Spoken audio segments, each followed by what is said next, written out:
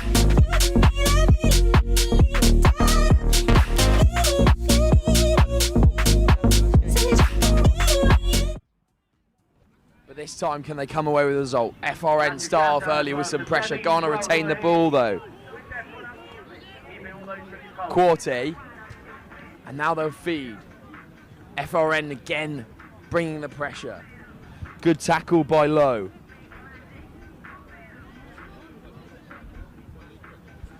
FRN have won it here. They've stolen the ball. The FRN Beavers obviously combining this year to make a sort of super squad. And they'll shift the ball now. Can they get in the corner? One more on the outside. And they will go over for the first score of the game. Try time early for the FRN Beavers as they stamp their mark on this game.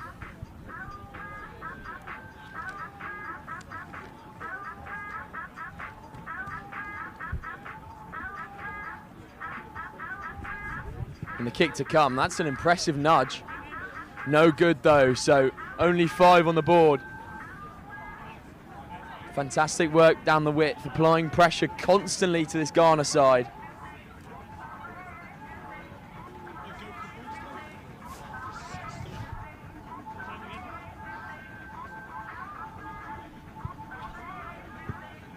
And that's a bit short from the FRN Beavers, so it will be penalty for Ghana.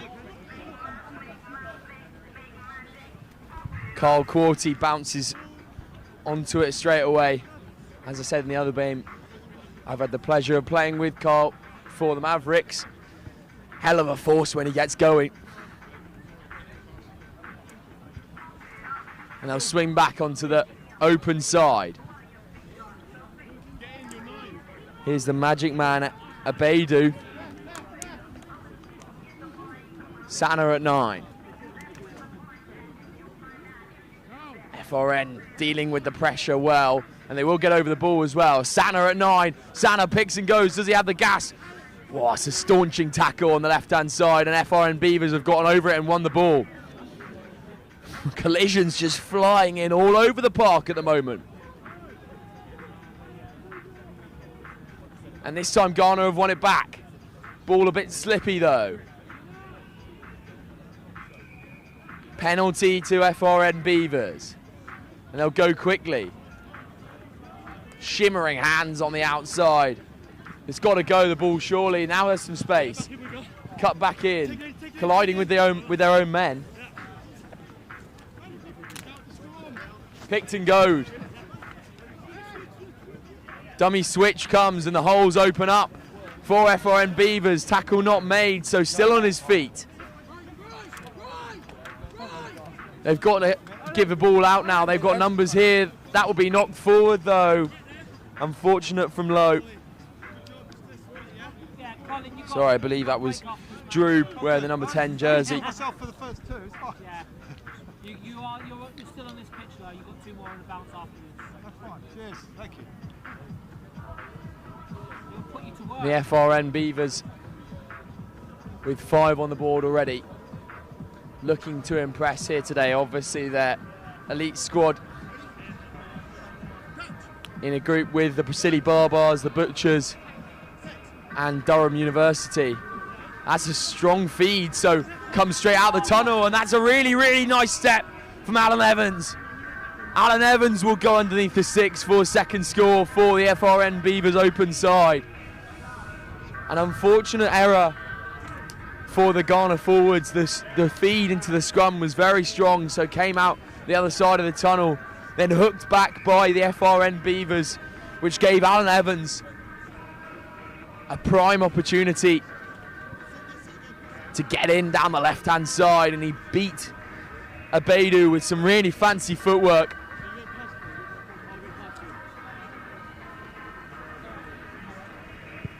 Ball goes up. Quarty and Abedu under it. Quarty will get underneath it. Abedu will fix up the mess.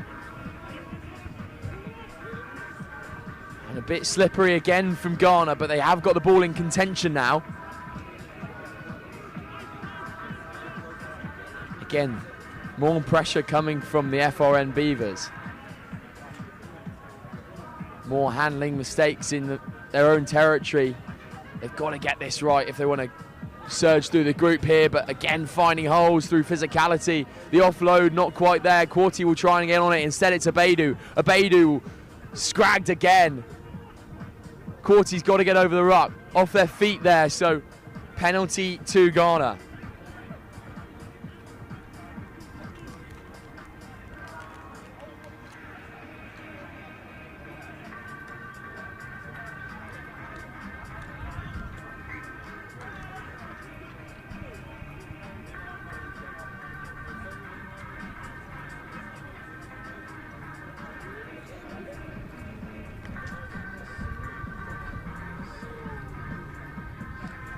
What a day we have here at the Lit Super Sevens. It's the first leg of this Super Sevens series. What a time to be alive. What a place to be playing elite and open rugby, and even social rugby as well. As the FRN Beavers nudge that big pack off the ball, that's quite an effort They got the shove on FRN Beavers. And a really, really good work from them.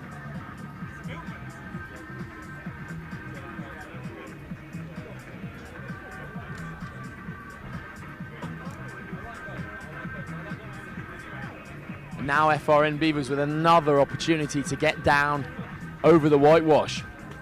Alan Evans will play at 9. Evans will go by himself, and that's a brace for the scrum half. But the referee will bring it back though. Scrum penalty once again. I believe it was just pulling down in the scrum.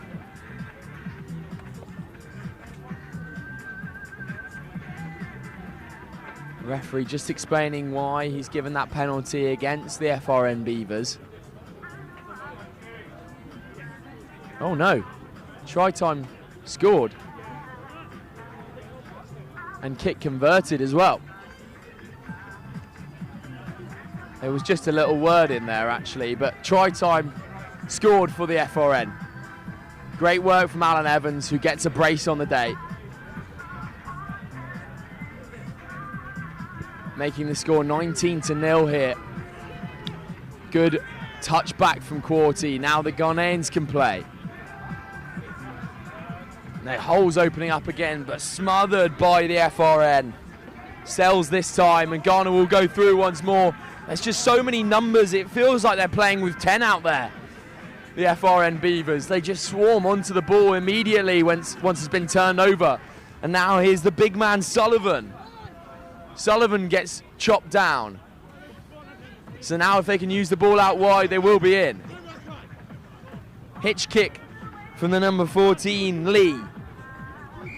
Penalty to Ghana, holding on the floor.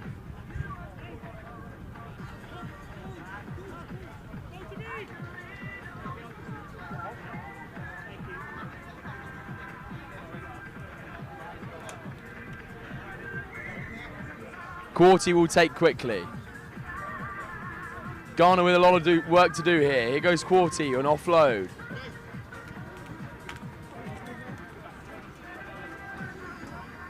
Ghana trying to impress on the width now, slipping out of one tackle. There's the offload. The knock-on comes though. Again, more defensive work in great stanchion for the FRN Beavers. A little chip over the top. Will they get onto the end of it? Looks like it might be the Ghana who get onto it. But again, they smother the ball so well, do FRN Beavers. Again over the ball. Do they get the turnover this time? No. Ghana again. Just the ball being a bit sticky in between the hands. Abedu finding space. Can he get the offload in? Again smothered by the FRN Beavers, who seem to be everywhere on the pitch. Quarty. Good little step inside, but the ground falls away from him there. Pick and go at the base. Offload, again knocked on. And that will be full time. Another win for the FRN.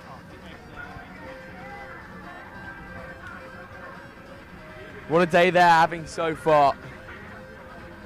Really, really well played and well defensively matched. Leaving a clean sheet on the scorecard, the FRN. Their defence was on top the whole game. Full time here. Half time now, sorry. We've only had 7 minutes of it.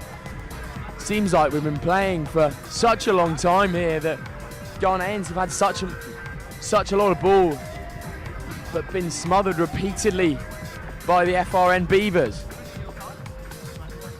Half time catches in a couple of moments for the second half of what seems to be a test of wits out here on pitch one.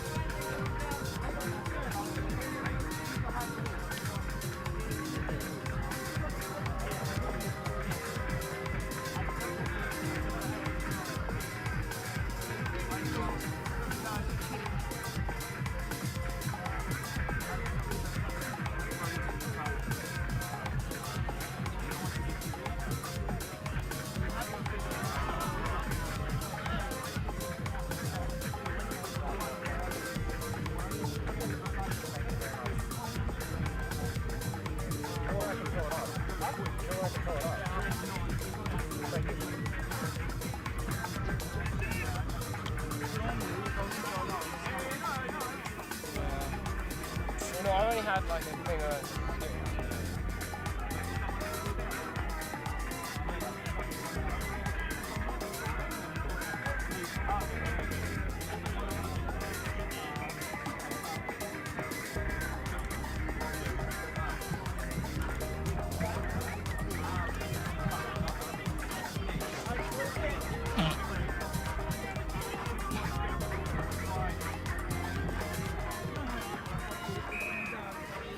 Second half action to come here. Ghana down in dangerous territory. Won again by FRN, but pounced on here. Knocked forward, unfortunately, from Ghana. Again, the clean sheet at half time from FRN Beavers.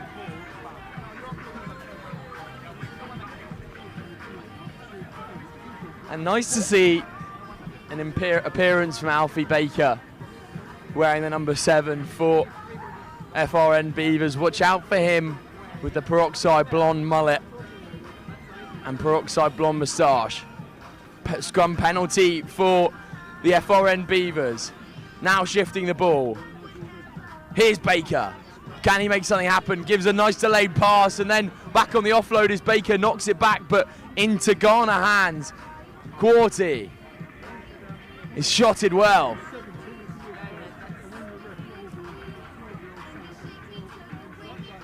And then they'll go around the outside. Can Ghana get in for their first score? But shotted really well. And there's the bright blonde hair of Alfie Baker.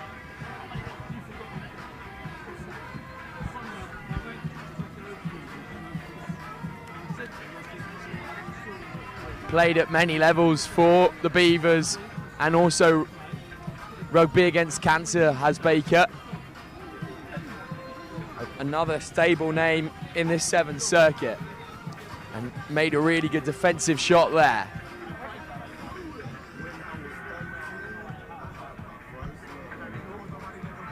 Now line out time. Another penalty for the FRN Beavers as the Ghanan side were not lined up properly. Here is Baker. Can Baker make something happen? Hand off from Baker. Little offload comes back inside to Ben Solway. Turned over by Ghana. Here's Carl Quarty, almost intercepted by the FRN Beavers, but Ghana will go again. And they found more holes. Great footwork from the number 7, Norman. And Norman scrag tackle, but then it finds the offload. Surely it'll be try time here, but the FRN Beavers say no once again. Quarty, hands off, then offloads out to the width. Still always backwards, says the referee from Sana. Now penalty to FRN, holding on the floor from Ghana. Another great defensive set from the FRN Beavers.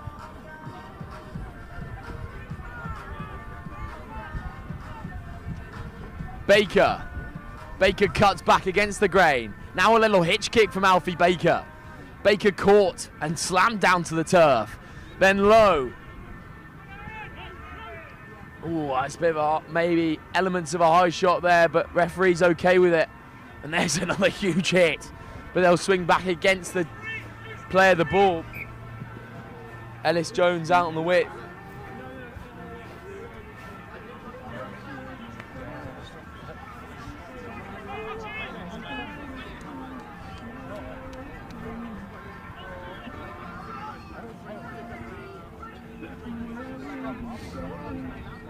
It's my thoughts that Ghana should be doing whatever possible to get the ball into the hands of Malachi Abedu. He's been such a dangerous player for them so far. Similar to Brandon Norman, with that nice Fijian style of running. Ball in one hand and the handoffs flying in with the other. Abedu will play 9 here though. Ghana need to look to get another score. They need to get back into this game. Abedu, and then they'll swing wide. Here's Abedu, and the ball just not ending up in the hands, but Abedu still has time and space. Abedu offloading now. And Ghana could be down into the opposition territory. Can they get the score? They reach out for it. Knocked forward, says the referee, and Ghana spur another opportunity.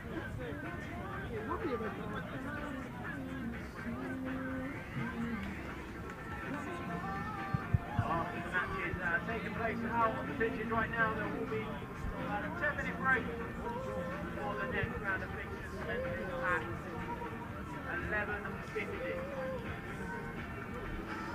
So it will be FRN Beavers ball in their own 5. Dangerous territory. If Ghana can get a turnover at the scrum time here, it might be possible. Referee just resetting the scrum, wasn't happy with the safety of it. Of course, that's the main aim from a referee's perspective, keep everything safe, keep everything legal. And they're doing a fantastic job of it so far. FRN Beavers in their own 5 here, the ball spills out. Here's Baker. Baker taking on his man, cuts the ball back inside, holes opening up. He's got an offload if he wants it. Here's Baker. Oh, it's a nice bit of handling from the young man with the peroxide blonde moustache. And now they can be away. FRN Beavers, a little hitch kick. And they will be away once more. Fantastic cover tackle, taken quickly off the base of the ruck. Abedu makes another cover challenge. Offloaded, then knocked on there. So FRN again, this time, it's FRN Beavers spurning opportunities in the other half.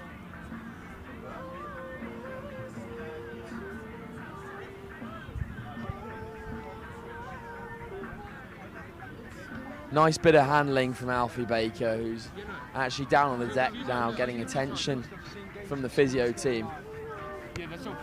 Really nice bit of handling, putting his body on the line.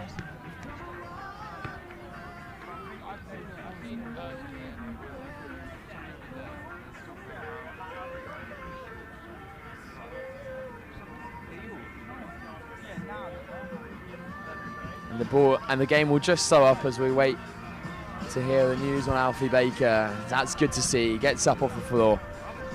Really good bit of handling from him. We do hope he's all right. I will go and check on him in a minute.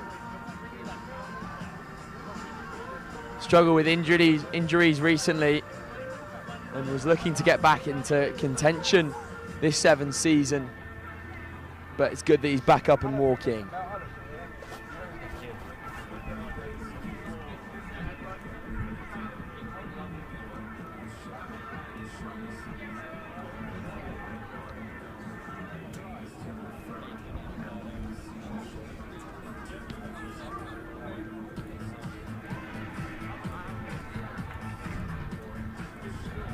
See a fantastic array of food vending and drinks vending on show here today. Seems like there's an opportunity to fix whatever your palate needs as the Ghanaians go once more, but it will be knocked on, so FRN Beavers will have a scrum down. Holding all the cards here, keeping that clean sheet, the FRN Beavers. It would be a fantastic achievement if they can come away with this game with no try scored against them.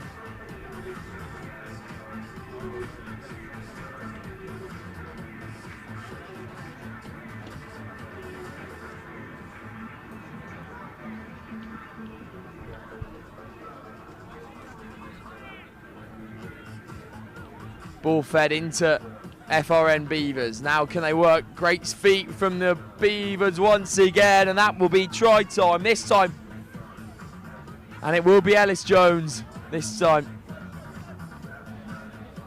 The double-barreled names really putting in work on the FRN Beavers side. Standout performances from Alan Evans wearing the number 11 and Ellis Jones.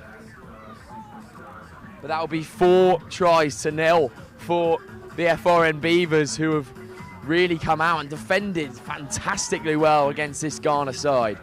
Kick to come, and that will be full time. Kick from downtown was an impressive one. No good though, so that will be full time here. Once again, really, really nice work from the FRN Beavers to come away with a victory against a strong Ghana side. Catch us for more exciting action in a few moments' time here on pitch 1. I've been Sam Bork and I'll catch you in a minute.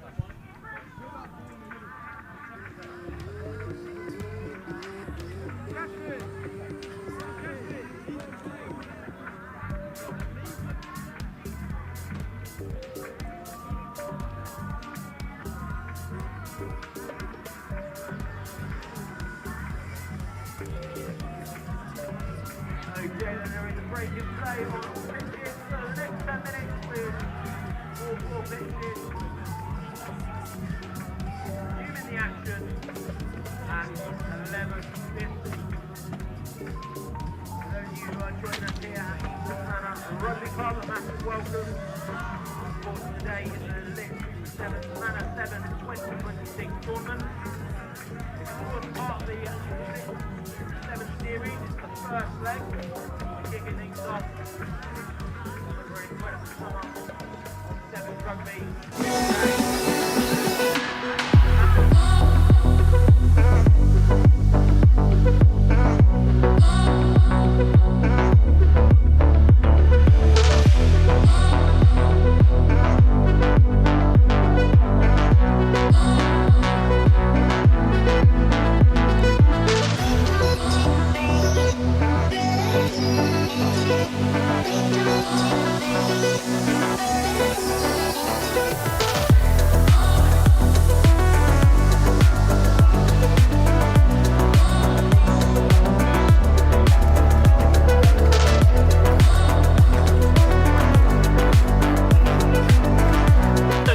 Champions, right?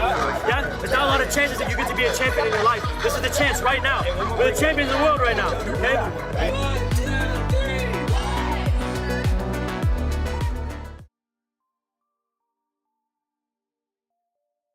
Said I need noise and just to get it fired up. You give me that feeling when you leave me tied up. You can get it if you need it. Say you can get it when you need it. Said I need noise and just to get it fired up. You give me that feeling when you leave me tied up. You can get it if you need it. Say you can get it when you need it. Said I need noise and just to get it fired up. You give me that feeling when you leave me tied up. You can get it if you need it. Say you can get it when you need it. Said I need noise and just to get it fired up. You give me that feeling when you leave me tied up. You can get it if you need it. Say you can get it when you need it. Said I need noise and just to get it fired up. You give me that feeling when you leave me tied up. You can get it if you need it. Say you can get it when you need it.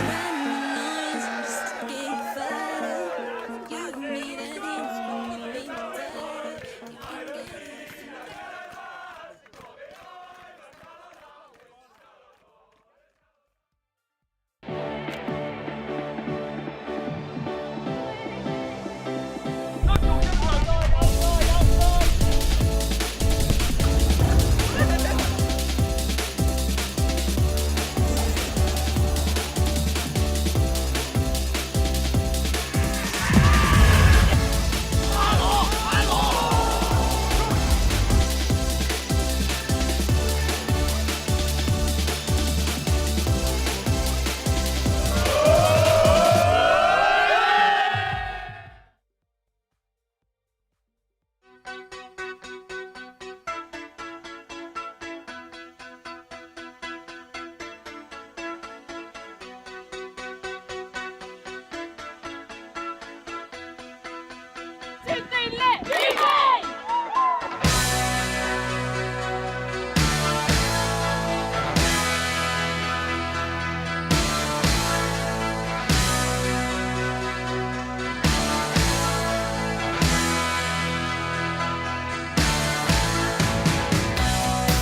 There was a girl I knew. She said she cared about me. She tried to make my world the way she thought it should be. Yeah, we were desperate then to have each other to hold, but love is a long, long road. Yeah, love is a long, long road.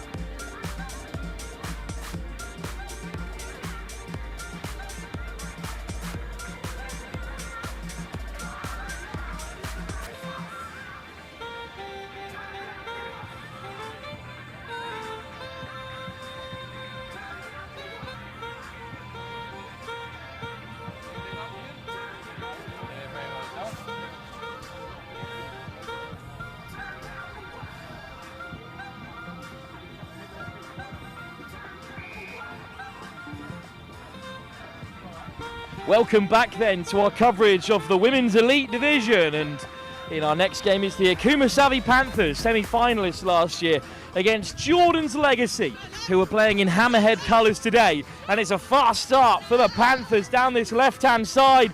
It's going to be Lowry Davis to finish off the opening score. Straight off kickoff, a rapid start for the Savvy Panthers.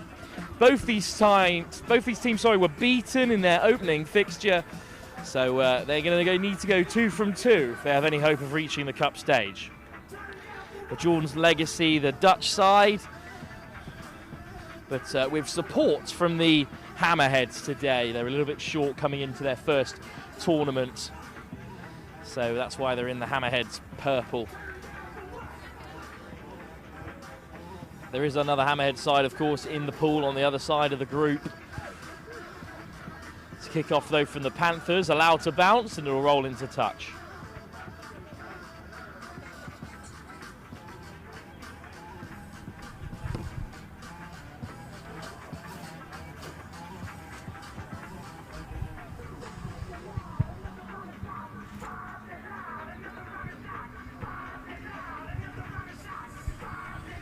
So the Savvy Panthers in that black and blue, they were slow starters to last season's Elite Division, but they did reach the semi-final here at the Manor Sevens, although it didn't count towards the final standings on that occasion, as it's a break on here for Jordan's Legacy and Marge Nelson, and Nelson's going to go the length. What a finish from Nelson. Made the initial break, didn't know if she had the gas to go 50 metres, but of course she did. What a finish. The Akuma Savvy Panthers beaten by the Wild Dogs, while Shogun Akita, the defending champions of the Women's Elite Division, were pretty confident in their victory over Jordan's Legacy by 40 points. Both these sides were beaten in their opening game. They're looking to recover and recuperate, perhaps ahead of that plate as well, with the bottom 2 sides in each pool heading through to that competition. But Savvy Panthers looking to keep their tournament alive. They will have to see off Shogun in that final game of the day in the pool stages.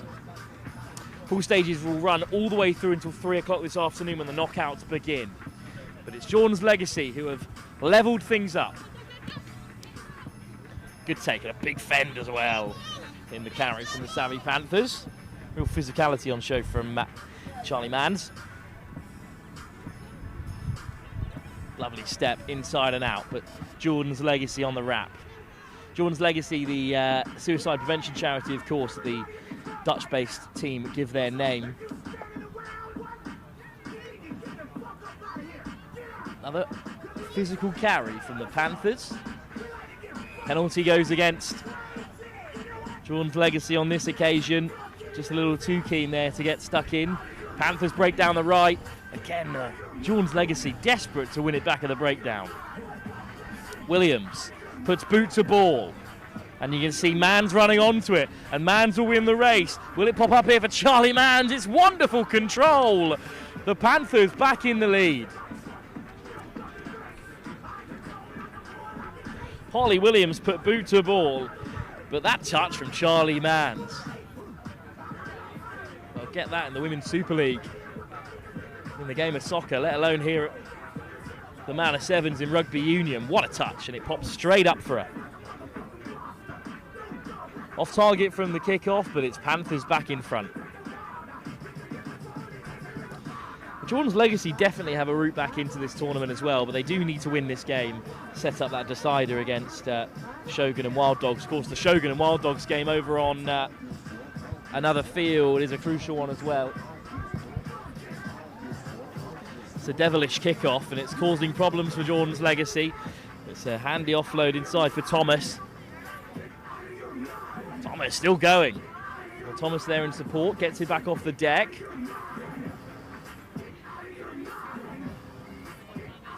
Westman chips it over the top. Good acceleration from Tilly Westman. Panthers have it. Bit of broken field for them. Upright and then just rolled over by Rhiannon Powell. It's a mess at the breakdown. It's another penalty. Thomas penalised. Quick tap from the Panthers. And the Panthers might break here. It's Williams. Oh, what a covering shot. But Williams got the pass away, and it will break for the Panthers again. It's Ellie Tromans into the corner.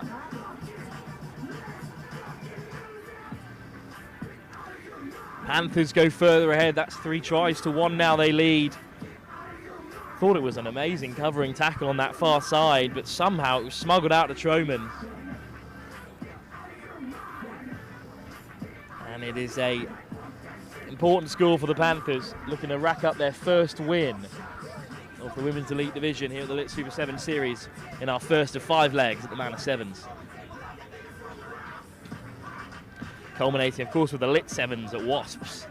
Wonderful event last season. It's going to be even bigger and better this year, because this is the biggest Manor Sevens there's ever been, of course. We've got 5 competitions up for grabs. All eyes on the Women's Elite at the moment, though, where Bath Rugby and the Hammerheads are hoping to go undefeated against Fullsend and the Beavers later on. Pop's just about up for Jordan's Legacy. Ferocious handoff as well to carve out a bit of space. What a carry it is over on the far side from Hishka Blom, the Dutch woman. And then Nasilla almost loses it. I think the Savvy Panthers have won possession. Well, it's pretty tough to put down Merenai and Nasilla, let alone to strip the ball away from her like that. What a fast start it's been since our first game at 9 AM in the Men's Open here at the Manor Sevens.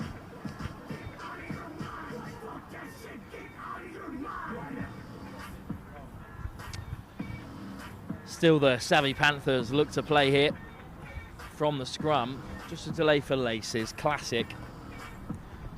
At no level of the game will you get away from the shoelaces. We have every single final here, all 5 of them live for you at the Manor Sevens later on this afternoon. And up next here, it's Shogun, Akita and the Wildpack in that crucial pool fixture. Facing off next. In comes the handoff from Mansfield, and Mansfield straight through the centre here. Nasilla gets back to throw her to deck. What a hit. Still the Panthers have it. Taylor to the short side. Williams. Mans. Still going Mans. Up steps Jordan's Legacy. Gregory. Mansfield behind her.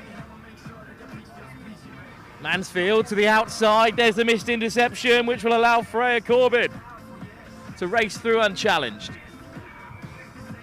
Well, that was hung up so kindly for Jordan's Legacy. It was oh so tempting. They took a bite from that forbidden fruit, and Freya Corbin slithered through instead. 4 tries to 1 now. The game is getting away from Jordan's Legacy. This isn't the best of them that we'll see, of course. They're not at full strength today, as it's just put wide by Williams. Half-time in this Women's Elite fixture. Savvy Panthers running away from it as they look for their first win of the day in round 2 of the Women's Elite Division.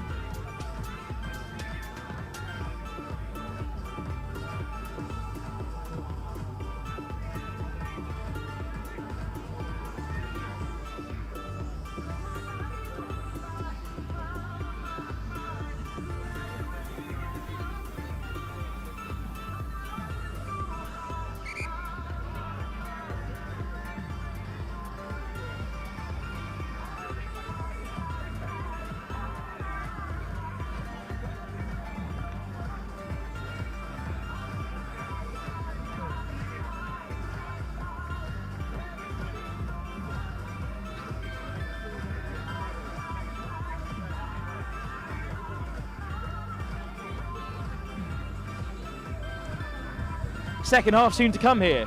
And the Savvy Panthers have a controlling lead in this game against Jordan's Legacy as they look to keep their hopes of progression alive.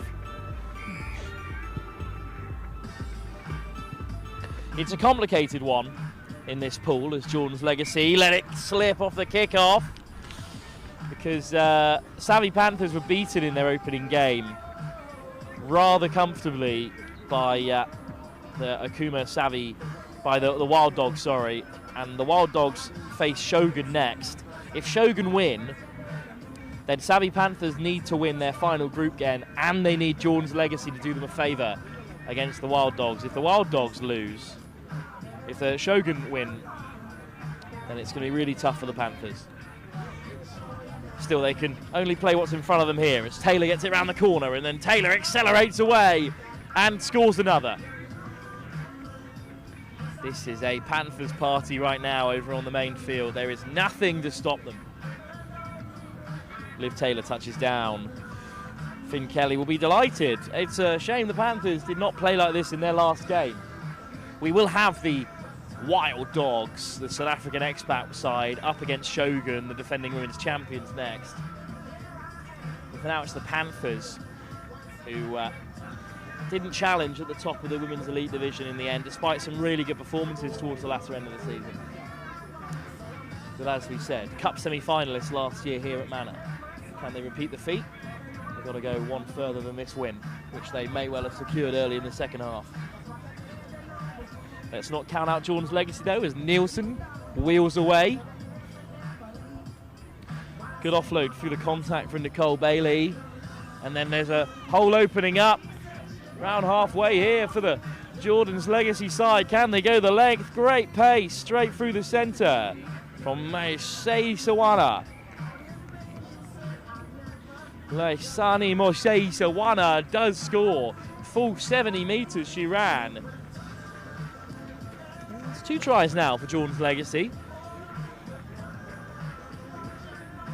Tilly Westman will look to add the extras. She does. So that's 12 points on the board for them. And who knows? The comeback could be on.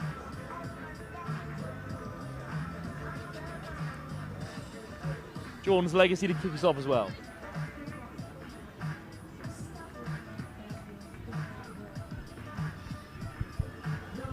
Can they grab another and make this very interesting? There's loads of space on this near side. It is taken well by the Panthers, and it had to be. So there was no one home for Freya Corbin, and Corbin might go the length here. Corbin's through. Harrison gets back, but Corbin ducks underneath. Lovely ball over the top for Fioners. Fioners shows the dummy, eventually gives the pass. Tilly Buckland goes over. It's a stunning score for the Savvy Panthers.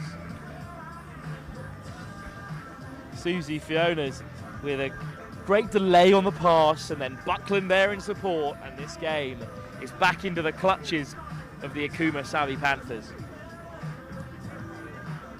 Late fight back stemmed in the second half, unless Jordan's Legacy could do something very special here.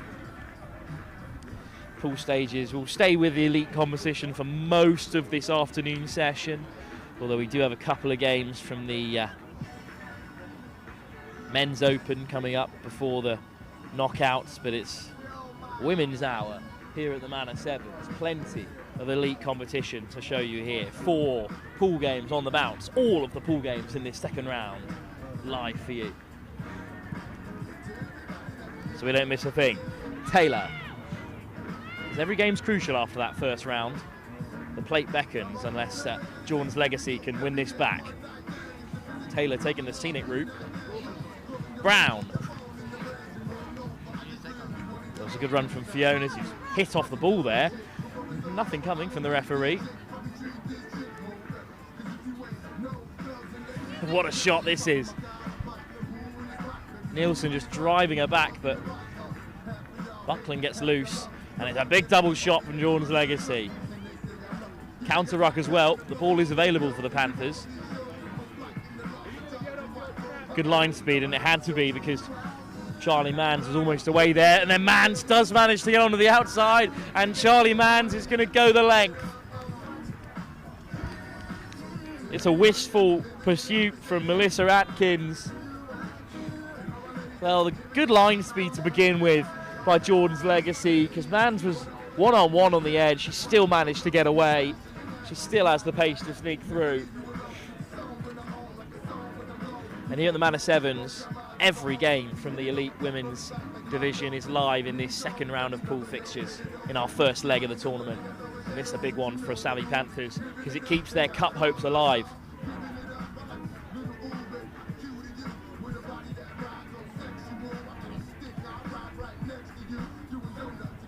Well, how will they look upon that first group game against the Wild Dogs?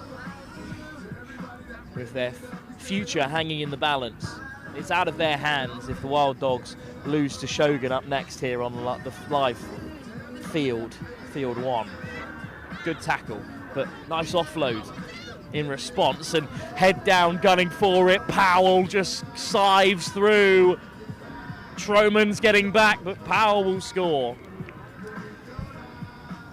Might not be enough to overturn the deficit, but Rhiannon Powell made that look very simple.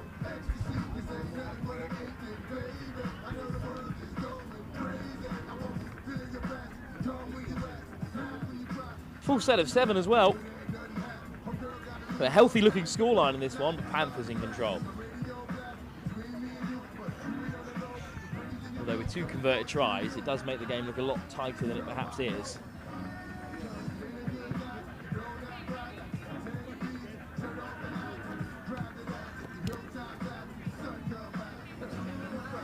Need to get a move on here. Jordan's Legacy, if they really want to slim the gap any further. They try score a Powell with a kickoff. It's a teasing one, just shy of the 10. It's allowed to bounce twice by the Panthers. They make a mess of things. And then the Akuma Savvy Panthers do secure possession again. Oh, lovely footwork. And a serious leg drive from Troman. So hard to put down. Ellie Troman's over the top and spilt on the edge to bring this game to an end. Good response for the Panthers after being beaten by the Wild Dogs in their opening game.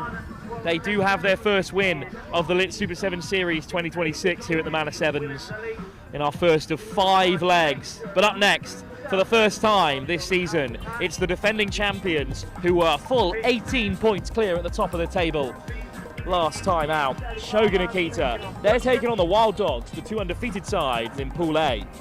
That's the next game, live here at the Manor Sevens, the first of 5 legs of the Lit Super 7 Series.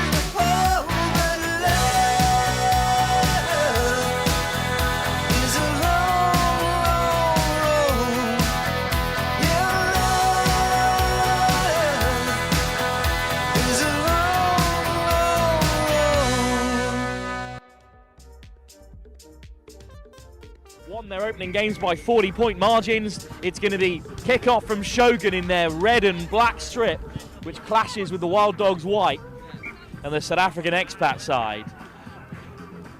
will have a line out to contend with. Proper quality in this Wild Dogs Alpha pack.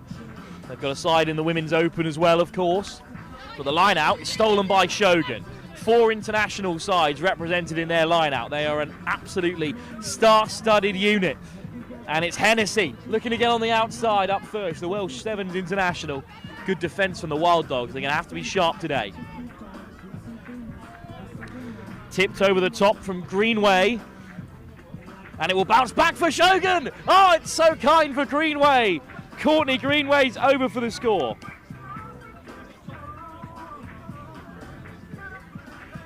A speculative kick through, but you must never misjudge the bounce of the ball. Sometimes it's in your favour, and it's Greenway, the Great British Sevens side, who's over for the try. Well, she's been on the books with Willia Lightning as well, most recently in the very top tier of the women's game in Wales. And it's now on the score sheet here. Also teaching in Caerphilly PE, but starring in the Celtic Challenge, and now on the Lit Super 7 series as well. Wild Dogs managed to win it though. Collins on the inside, and then it's up the jumper at first receiver. They're straight over the ball, Shogun. Penalty, what a steal. It's Courtney Greenway again getting stuck in. The Celtic Challenge star. Oh, it was a good-looking pass on the inside. Jazz Rampton almost straight through, but put down. So here are the Wild Dogs. Good take, under real pressure. Hennessy looking to wrap her up, but then it's half a break for the Wild Dogs. Rampton, such a physical figure. She was perhaps the best player on the women's circuit last season. Making another tackle there, Jazz Rampton, the Jamaican Sevens international. This time, though, Shogun a little bit too keen to get stuck in. Wild Dogs, they're still playing inside their own half.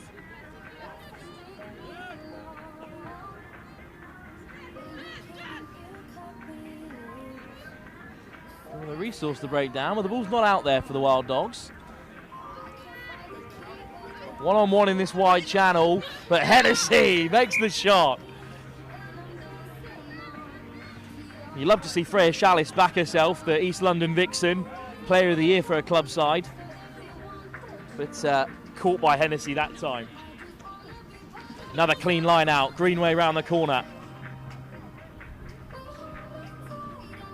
Lovely step, and it might open up on this short side. Oh, maybe the offload had to go earlier there.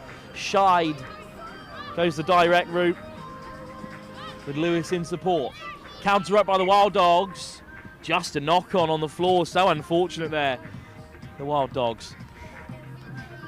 Well, 2022 saw the addition of their ladies elite team. They've been really successful on the circuit in that debut season. They've got that great connection with Old Albanians as well. Of course, Old Albanians in the Women's Championship, second tier of women's rugby. Really high standard. Greenway. Straight off the scrum, will snipe on the inside, and it's a second score for Courtney Greenway.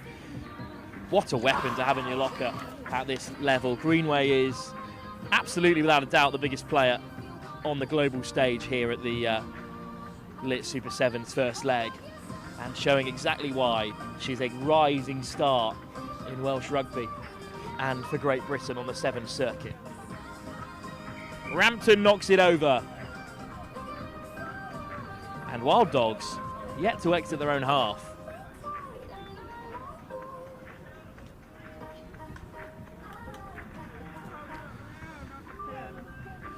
Jazz Rampton to take the kick-off again for Shogun, showing exactly why they went undefeated for so long in the Lit Super 7 series. They weren't here at Manor Sevens last year, as it wasn't a leg on the tour, of course, but now it does count good and proper, and it's another turnover, and it's Courtney Greenway again, this time with a bit of help from Hannah Blook, another Welsh international. Rampton, pass doesn't go to plan, and it's knocked on this time.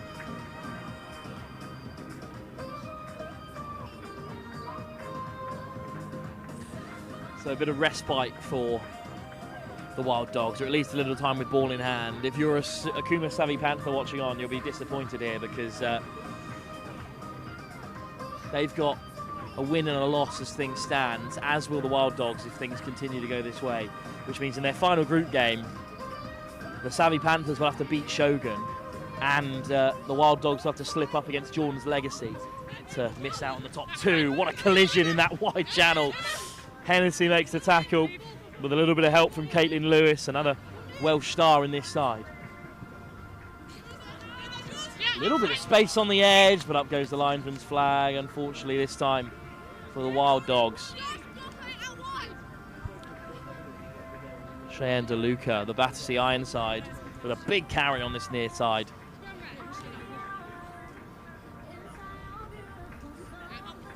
Line-out's been perfect so far, but this time it's not straight. And Courtney Greenway. So instead it will have a scrum for the Wild Dogs, who could really do with a try before half-time.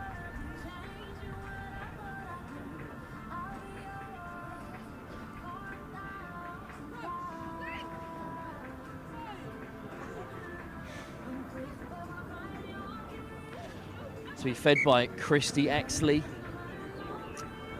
Sheffield ladies. It's her 4th season with the Wild Dogs, so she's been in day 1.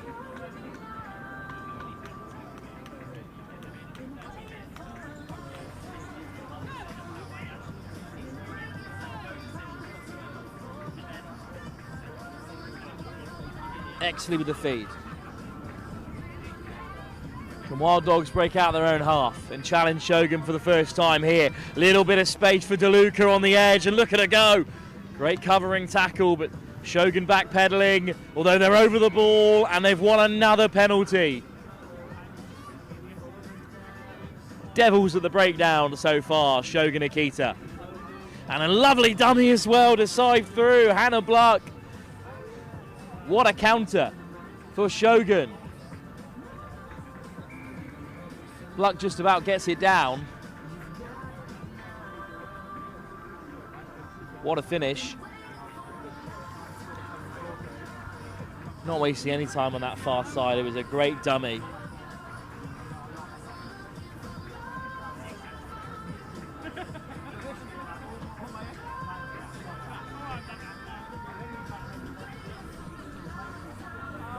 Wide from Rampton, and I'm not sure it will have much impact as we head into half-time. It's been a blitz by Shogun. The Wild Dogs, well, backed into a corner here. Let's see what they have to offer, as their tournament is certainly not at threat just yet, but it will be their first loss of the game, with Jordan's Legacy yet to win, still to play. For Shogun, this victory will confirm their place in the cup competition, where they spent every single leg of last season's Lit Super 7 series.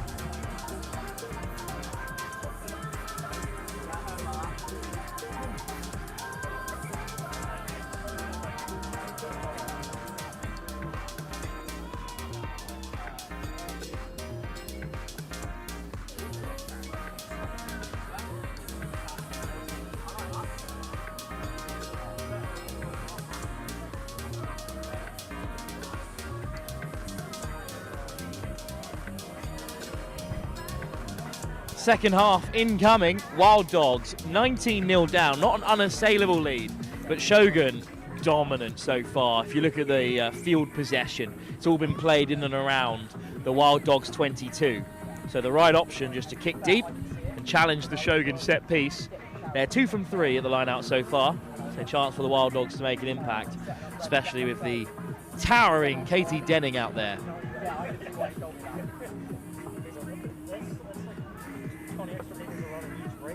Yes. I have changed. And they do try to cause an upset, but they do smuggle it away, the Shoguns.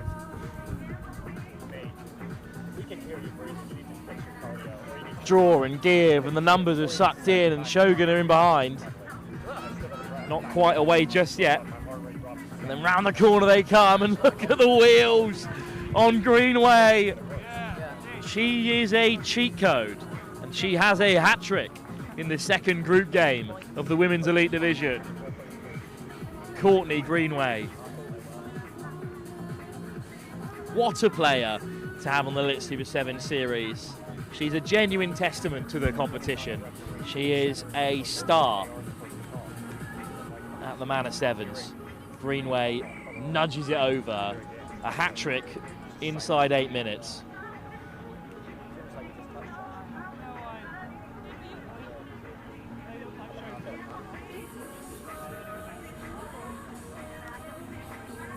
Well, she was part of that Lit UK 7 squad that represented Great Britain in Fiji in September, playing against the likes of Australia and New Zealand.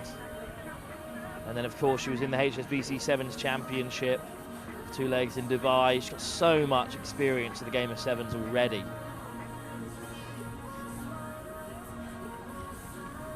And that's a deep kickoff. And again, the linesman's flag is up, but this time it will go to Shogun.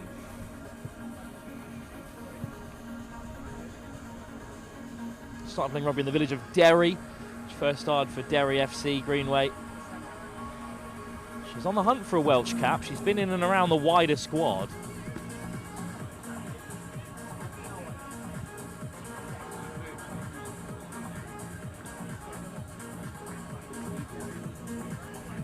Well, this is another big chance for Shogun. The kick is loose and they might rock over here. Shogun go piling into the breakdown. They've got a knock-on advantage, and that's what they'll take in the end. Apologies for that. Just trying to slightly quieten an area around the live streaming space.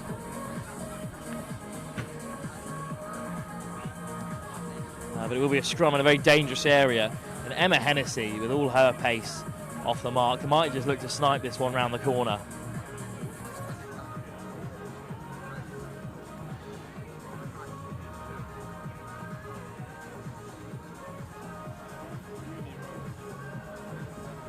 Hennessy, she's caught this time by Denning. Shogun still have it. Wild Dogs in the breakdown. Penalty Shogun, they're just on the wrong side of the referee's whistle, the Wild Dogs. Quick tap. It's Rampton. Rampton takes on 2 and dots down and scores. Jazz Rampton on the score sheet this time. What a performance from Shogun. This is their closest challengers. They both put 40 points on their opponents in the first leg. And yet, it is Shogun who are flying through the pool stages here. This will confirm their place in the cup with a game to go and with the savvy Panthers to face. They could go 9 points from 9 and top the group. But of course, we'll have action from the final rounds of group stages later, and we'll get to you when we get to you. We do have both games from Group B as well in the Women's Elite Division to follow after this one. It'll give us a really good lay of the land. So you can follow all of the Lit Super 7 series on Tornify, including this one, the Manor Sevens, if you want to stay up to date with all the goings on here. Rampton with a high kick. And a challenging one. And it's run out of play off of a Wild Dog hand. And they play quickly this time. Contact taken by Caitlin Lewis. Lovely step. And straight through goes Shogun again here. There's Wild Dogs in pursuit. Offload looking for Rampton, who has it one-handed and then flings it away. And now one-on-one here, Shogun Akita. It's Marley stepping back inside. Rampton back into traffic, and Rampton just skates through herself.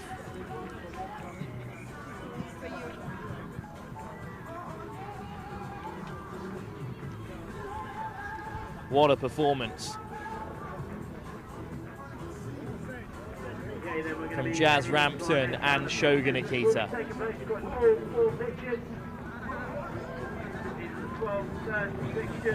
Rampton looking to add the cherry on top here, really.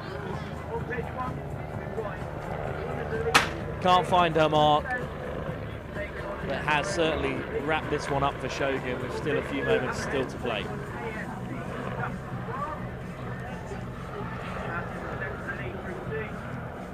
Victory, we see another Group C Men's Elite victim from Jamaican 7 at Stump. And on pitch 4, we've got the men's social with Old Town Stadium. Good take from Exley.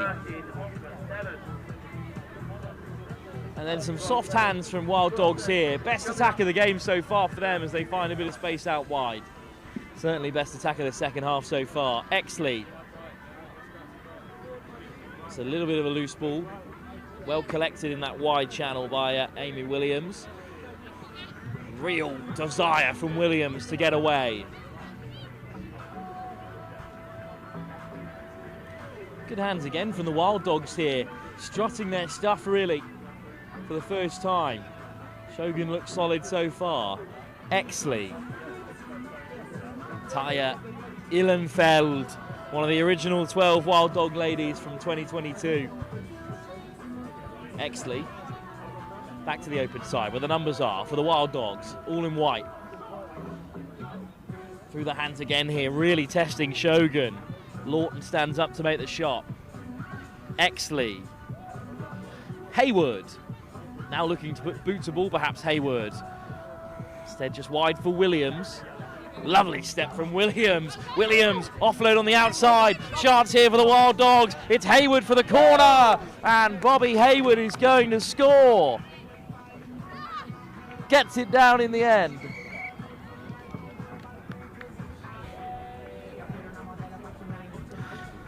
Went out and won the Lit Sevens over in Florida, of course, over the Easter weekend. Tropical Sevens did Bobby Hayward, and now scoring back on more familiar turf at the Manor Sevens in tropical conditions though here today. A late consolation then for the Wild Dogs, who know that their hopes of reaching the cup are still very much alive, although they need Shogun to do a job in their final pool game, and they need to beat Jordan's Legacy, which they'll back themselves to do, as Jordan's Legacy are yet to pick up a win here at the Manor Sevens. Short break upcoming in our scheduling at the moment for the sides to get resettled. But our next game is more action from the Women's Elite Division. We turn our attention to Pool B. It's Fullsend in action for a second time after their early defeat. They're looking to turn their tournament around against the FRN Beavers. We'll be back in just a few moments' time here at the Manor Sevens, the first leg of the Lit Super 7 Series.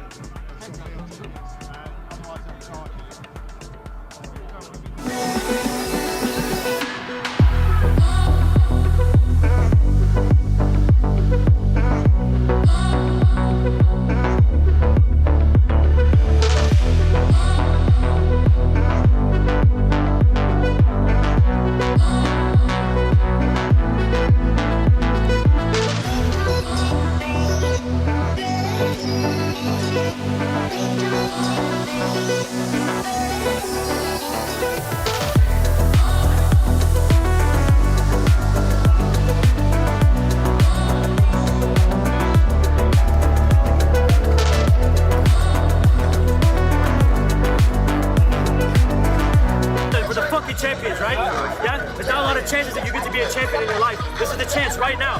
We're the champions of the world right now, okay?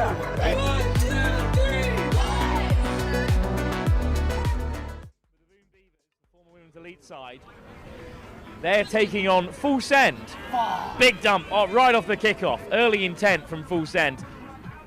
The Beavers in the green and pink and black shorts. Fullsend in the pink shorts. That's the best separation for you at home. Fullsend going right to left in this first half. The side from New Zealand. Floated over the top. Early chance here for Fullsend. Just spread the ball so well. They had their first training session as a side just before the Manor Sevens, as Tearami Tepunai tries to race through. Really physical intervention from Jade Betson. There, Linny Mio gets an offload away. Mio in support, penalty advantage for Fullsend. Little snipe round the breakdown. Scrag tackles come in from the Beavers, but the offloads are away. And this could be the opener, and indeed it will be. Fullsend skate through with a penalty advantage at their backs. They didn't need it in the end. A little pick and go, followed by some fine footwork as the Kiwis in front. Well, it was a proper game in our opening game of the Women's Elite competition, which featured Fullsend and Hammerheads. I thought it would have gone down as a draw. In the end, such narrow margins in the game. And that's left Bath Rugby and Hammerheads at the top of the pool. It was 17-15. That's when the referees finally totted it all up. Fine Rugby Now Beavers were beaten by Bath by 27 points to 7. So this is a game that they really need to win here, Fullsend, to keep themselves in the competition. Tearami Tepunai with the kick-off. It's short, though, of that 10-metre line. I think it was Hannah Tepunai who might have scored as well, the number 9 for Fullsend. Couldn't quite see the number on her back. But here come the Beavers in response. Physical carry from Maddie Meyer. Still, they progress down this short side. Almost away there, Wilkinson. Knocked backwards, and it's been swept up by Fullsend. Off goes Wanarebe. Soft hands from Tepunai. Oh, it's just been put down on the edge, though. That last ball from Rihanna Tamati couldn't find its target.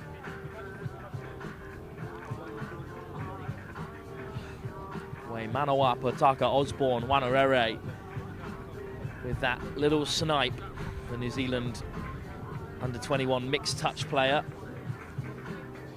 Touch rugby is one of the biggest sports out in New Zealand when it comes to the game of rugby, one of the most popular variations, and it really does breed good sevens players as well. Nice shape over the top, trying to free the FRN Beavers down this right-hand side. Good break from Ella Weil. Jennings. It's just beyond Betson. It's been swept up by Mayer, who goes straight down the gullet and slips the tackle. Great recovery from Fullsend. Betson on the carry, gets the ball away. Surely this is the try. Millie Kuhlbeck on the end of it. Betson drew in the last defender. What a covering tackle, though, from Tearami Tepunai. But Fullsend couldn't keep them out. Too many Beavers through the dam. And they're on the board for the first time in this crucial game for both sides. Looking for their opening win of the competition.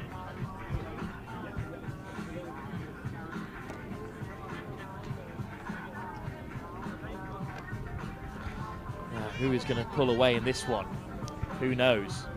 Fullsend, who've been so talented, but just unable to get over the line in that first fixture. And again, it is the conversions that have them behind. Just short of the 10, but it popped up for Fullsend. Hannah Tepunai.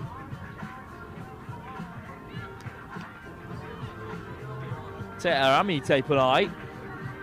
Dancing feet, then flicks it away. Bundling carry up to halfway. Beavers ahead by just 2.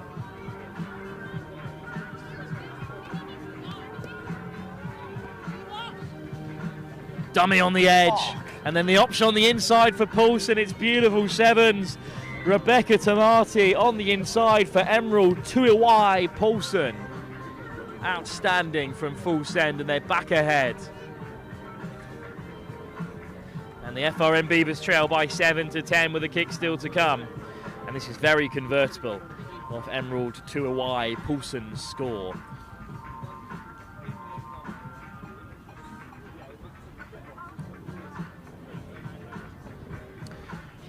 Bridie Beveridge knocks it over, 12-7.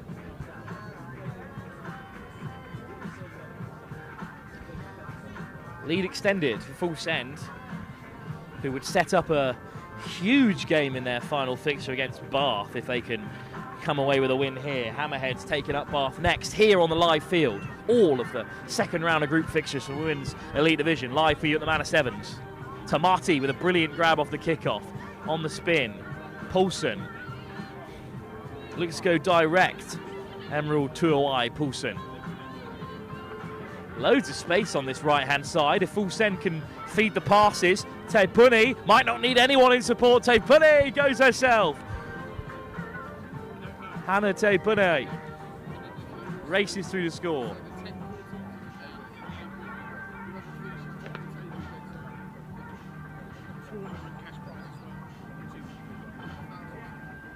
Fullsend on top form.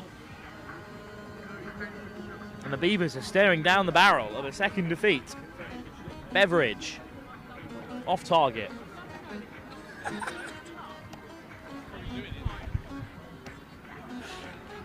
And it's a big task now in front of the FRN Beavers in their first ever tournament as a combined side.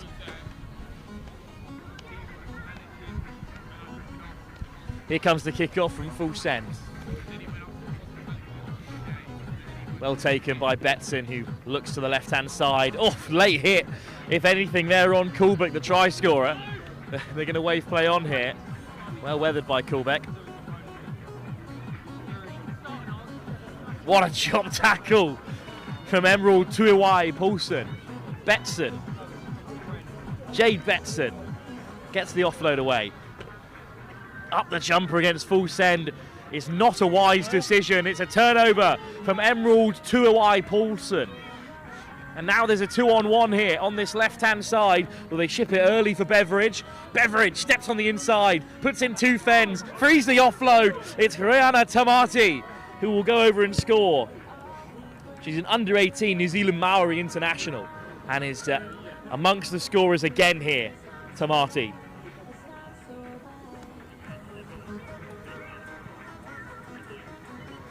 Well, that will take us through to the break in this crucial pool tie. It is a Fullsend advantage going into the break, and a hefty one at that. FRN Beavers, well, they'll be knocked out of the cup as things stand. Fullsend will keep their tournament alive after a 2-point loss to the Hammerheads, knowing that the fate is in their hands if they can beat Bath Rugby in the final round. Back for the second half in just a few moments' time. Okay, you two?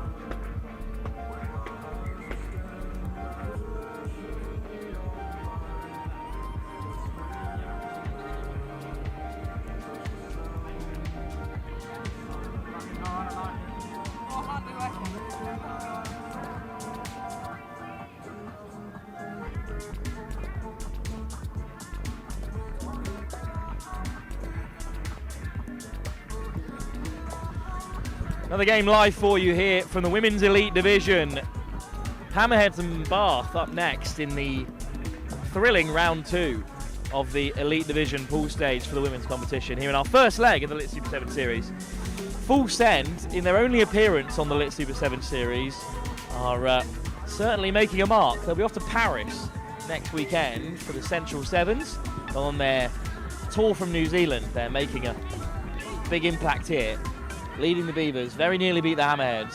Excellent pick-up round the corner, though, from the FRM Beavers, Lily Smith.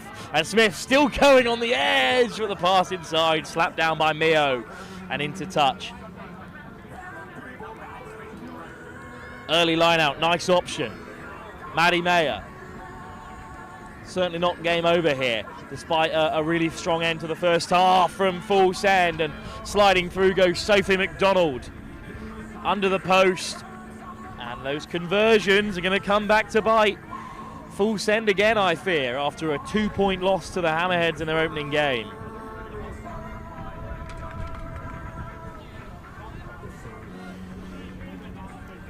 If they knock this over, it's a 10-point contest. It's a big kick for FRN Beavers.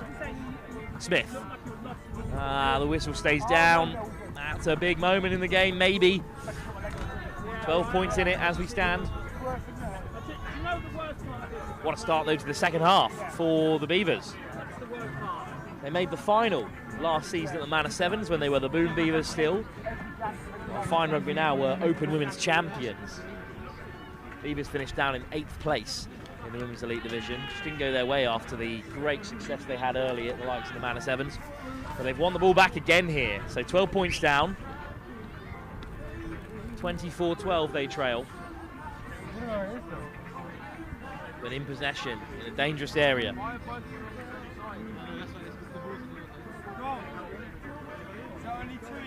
Yeah.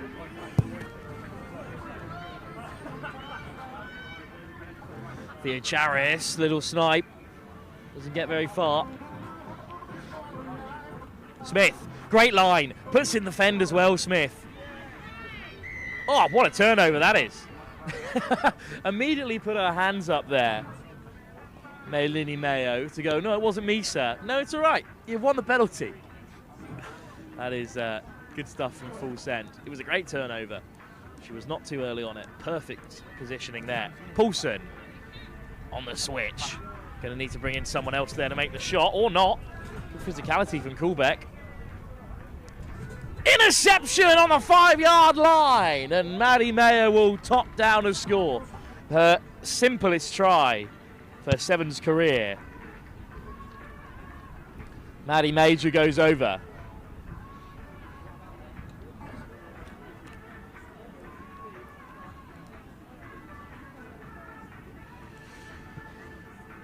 Game on. Well, Fullsend, you know, they've certainly not had much time in the saddle, but it's a new season and a new team, really, the FRM Beavers. So, no excuse, really, for Fullsend to let this one slip.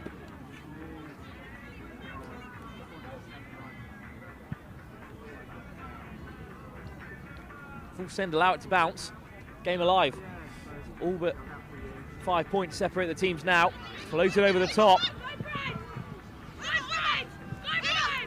Poulsen looking for a bit of space on the short side. Throws the dummy. Almost through. Great line from Beveridge. Over the top again. Tepuni is caught. But it's a penalty advantage for Fullsend. Could be more. Well then, it is a yellow card for Smith. And that will change things here, just as the Beavers fight back.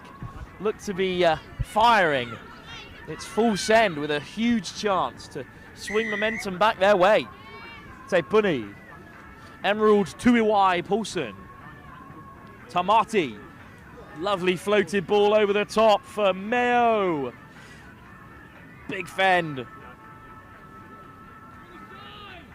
from the Wanganu rugby player, that local club in the region this side of form from. Poulsen puts it down. Thankfully, there's another penalty coming to spare her blushes. Quick tap. Oh, what a carry that is. A third penalty advantage in a row. It's a high tackle.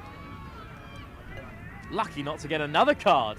But for now, the 6 women of the fine Rugby Now Beavers are still keeping out this Kiwi touring side. Mio, straight up the jumper, still gets the offload away. It's another upright carry. Now they might spread it right.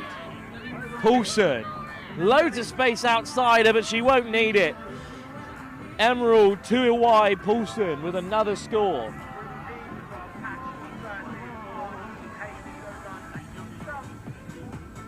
And the crucial 2 points as well. That's a big try. Always got to score when your opponent's down to 6. That's a non-negotiable, but in the context of the game, a huge try. Because it's a tough old mountain for the Beavers to burrow up now. Kickoff coming from Fullsend. Chipped in short, lovely kick. Oh, how close was that to falling into Kiwi possession again. Loads of pressure there on the Beavers.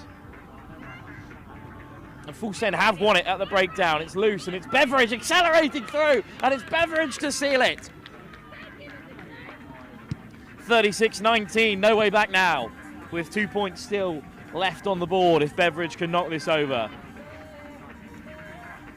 Righty Beveridge. Another under 18, sorry, for New Zealand Maori Rugby, of course.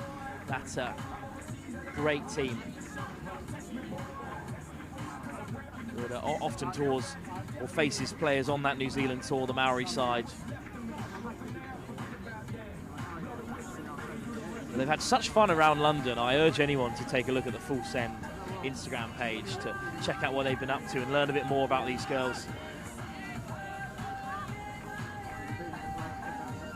And they're into the counter ruck there, and they've won it back, and Fullsend non-stop in the latter stage of this second half.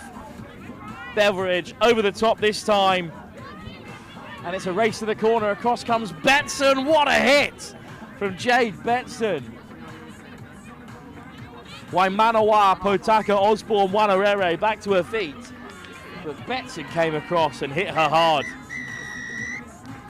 In the end, she's back to her feet too, and all is well in the Fullsend camp because they've pulled off a huge victory and a crucial one as well. And they will watch on this next game with great interest. Hammerheads take on Bath, the top 2 sides in round 2 in Pool B of the Women's Elite Division. Well, Hammerheads, who just about snuck past Fullsend in the opening game, looking to reach another Manor Sevens final after last season's appearance for the fine Rugby Now Beavers. They are out of the contest in which they won last season. So Hammerheads, as last season's finalists, perhaps the favourites. Let's see what Bath have to say after picking up a win against this Beavers side earlier on today. Another game from round 2 of the pool stage of the Elite Women's competition is up next here at the Manor Sevens.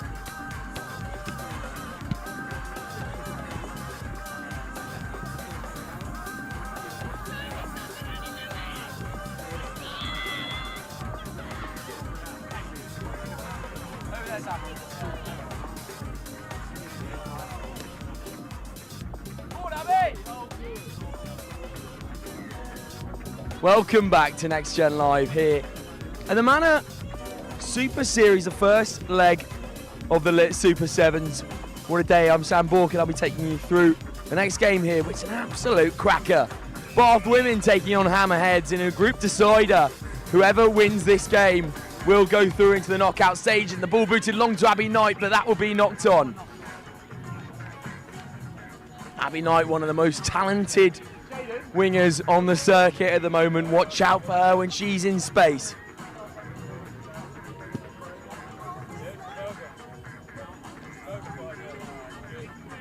But it will be Hammerhead's ball here. A chance for them to platform something. Let's see what they can bring early on here. Hammerheads, crouch bind set, and out come the tools from the 9. And it's a nice little offload, and Hammerheads could be in for the score. Held up well by Bath.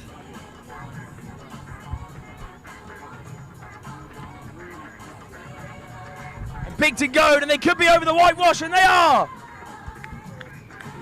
Fantastic first score from Hammerheads.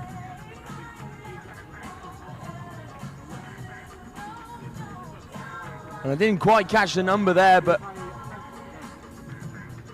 I believe it was the number 9, Isis Tout, who went over the whitewash. Fantastic bit of offloading. All started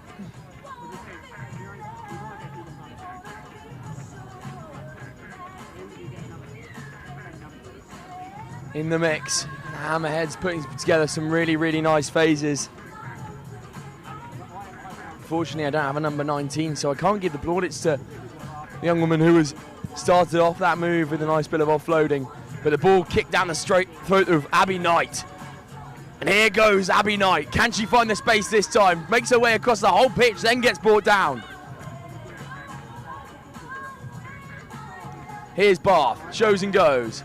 Then popped back onto the other side. They're trying as hard as they can to get the ball out to the speedster Knight on the width. Penalty to the Hammerheads though, they turn the ball over so well. And they'll gun back at Bath Women. Offloading here. Again, this game hangs in the balance of the group. Whoever wins this goes through to the knockout phase.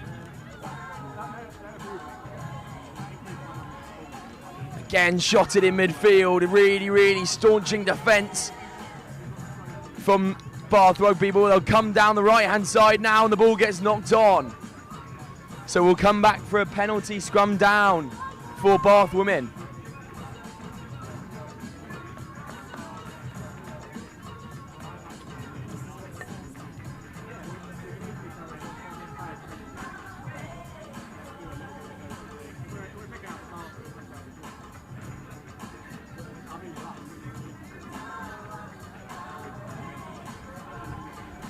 And now can Bath get out of dodge?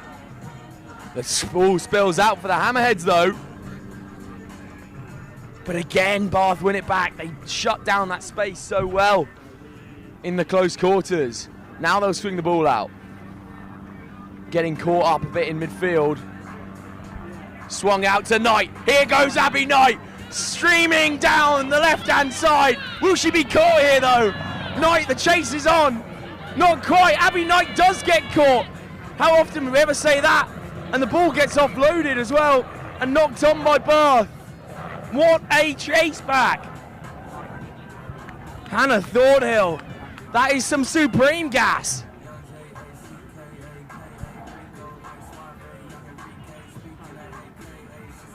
And the supreme pace that we've all seen on multiple occasions from Abby Knight caught up with by the speedster Thornhill on the outside.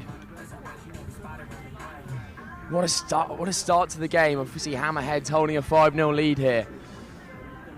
And they'll go straight back at 90 to the first receiver. Now they'll try and work out onto the left. Here's Thornhill. She's got some pace. And they'll go again. This is supreme gas. And this will be a second score for the Hammerheads. It might be Isabel Davies this time. And Davies will get the score and convert the extra 2. Supreme gas from Davies on the width. Well, absolute scenes here for the Hammerheads. They've gone 2 up in real quality. And Bath caught a bit slow out the blocks here.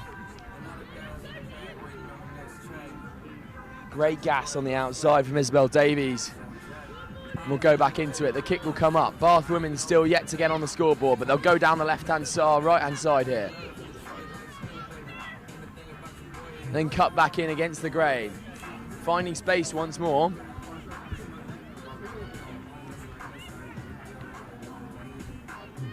Then shifted out. That's a really nice rotation on that pass, but again grappled in by the Hammerheads, who look extremely strong in D here. If they can just pull some hands together, they might be in. And they do now.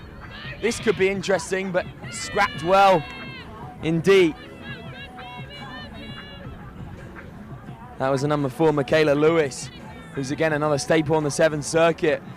But Bath do have some space now if they can give the pass. Great tackle there from the Hammerheads once again, and stolen by Jenny Hemney. Tao. The offload's got to come. Lewis weaving in and out. Lewis met again, but bumps off one challenger. Then she'll find another gap. Michaela Lewis with a strong carry. Ball spills out now. Davies is alone on the width. If the ball can find her way to her, doesn't need her this time. Hammerheads in for a third.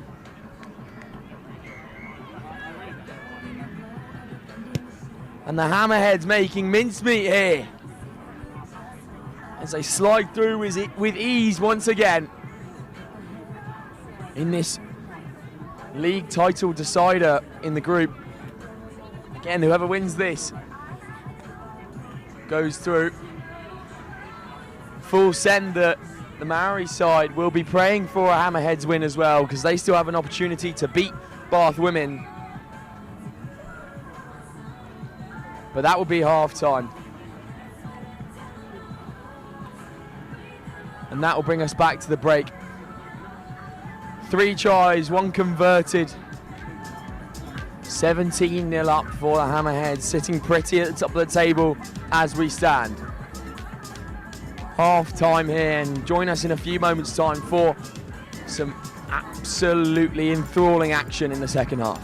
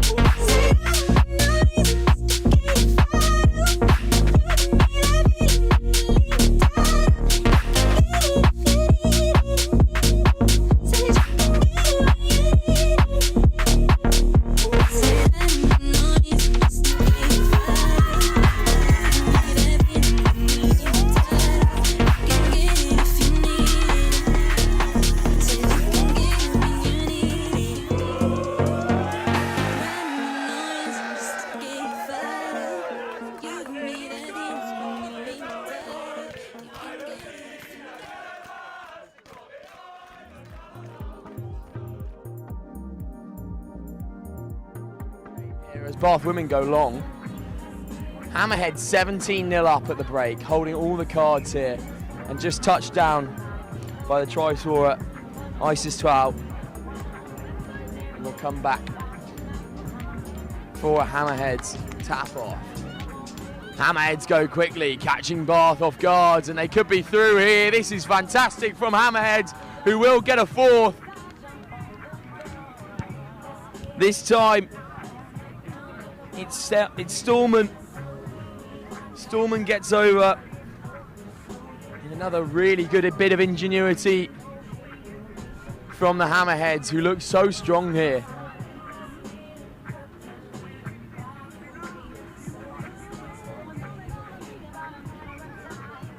Cookie!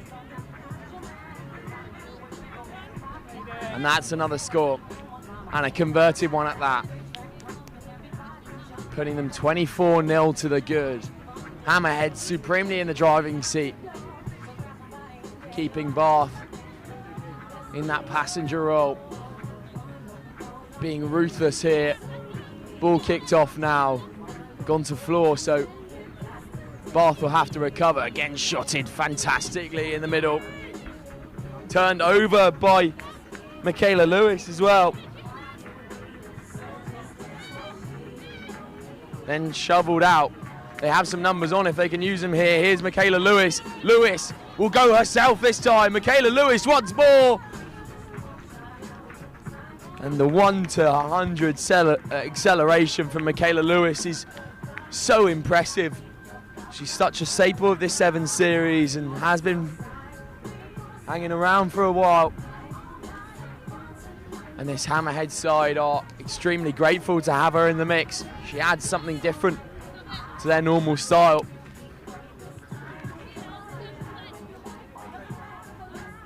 And Matilda Hall will have the responsibilities of trying to get the extra 2. And that's a good effort from Hall as well. Doesn't quite have the legs on it though.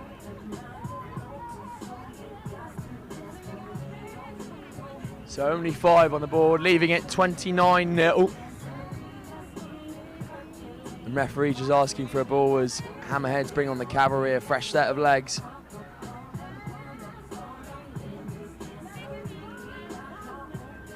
Bath need to get a foothold in this game if they want to have any way of coming back into it, and they've got to go hot and strong into the next game against Fullsend, which will be difficult. Fullsend are no mugs, and they'll cut back against the grain now. They got a 3-on-2 if they can use it. Good offload, but the ball goes to ground. And we'll come back for a scrum down.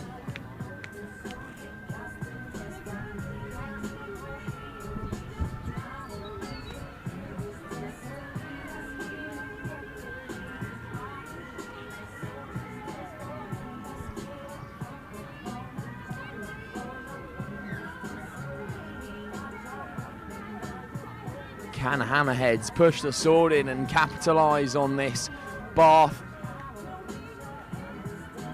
mistake? Big searching ball out wide, and here go the Hammerheads, show and go. Then a handoff comes in, the big don't argue, and Hammerheads will go for another one. This time, Martina Wardacka will get over the whitewash in ridiculous fashion. The big show and go, and then the handoff comes in. And Bath are left clutching at air. And that will put 34 on the board with 2 extra to come. Does she make it? No, not this time. So we'll stay at 34. Hammerheads really applying the goods here. I got your food, alright. I got your food. If I put it on the middle layer, is that helpful? High into the sky from the Hammerheads, dealt with by Bath. Holes opening up now. It's again turned over by Tao. But she says she's the first man in, so can't meddle with the ball. Bath stuck in their own 22 now. They do have a player down as well. Can the holes open up for Bath here? Good tackle once again from the Hammerheads. Show and go. Again scragged down by the Hammerheads. They smother so well indeed. But this time will be pinned back.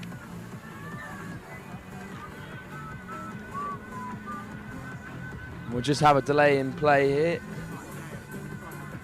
As I say, this game does mean a lot for both sides. Bath have to win this to go through, not looking likely at the moment with the score deficit. But then Bath have a very important game next up against Fullsend, who are the Maori women. Hammerheads, by winning this game, have confirmed their place in the knockout rounds. This is good to see player up on their feet and managing to get off.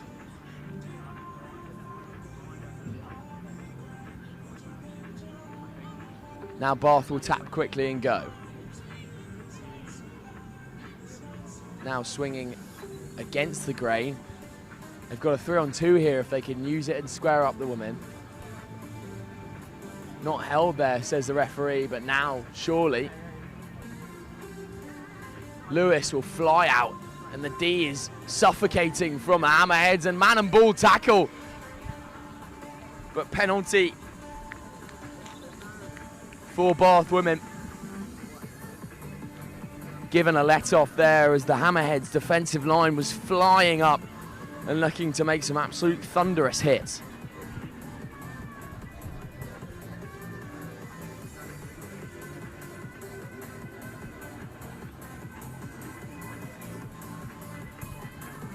But now, Bath need to get out of dodge here. But I'm sure if I was a betting man, I'd bet on this Hammerhead side flying up in D. And oh, it's Hammerhead's ball, actually. My mistake. Must have been given the other way by the referee after that knock on. So now Hammerheads have another opportunity to push the sword in. Fed into the scrum. Looking for the show and go, doesn't come this time, cuts back against the grey, and that's a wonderful try from the Hammerheads once again.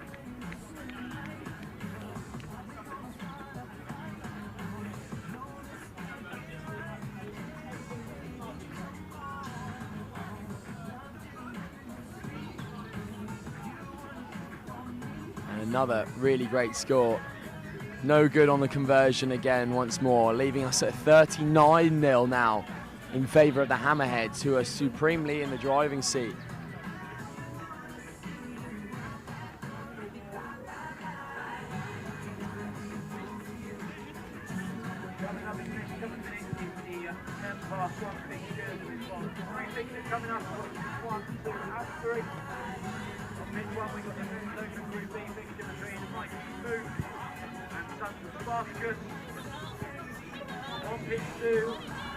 Here go Bath once again. The ball high into the sky. Penalty, high tackle, says the referee. Bath go quickly. They haven't retreated 10, the Hammerheads, so this could be the first opportunity for Bath women to get on the score sheet. They've got no numbers on the right-hand side, so they'll swing to the left. The ball skip pass, touched in the air by the Hammerheads. I don't know if the referee picked up on that one. Yes, he did. Yellow card for the Hammerheads ladies. So now Hammerheads down to 6 for 2 minutes. This is a prime opportunity for Bath to get some points on the board. Every point matters here at the Lit Super Sevens. They'll cut back once again against the grain. The holes open up now. Great pace on the outside from Bethan Thomas. Thomas could go all the way, and she does. And the points back in the corner of the Bath ladies. That should be important, and it's right underneath the post, so a chance for 7 as well for Bath. Again, I do reiterate myself, by Hammerheads winning this game, they've gone through to the knockout stages. Bath women still have to take on Fullsend, the Maori side, and that will leave the group up for the toss. Fantastic work from the Hammerheads once again, as we see full professionalism from them as they win that game with absolute quality. Full time here, Hammerheads 39, Bath women 7.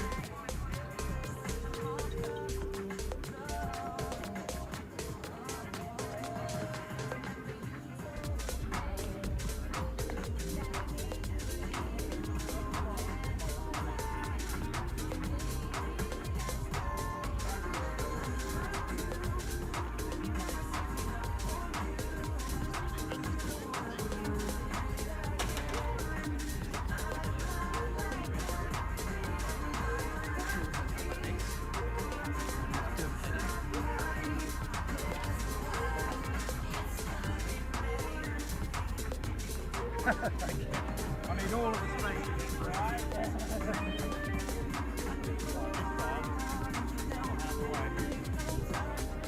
Welcome back to the Manor Sevens. The sun is shining and we are in fine fettle here, down by pitch 1 as we have another game. The Mighty Mounts take on Sons of Spartacus. The Cypriots will have a great game here against Sons of Spartacus. Spartacus will go early, the hole's opening up. And they'll try and ship the ball out here, cutting back against the grain. Josh Barnes waits on the width. They'll cut back against it though. And here goes Sons of Spartacus working their way through. That's a humongous carry from Leslie Falafatu. Falafatu clears out as well. He's one hell of a unit, Falafatu.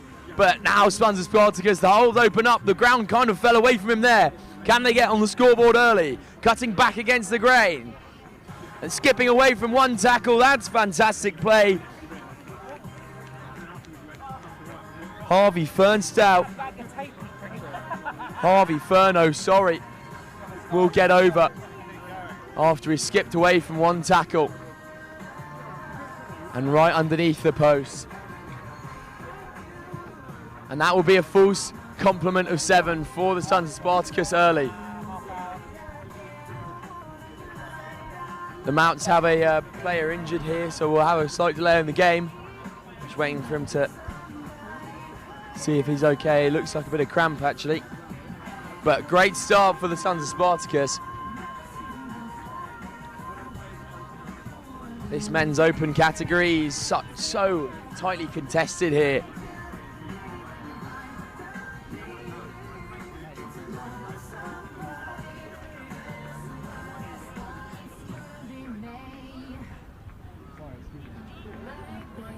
Mounts need to get a foothold in this game and stop the quick oncoming attack from the Sons of Spartacus. And if I was a betting man, I'd say they try and get the ball out to Josh Barnes as quickly as possible. Barnes has some defending to do now though. And again, Falafatu has a lot of work to be doing in that ruck.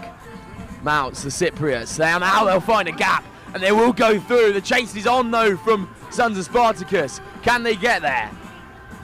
Harrison Friday will try and catch him and he does. That's a fantastic cover tackle. Then popped off the deck. The Cypriots are into the 5 of the Sons of Spartacus. Double shots raining in now. They fire through the ruck. Try time for the Mounts. Sons of Spartacus applying all the pressure in the world there, but the Mounts just squeeze their way through and get the ball down over the whitewash. Really, really good play here, and it was first started off by Kai Phillips, who worked his way fantastically through the opposition defence in majestic fashion.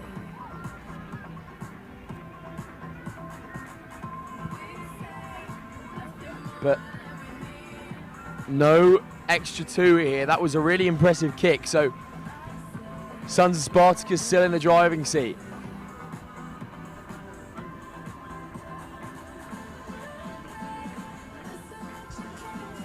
Good score though for the Mounts.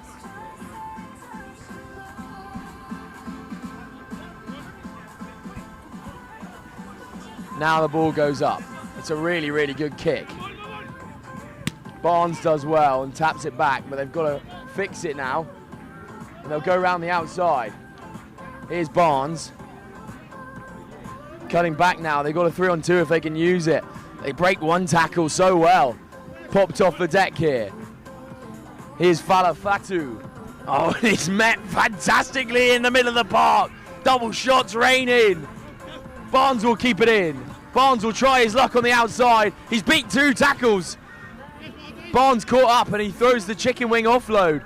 Ends up in Sons of Spartacus' hands.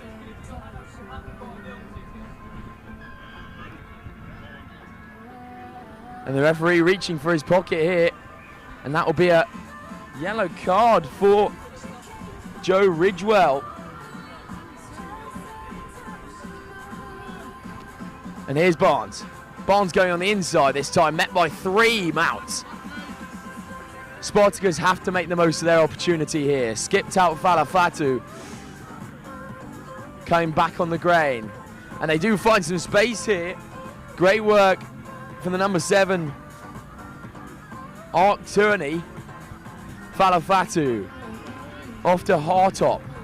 Now out to Barnes. Can he finish here? Here goes Josh Barnes. Cuts back. He doesn't quite have the gas for that.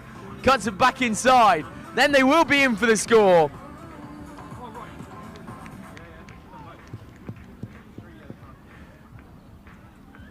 And Josh Barnes being unselfish there. Cutting back on the inside. And then Connor Mahoney finishes it off. Another really, really fantastic try, putting the Sons of Spartacus underneath the post. And a full complement of 7. So that's 14-5 in favour of the Sons of Spartacus.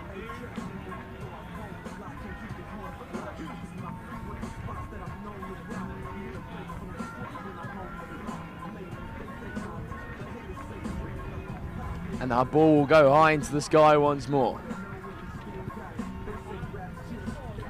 And it will stay in this time. Swinging the ball out now. And a big bumping carry from Marcus Holden. This Cypriot side will not die yet. The handoff comes in. There's a 2-on-1 here if they can use it. Instead, they come back on the inside. That's the number 9. Wizardi. Gisardi will go the whole way. A late shot comes in from the Sons of Spartacus, but that's another staunching try from the Cypriots.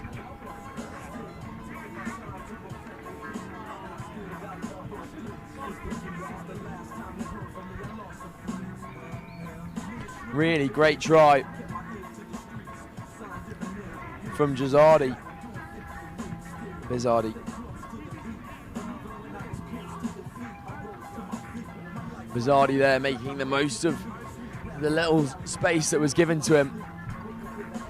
And now bring this game back very close. 2 points in it here, 14-12 to the Sons of Spartacus.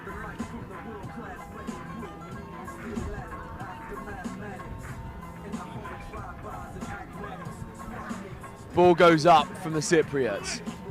Sons of Spartacus under it. The Cypriots win it back. This is dangerous territory here. They're in Spartacus territory. And now they've got to use the ball quickly. Well done.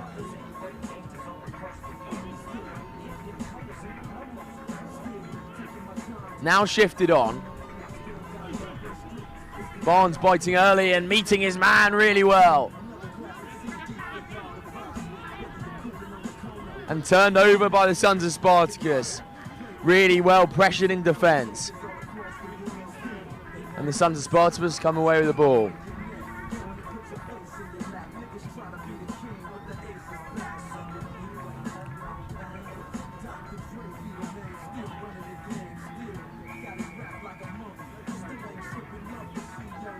And they will boot out. And that will be half time.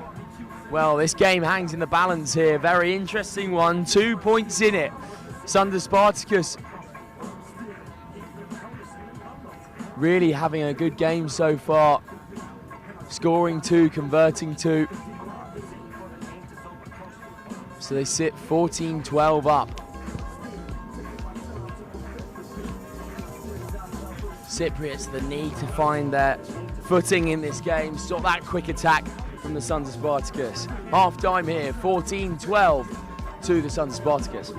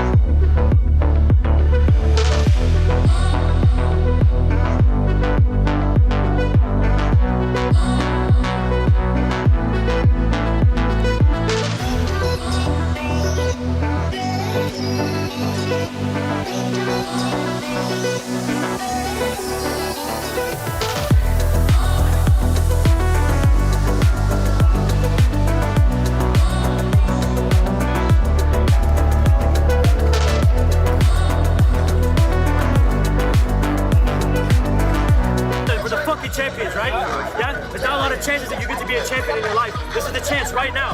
We're the champions of the world right now, okay?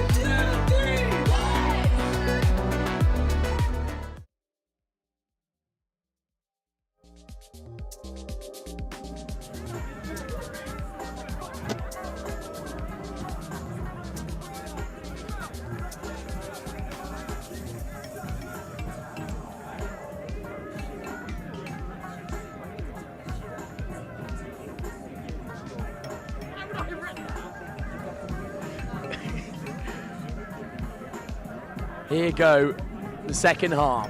Sons of Spartacus currently in the driving seat. They are 14-12 up after a converted score against the mighty Moufs, the Cypriot side. Nice offloading the contacts to keep the ball alive, but knocked on there. So this will be a great platform for the Sons of Spartacus. Can they work something out here to really push that sword in and be ruthless against this Cypriot side? Again, this open competition hangs in the balance. So highly contested.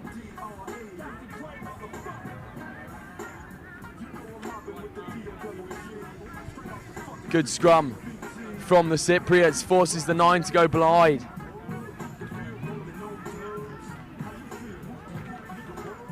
Then skipping around tackles once more is Furno. Almost won in the tackle by the mighty Moufs. Still with the ball here, Sons of Spartacus. Sorry. Furno beats one, leaves one on the deck, and then will go through himself. Harvey Furno once again at the double for the Sons of Spartacus. Looking so impressive here today with the low socks. Really, really good play. He leaves one on the deck and then just sides through the other. He's a man mounting his Harvey Furno, but he moves so low to the ground. He's got such a good centre of gravity that able to duck and weave between opposition players. Left one on the floor there, did Furno. And then just got onto the over the whitewash. And then Sons of Spartacus with the kickoff through White. The Moufs once again. Can they get back into territory? Furno makes a really good hit and then the ball is almost turned over, but no cigar this time for the Spartacus, sorry. Oh, that's really good feet, and again they found more space. This would be a fantastic try if they could score it. The space does open up. The chase is on now. They won't get there. And Biamas makes the Sons of Spartacus pay. Jan Biamas puts the mighty Moufs back on the board.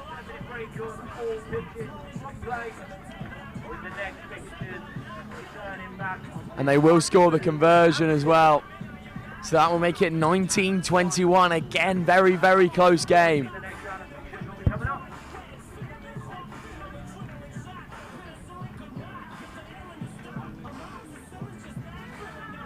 And I do apologise to viewers, it's the Moufs, not the Moufs.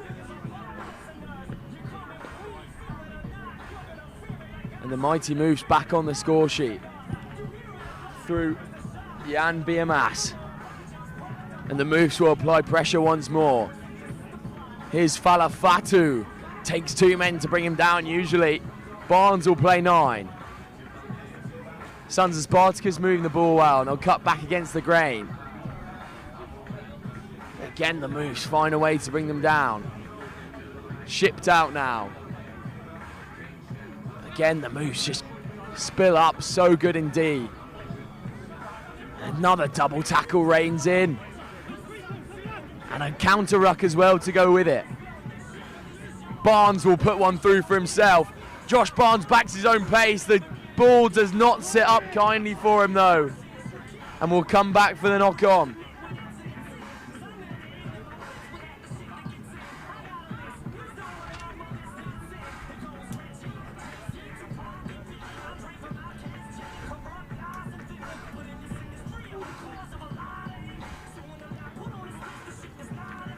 knocked on there.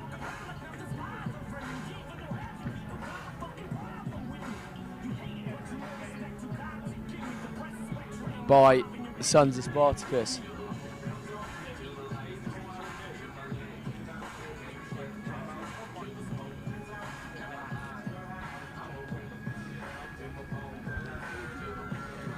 Can the Moufs get out of dodge now? Ball won by Sons of Spartacus. Show and go, and they will be in for another. Great play from the Sons of Spartacus once again. And he will kick and convert his own try.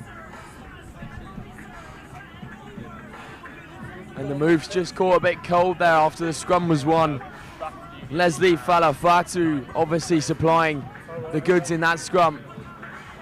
But that was great work from Connor Mahoney, who has a brace now in this game.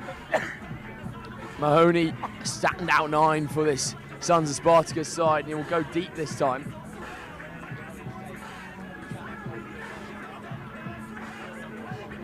And now, the mighty Moufs look to get back into contention. Kick through now, and he will back his own pace, the number 5. Alex Thompson, who has been impressive so far, again met well by the Moufs. But their space is on now, and the gas will come through. The chase is there from Biomass, but he won't catch him. Finley White has so much pace. And another try for the Sons of Spartacus. Great play from the open side. And Finley White once again steps over the line. He's got so much pace, so much gas to burn. And fully converted as well, so a full 7 there. Great win for the Sons of Spartacus. Unlucky for the mighty Moufs. Again, they are so good indeed, but they can't make it count in attack. Several mistakes making them blush, but this time it will be another victory for the Sons of Spartacus. And they will roll on into their next game. Thank you for listening here. I've been Sam Bork, and join Will for the next game here on Pitch 1.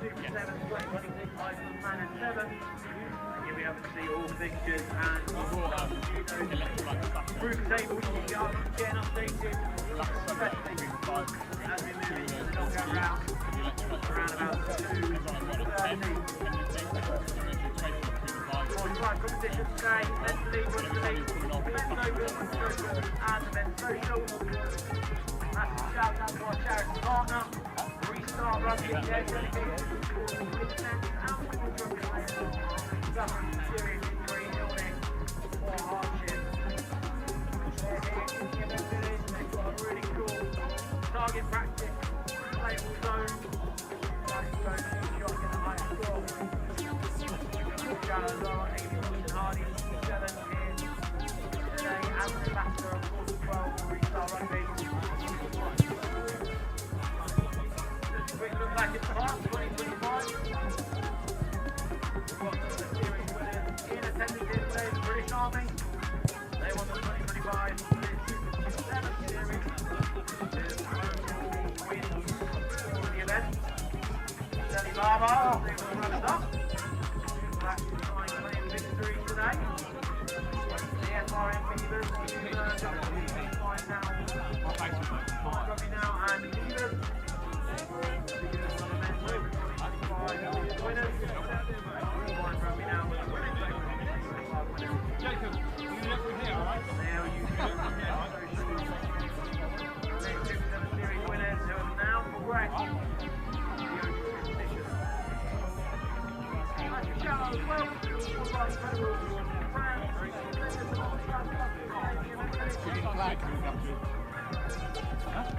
The brand Rugby Grippy, Five, Soccer, Rock Culture, Steel Club Stats, Rugby, and many others, and partners. Series. Of course, just to remind you that there will be gave you a bit of noise. But it just started. The Jersey car owner with the registration plate LJ65WKG. That is LJ65. Yeah. I'll go skin. Worked out because I was like, tangle myself. I tried to put it all on earlier and then I was like, put my shirt on. Or no, then I tried to put the radio down and I was like, I've got the cable going to the outside. You want to keep your shorts on this time? Was you, wasn't it? And the underwear on this one. So when I do one, Yeah. He didn't remember before he took his shorts out. Because Sarah was about to get an education.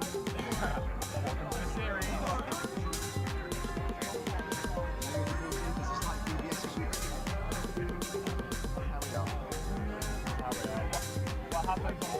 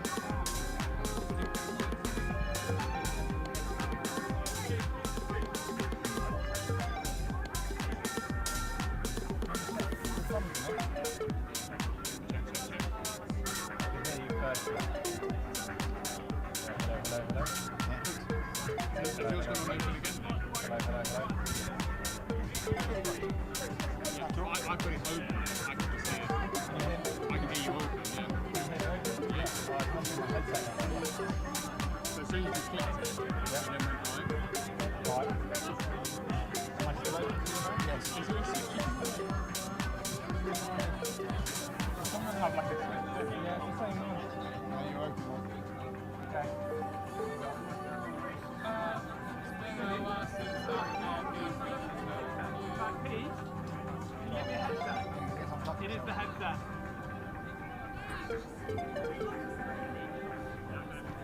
Okay, then all pitches are back in action with our next upcoming fixtures.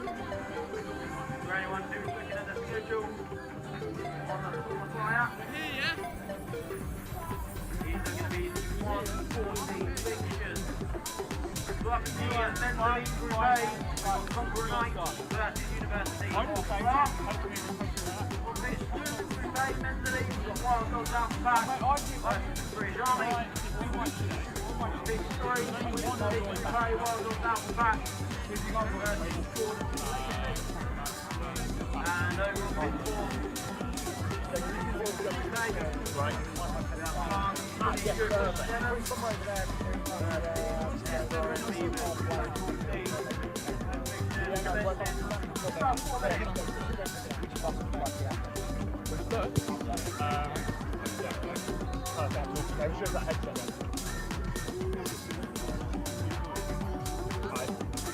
I was going to say I mainly try always.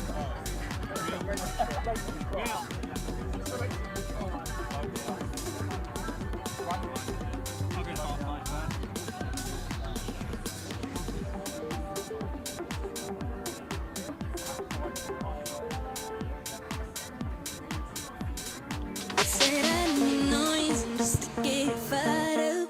You give me that feeling when you leave me tied up. You can get it if you need it. Say you can get it when you need it.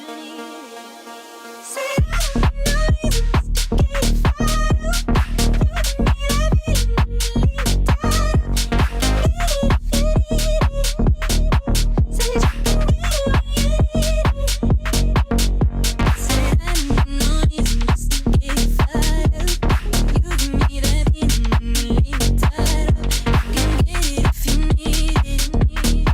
Say you can get it when you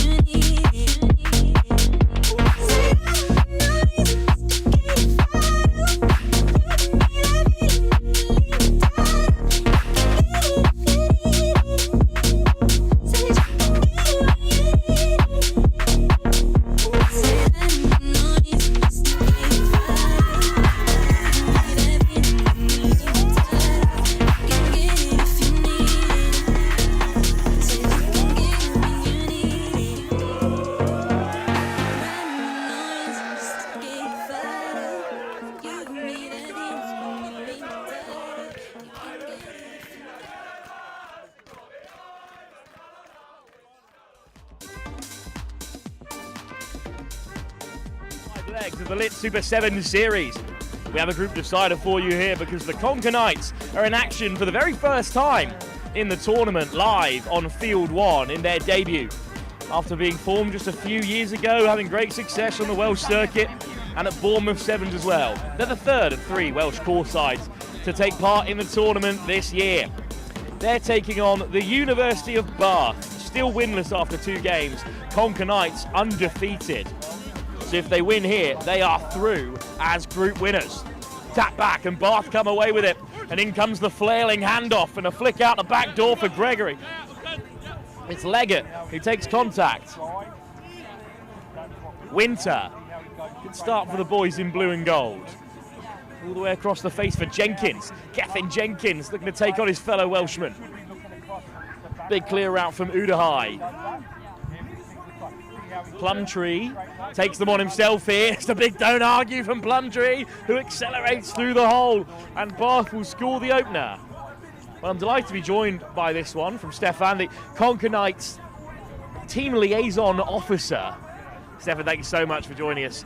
And well, what a start for the first tournament of the year for the Conker Knights. Hi, Wilfred. It's a pleasure to be here. Eton Manor SEVENS, thank you for inviting me into the box. Great start. Good start for Bath as well here. We've played well all day. A good start for Bath. Sun's out. What more can you ask for, Wilfred? Not exactly an easy group you were put into, as you had to take on the British Army. What a game that was. 28-21, you were the victors, and then you were comfortable against the Wild Dogs. Bath were taken apart by the Wild Dogs and beaten by the British Army first up. So a bit of a shock lead for them here. Will be a bit of spanner in the works, but on points difference they should be safe, home and dry. The Conker Knights counter-ruck comes in. First chance for the men in yellow and black to play with ball in hand. Penalty goes their way, and it's tapped quickly. It's a young side, this Conker Knights team with Payne. Payne accelerates through the hole, and it's the perfect response for the Conker Knights. Ellis Payne dots down. Stefan, that's much better for the Conker Knights. Yeah, nice try from Ellis there. Bit of discipline. Just like we've done in every sort of group game, take it as it comes. Ellis is actually not shy in the big stage. Played for Tumble, his home club, a couple of weeks ago in the Principality, in the Welsh bowl competition, I think. So, good experience. That's brilliant stuff. So no stranger to the big stage. And this, the biggest Sevens tour in all of Europe. Knocked over as well for the extra 2. So we're back to level pegging here. Conker Knights with the kickoff. Win here and they go 9 from 9, the Conker Knights. British Army, the defending champions of the Super 7 series, already beaten at the Manor Sevens after they made the semi-final. And a little snipe from Jenkins again. He's so bright. He loses out this time though, and he's in front of the player who lost possession, so he's offside. Chance for Matthews. Big shot from Bath. Should still come for the Conker Knights here. Payne. Ewans. Ewan Bissell. Nice switch around the corner for Steph Ewans. Still going, Ewans, he takes a tumble, back to his feet, so close to breaking through. Davis, Payne, still on here for Coram Knott. It's really patient Sevens from the Conker Knights.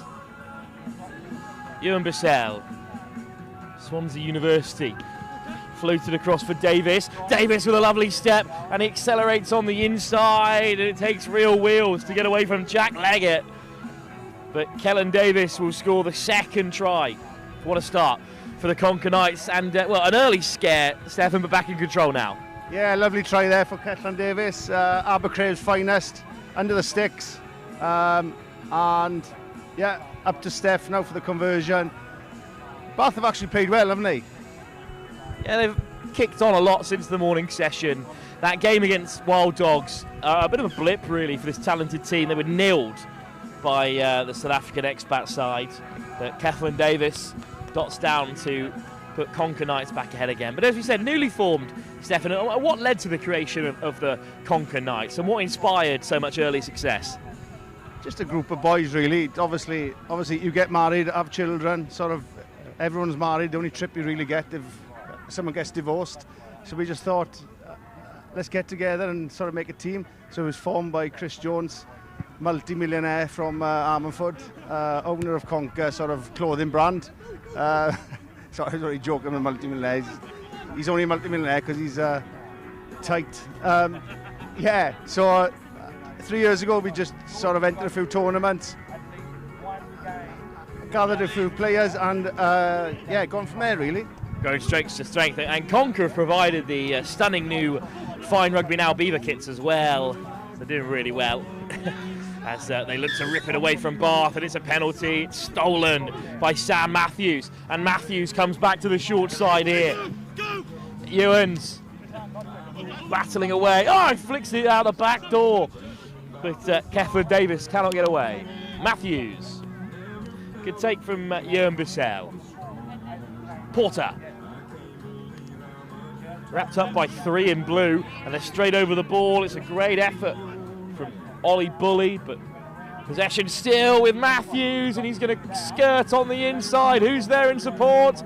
It pops straight up for Ewan Bissell, who dots down and scores the third, and Bath's fast start is quickly being unpicked here by the Conker Knights, who are looking to go undefeated into the quarter-final stage.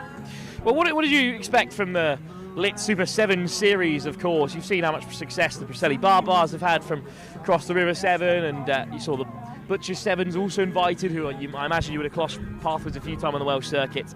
Has it reached up to the quality the lads were expecting? Yeah, in all honesty, we've because we're so new, and it's new to everyone really, we're just trying to take it sort of year on year, tournament on tournament, game by game. We entered Bournemouth 3 years ago, we got the semis, entered Bournemouth last year, got the semis.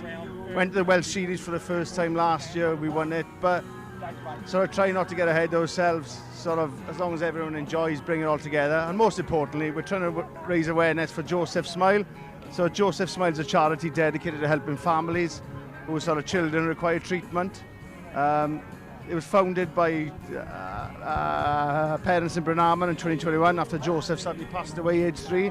So it's important, as long as we have fun and we sort of, the boys enjoy, but also raising awareness for such a sort of great charity who do so much for our community. Yeah, it's one of the best aspects of this part of the 7 seasons, learning about all these new wonderful charities that are being supported across the campaign. At half-time, the Brothers of Bath are staring down the barrel of a third defeat of the day up against the Conker Knights, who have rocked up at the Lit Super 7 series, looking to take it all.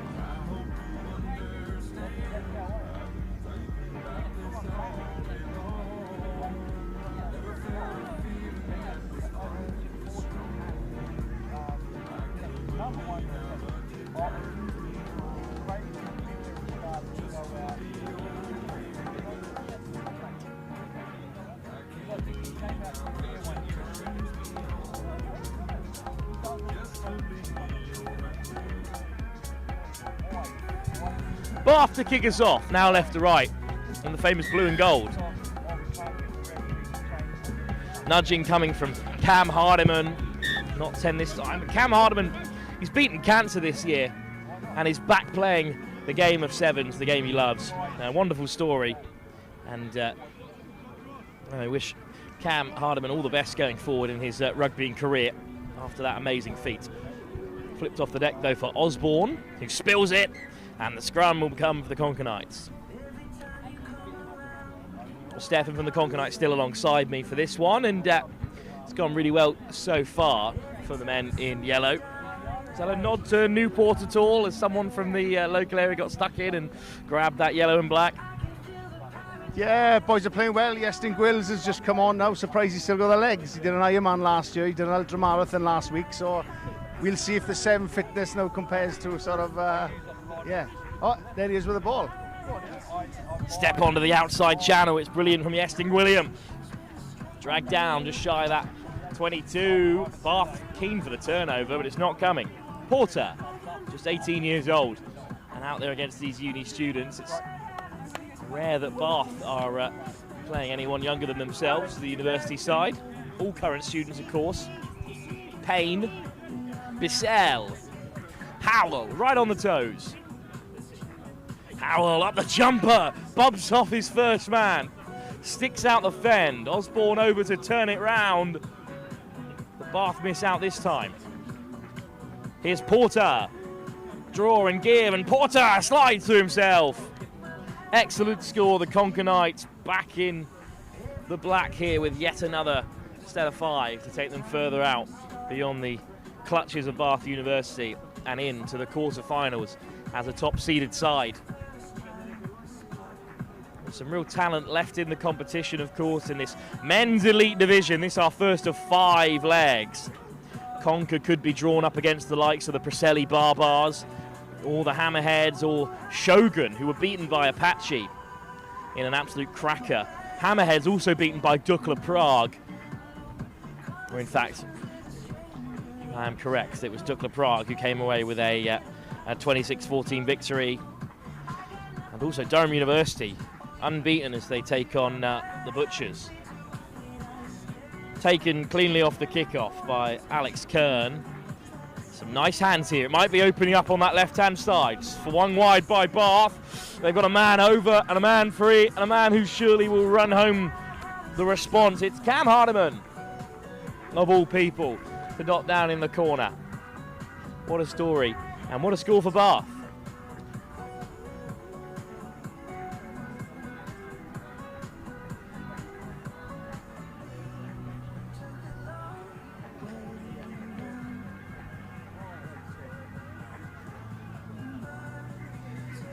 What a performance this is by the Conker Knights, but Bath still getting stuck in there. It's a really well-worked score. And a great conversion as well. Extra 2 on the board, so this game is not over just yet.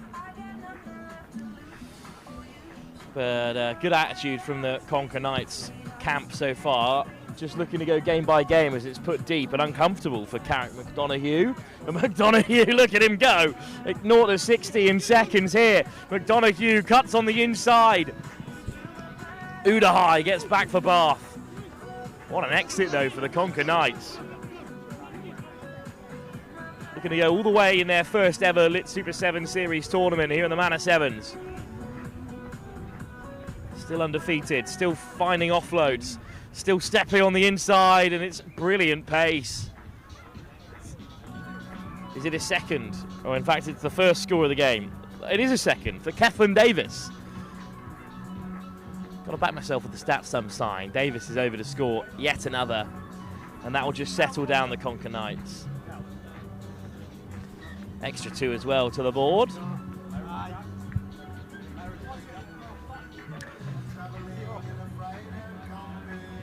Most definitely. We said first tournament of the season. You've got the Welsh Series still to contest with as defending champions as well. I mean, it feels like this side have come together almost immediately. They gelled so quickly. Yeah, a few new players today as well, so obviously good for them to sort of Carrick there. Fine example, hands on the ball, clearing from his own line. Yeah, nice to see the new boys come on board. They had a tough night last night in the Premier Inn. Sort of got there late. I was travelling 4.5 hours from South Wales, took the orders for all the boys, then they turned around and said they had no fish and chips, burgers and pizzas, so yeah, late night. But I think the ice cream sundaes at 12 o'clock, giving them a carb load for the pool stages. Yeah, too right. It seems to have gone down a treat because the Conker Knights are almost 3 from 3, and it's gone loose at the breakdown, and it's been snaffled straight up by the Conker Knights again. So unfortunate for Bath, trying to work their way into this contest. Time seemed to stand still for Kathleen Davis, who grabs his hat-trick. And the Conker Knights are through to the quarterfinals undefeated. No way back for the brothers now. Well, sometimes sevens can be a little bit unfortunate, and that was a moment of magic there for Kathleen Davis. He is so quick. Have you creamed up? You know, I'm going to need to on my next break. I can't believe how high the UV has gotten here. This is really getting serious out there, especially for, you know, the likes of Yesing William. He's not got much protection there at the moment. These lads from South Wales especially, not quite used to the searing London heat. No. Well, it's come over here for Bath, who is still playing ball in hand, whipped wide by Bullied, and could be half a break on here for the brothers, slipping off tackles at this late stage. Phillips still going, offload for Cornell. Quick ball should do it. They've got a man over on this right-hand side. Winter might look to go himself, and Bath do score. You've just reminded me, actually. I've got my 8-year-old son. I mean, he's quite fair-skinned, blonde hair, and you just reminded me I haven't put cream on him since this morning. So, yeah. Next job at every stage for the Conker Knights. Always looking ahead. That certainly is the next one as the whistle goes. And Bath have been beaten, but they will finish their game with a flurry. As they head into the plate, they'll be competitors. But for the Conker Knights, first tournament of the season, 3 wins from 3. What more could you ask from the young lads? No, fair play to Bath. Scored a few nice tries. Fair play. Knights played well. Wilf, it's been an absolute pleasure to have him in the box. Seven, thanks very much. We'll have you back, I'm sure, the next time the Conker Knights are out there, unless they pick up any more injuries, and you might be able to get the boots on at this point. But that brings our coverage to this men's elite division game to a close. We'll be back in just a few moments' time for yet another fixture live here from the Manor Sevens, as this group is all wrapped up, and Conker Knights are our first confirmed quarter-finalist.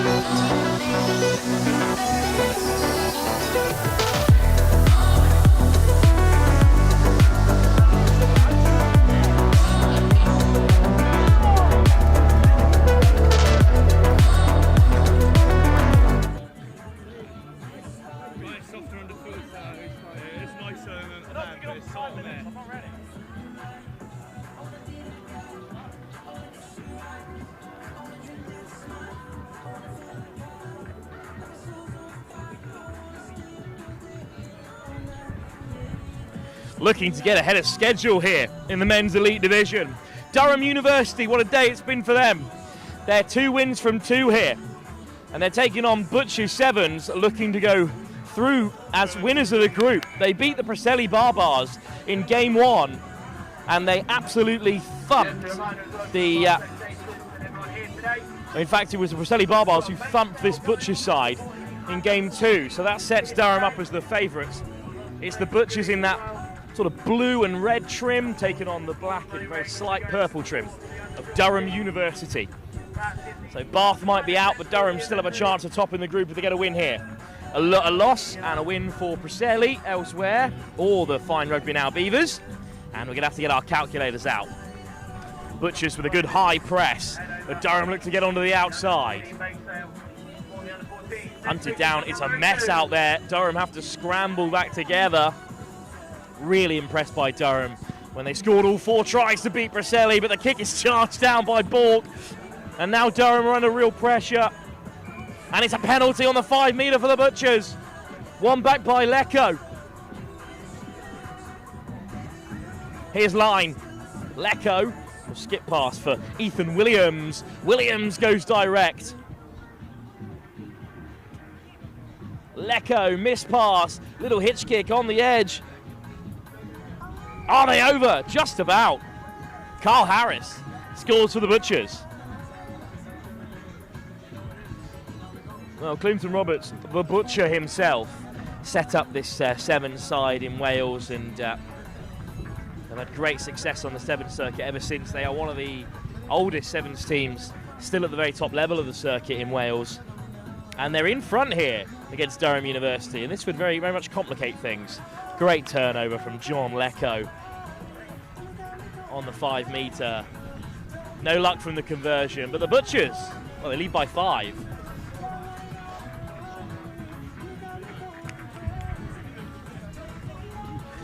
Very much in the closing stages of the group stage here, of course, over on pitch 2.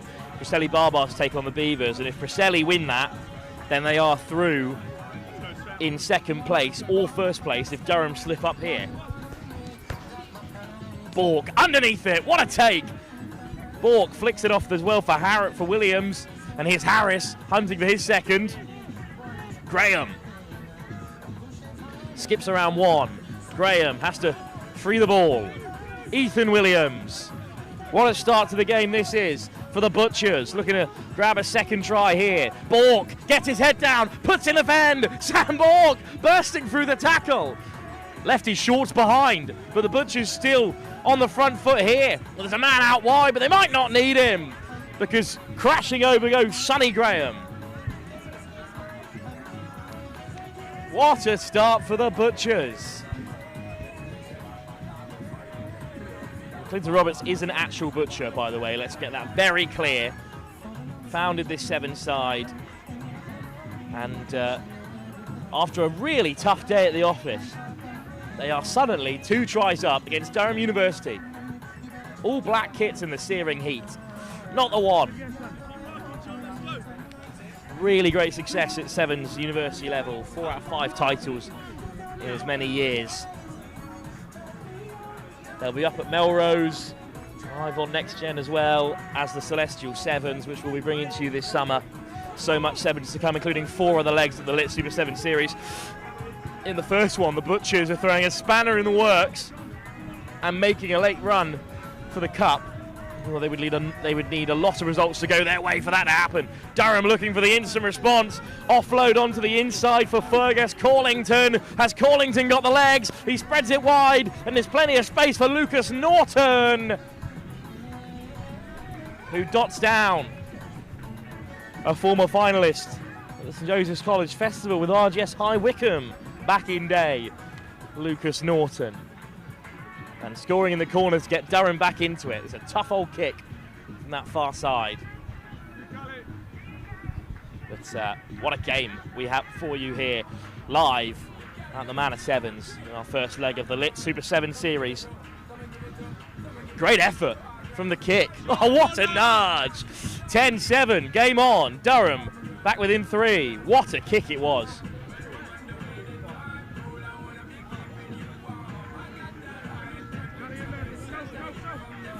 It's Connor Holcroft with the nudge, and Connor Holcroft to take this as well. On comes the Irishman from Ulster. Rory Telfer chased the kick, but the Butchers come away with it. Fergus MacDonald Lister, of course, the founder of Mo Rugby, out there playing a bit of Sevens as well. Fraser MacDonald Lister still waiting outside, but Alfred MacDonald in support. Could have played direct here from inside their own 22. James back to the far side. What a peel! Just about manages to regather it there, Fraser MacDonald. In the end, driven into touch. Wants a different call there. I mean, very ambitious ball inside your own 22. Kept alive by MacDonald. Good defence, though, from Durham.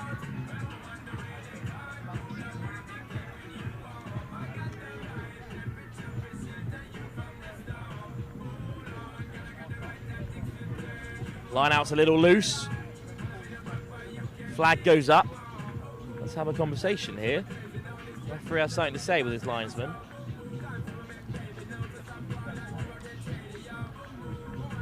Line out. And it's going to be the Butchers who have the throw. The initial call was not straight. Overthrown over the top. It does thankfully come back for the Butchers. But I think it's another loose line out. It's going to be a scrum this time for Durham.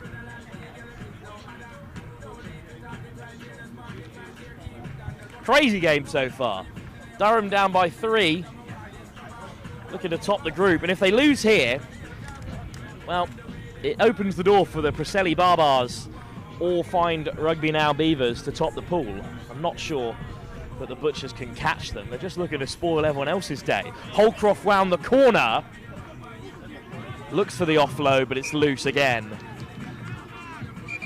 So Durham spurn their final chance of the half, and they'll go into the break behind for the first time in the Lit Super 7 series. 2 from 2 so far here at the Manor Sevens for them. The Butchers have just lobbed a very hefty knife into the cogs of the Durham machine. And they've taken a real cleaver to their chances of topping the pool. We'll be back for the second half to see if the Butchers can pull off an unlikely win and go into the quarterfinals of the plate with a bit of energy and momentum.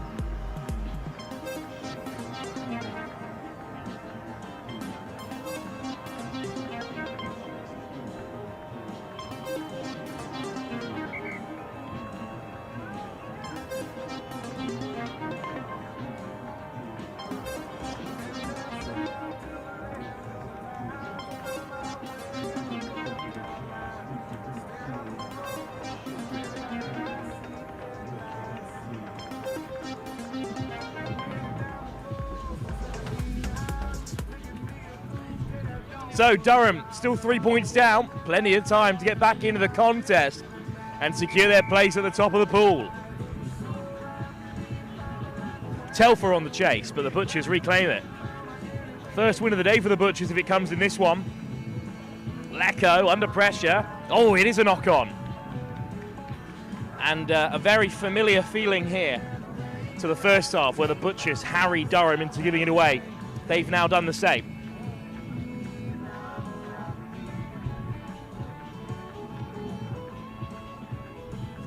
Fed by the Irish under-20 international Fergus Corlington. Stacked straight behind the scrum here, all floating around to the right-hand side. Holcroft gives the pass, and over in the corner goes Harry Dawson.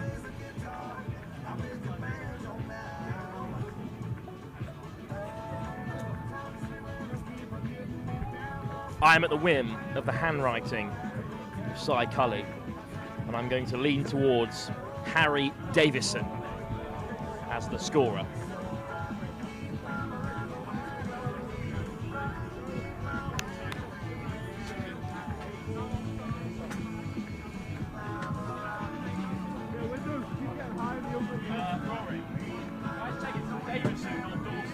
Yeah, Dawson.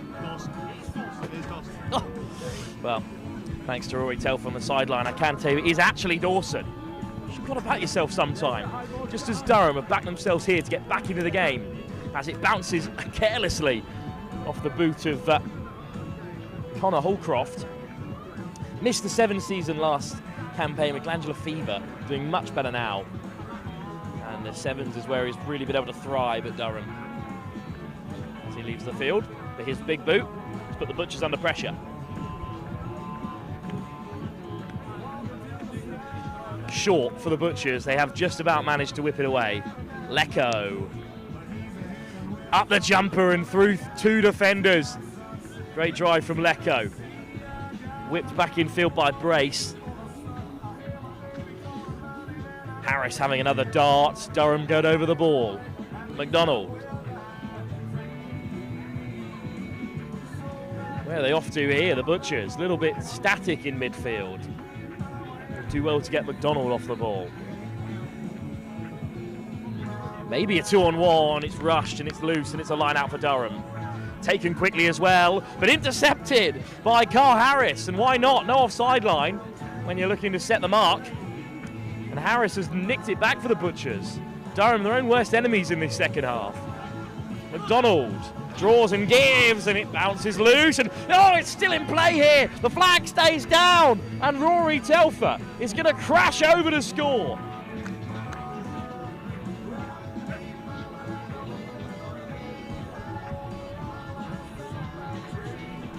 A heavy blow for the Butchers. Not only have they missed out on the short side, but they've coughed it up as well for the Ulsterman, Rory Telfer.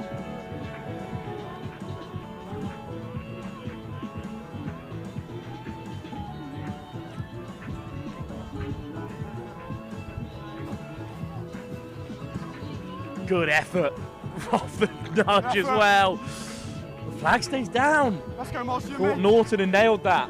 We're winning this boy, come on. And he'll head over to take the kick. Durham have really brought the fight to the Butchers in this second half. Norton to get us started. Durham fighting for a place as one of the top seeded teams in the Cup quarterfinals. Bounces up though for the Butchers and infield from Lewis Howes.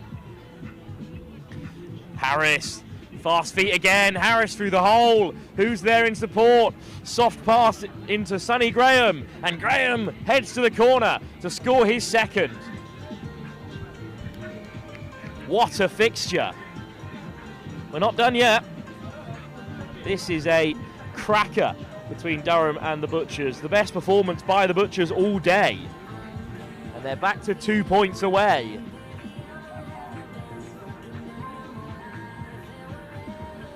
With a kick still to come, of course, from right over on that far touchline.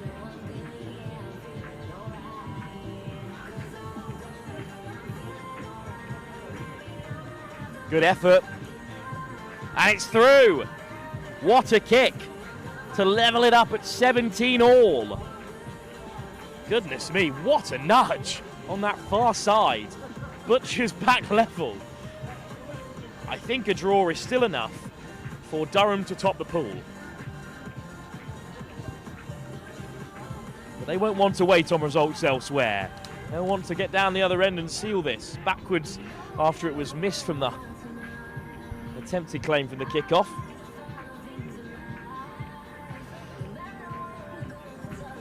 Solid shot from Howells. Gordon. Not the prettiest pass, but off to the right wing it goes. And look at the speed on the edge from Caesar. Game-breaking stuff from another former High Wycombe boy in Joe Caesar, who sees half a hole on that far side and races between the sideline and the last defender in Butcher's blue.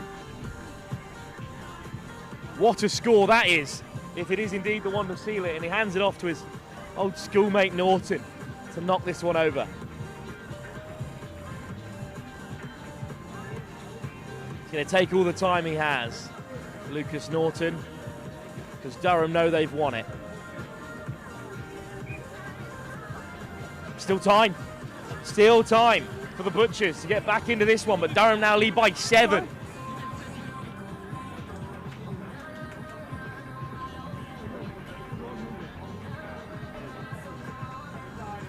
Hung up high. Backwards from Durham, but they have it under control. Will Windows and then Norton on the edge, showing a bit of physicality to the scrum half. Windows, Holcroft. Holcroft comes around the corner. Durham still sniff one more here. Popped over the top for Gordon. Beautiful pass. Has Gordon got the wheels? Takes 2 men to bring him down. Holcroft will seal it. Durham surely are going to head through as top of the pool now. Who will join them in second place is the only question left to answer in Group B, because Durham have come back in this second half in fine fashion. And Connor Holcroft's score will win them the game.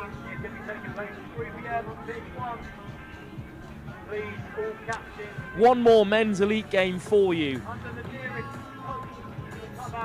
before that Big game for Shogun, which is our final game before the pool stages begin.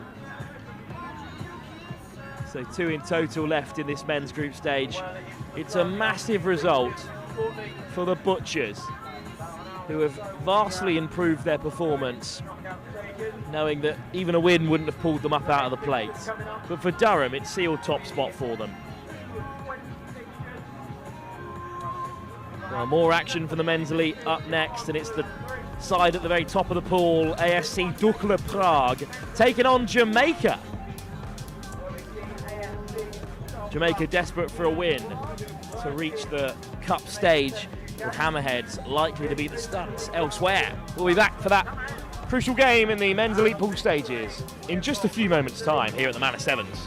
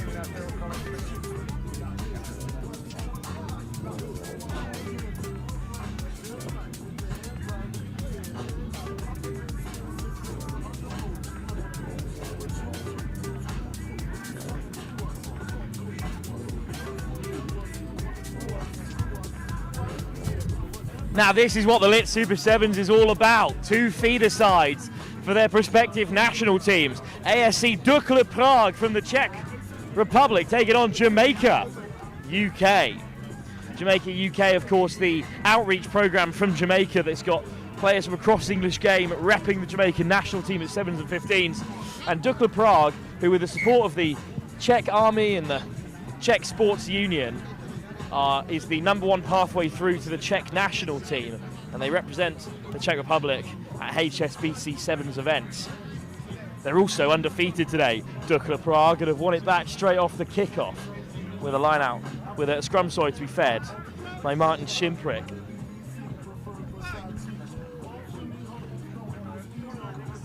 Jamaica have got loads of talent in that team and lots of experience in the Lit Super 7 series as well for Dukla Prague. This is their debut. Little hitch kick, and look at the acceleration on the outside for Lukas Prada. Try for Dukla Prague. And didn't take long for the first try to be scored. They have been on fire so far. In their traditional club colours as well, Dukla Prague, the football team, they've got a cycling team as well. The football team are a really strong outfit, pushing towards the top end of the Czech 2nd division. They're a sporting institution in the capital city, and their rugby is what's really making a splash here at the Manor Sevens. Dukla Prague with the first score. No luck from the kick on that far side, but they're up by 5 here against Jamaica. Jamaica need a win here in order to get through to the Cup, with 1 loss and 1 draw to their name. So 1 loss and 1 win to their name, of course, so far. Hit short by a Shimprick. It does pop up, though, for the Jamaicans in their traditional yellow, green and black. Almost a line break there, just needed the right runner at the right time, but Jamaica building steady here. Big Chris McIntosh has the penalty at his feet. McIntosh, who did head over to Jamaica, made his senior appearance in Trinidad recently, as did a couple of the boys in this 7 side today. Half a line break, almost a line break, diving tackle from Adam Koblich. Big hit from Koblich. He's not gotten back to his feet just yet, but Dukla Prague have it back and are looking to snipe down this blind side. Offload off the deck, and then another one, and the Czechs are back to their feet again here. No offside line, so the Jamaican player who was hit hard wins it back. McIntosh, ball on the inside, goes to ground. Finally the whistle goes. And it will be a knock-on for Jamaica.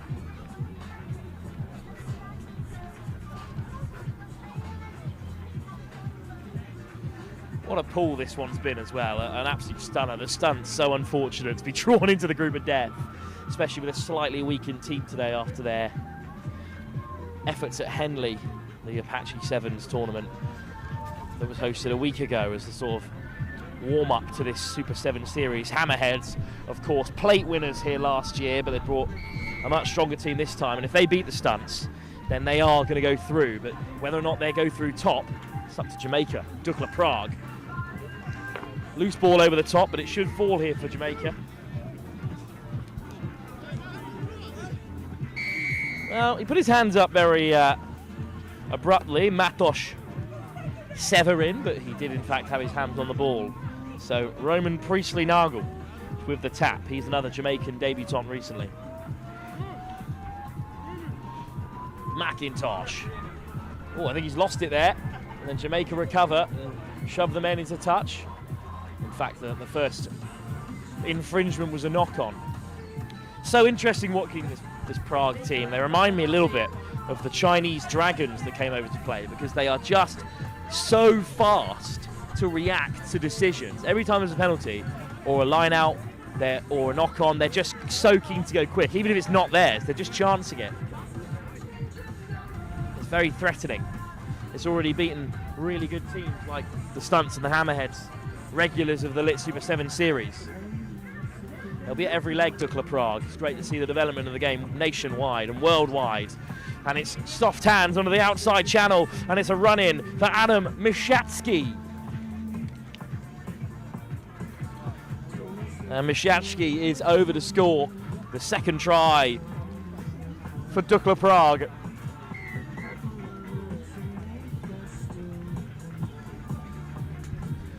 What a performance so far. We've got one last group game before our 20-minute break, and that's Shogun Akita in the men's elite division, who need a win after defeat to Apache to head through to the latter stages of the Cup in the tournament in which they are desperate to win, having walked the Manor Sevens last time out.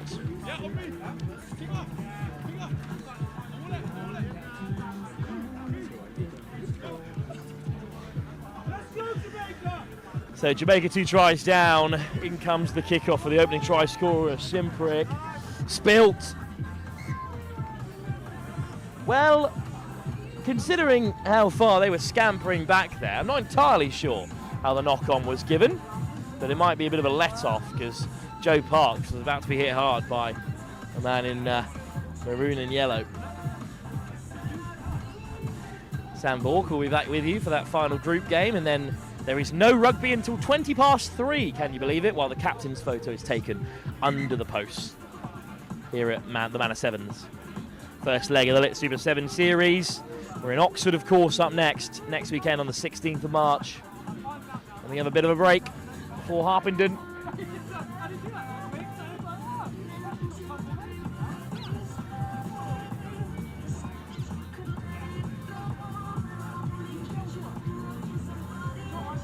Simprick. That hitch kick, so dangerous from Prada. This time he passed it out wide, and it's a run-in for Mishatsky again. Very simple sevens from Dukla Prague.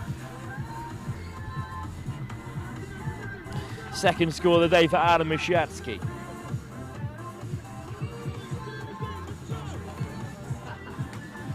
Well, this is becoming a bit of a cakewalk for Dukla Prague, and they're going to top this pool.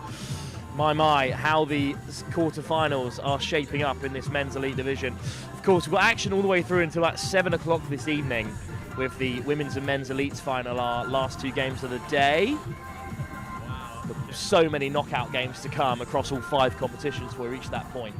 Half-time, Dukla Prague in control. Jamaica are heading into the plate as things stand. I think so, yeah.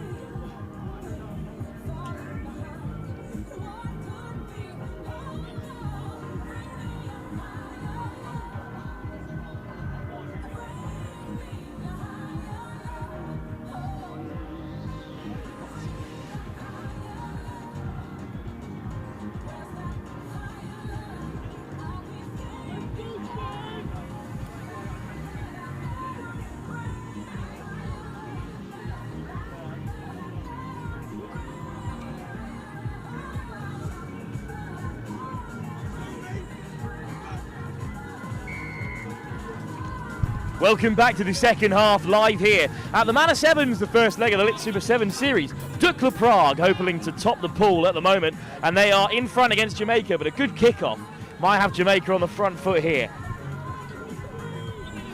Never mind, Dukla Prague break through quite comfortably, and it's Simprick again on the edge. Simprick, look how he accelerates through the hole! One more pass should do it. Christoph Ochitil put in. Ochitil scores for the Dukla Prague side that have taken the Super Series by storm. Created once again by Martin Simprick, but it's Christoph Ochitil who scores a try that very much puts the cherry on top. Seconds in to this second half. It's a long way back for Jamaica now.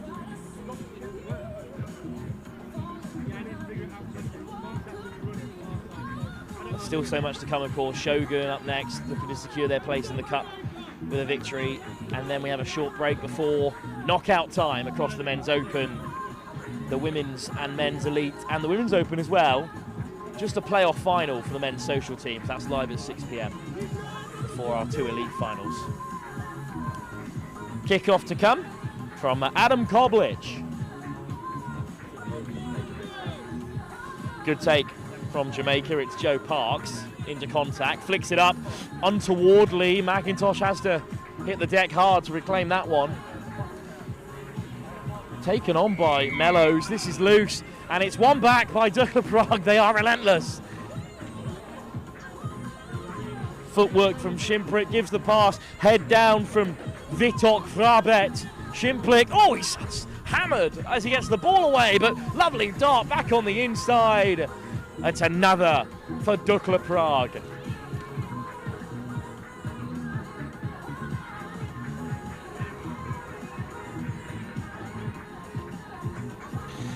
Well, there's a lovely quote at the bottom of this, which is Coach Jan Tomilik loves this side more than he loves his own children. He is Dukla Prague through and through as the extra 2 points are knocked over. If the Tomilik children are listening in, don't worry. I think he's joking. Might have to bring that one up when you get home later. Of course, they're here for all 5 legs, Dukla Prague, and they look really impressive so far. Just a physical outfit, very fit, very well organised, as unfortunately Vitok Frabret has to leave the field, hobbling a little. They are the main route through to the Czech national team, this Dukla Prague side. They've got plenty of support to bring them over here. It's so great to have them as Suga looks to get underneath it. Instead it's tapped back the Czech Republic's way by Christoph Ochitil. Long ball over the top. Here's Suga. Tall man out on the edge. He gets those long limbs flowing. He's almost tipped off the ball by Jamaica. They do well to let him go. Counter up comes in. Suga has it stripped from his grasp by Bonson Mellows. Oh, but then from the base of the breakdown, it comes loose, and it's Matos Severin to score another. It's disappointing stuff for Jamaica.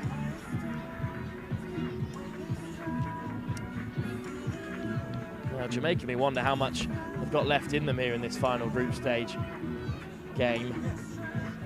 At the moment, they are being outplayed by Dukla Prague in every capacity.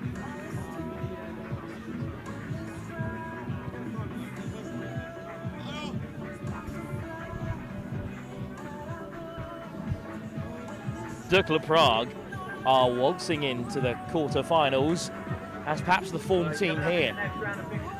Got to look at the likes of Apache and the Conquer Knights as well, who have all gone undefeated in the pool stage so far. Koblich to the far side. Great take from Roman Priestley-Nangle. The line speed from Dukla Prague is ridiculous. It's a very strong carry to evade it. That first receiver for Jamaica UK. Oh, great carry. Bundling run from Romain Francis Irwin. But in the end, the ball is stripped from his grasp, and Dukla Prague have it again. Just about held by Ochitil. And Set up the jumper from the Czech. Still they get the offload away for Suga. Long ball over the top. Delay on the pass to put them through the hole again. Andre Scholtenal. And Scholtenal scores another for Dukla Prague. Andre Scholtenal with another score, and it's another 2 points from Adam Koblic, and Dukla Prague are a terrifying prospect for all involved.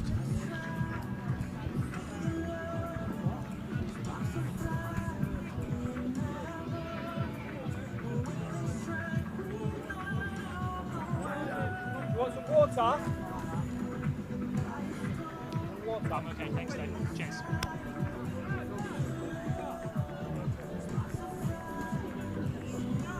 Suga looks to volley it backwards from Jamaica. Oh, it's a knock on off the kickoff. I thought they had a chance to play there.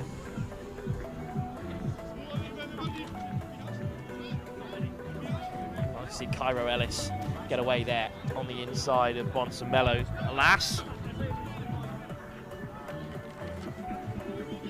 Mari Cairo side are under the pump here.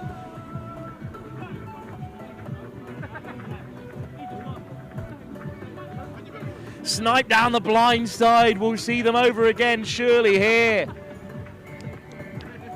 Matos Severin slides under the last-ditch tackle of Roman Priestley Nangle. It's more on the board. This is the most one-sided game we've seen in the tournament so far here on pitch one, and that's saying something as it's the penultimate game of the group stage. But also, to beat this Jamaican side, full of talent, in such commanding fashion. Goodness me, what a day for Dukla Prague. They're through, undefeated at the top of the pool, but who will meet them? Apache already through, but Shogun, who were beaten by the men in blue, are in action next, looking to secure their place in the Cup quarter-final. We'll be back here at the Manor Sevens before our 20-minute break after our final pool stage in just a few moments' time. No, I just have to get going. I'm just jumping at the bit. It's 20 minutes.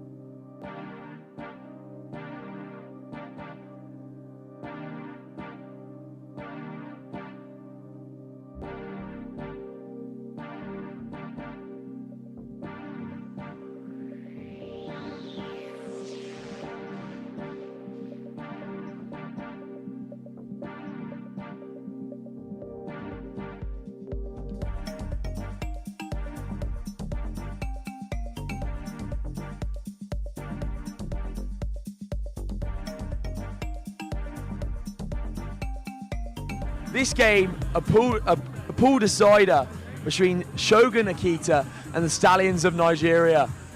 And Shogun looking to go top of their group with if results swing their way. They've already been beaten by the boys in blue, Apache. And so have the Stallions here interesting one going through. I'm joined by Brad Bomber of the Wild Dogs. Brad, we've done a lot of coverage on you this year. Obviously having a great year in schoolboy terms, selected by Scotland, and now playing Elite Sevens rugby. How does that feel? Oh, it's amazing to put your name out there. The boys here are great. It's such good fun. Such good fun.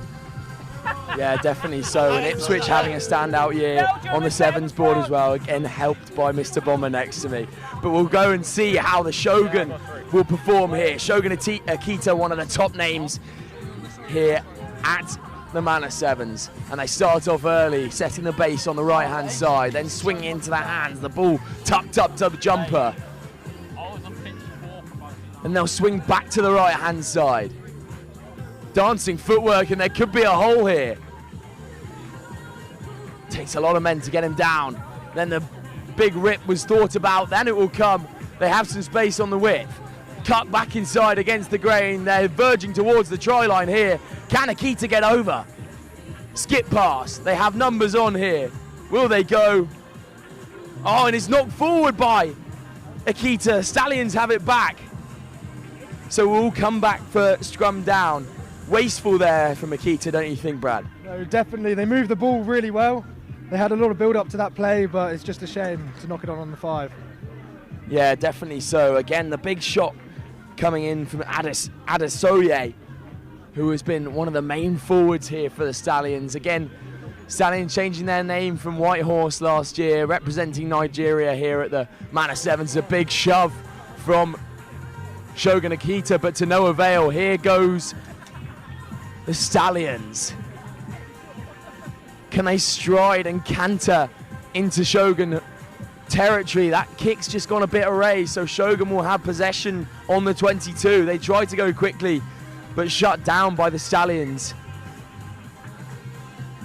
Good a bit of respite there for the Stallions, who can now evade a bit of pressure from Shogun, but if I was a betting man, I'd say they'd come straight back at them.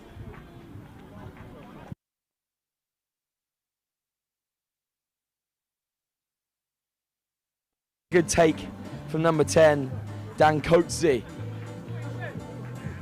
And the ball just becoming a bit awry now. Stallions will fall onto it.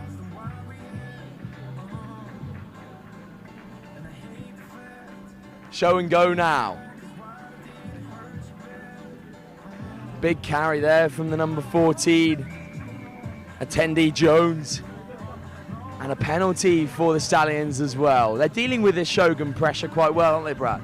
No, they are. They need to string a few phases together, though. This kick to touch should put Shogun under a little bit of pressure, so hopefully they can execute. Yeah, still yet to get into Shogun territory. Can they get those big boys on the ball? Watch out for number 1, Suve Abano. He's a big man. When he gets going, he's hard to stop.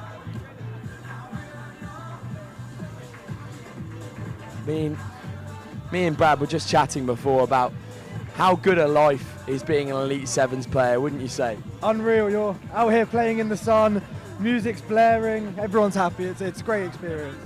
Definitely so. And Shogun win it back. Here's Mason Hughes, formerly of Brunel University, the big Welshman. Will he get free? Hughes shifts on now. Out to number 3 on the width. Now Shogun surging into Stallions territory once again, but it's the big man Abano over the ball. And now he'll go on a trundling run and give off to the number 14, Attendee Jones. Jones still going, then hands off one more. This could be groundbreaking for the Stallions, and it is. So impressive to get down into Shogun territory, and what an offload from Attendee Jones.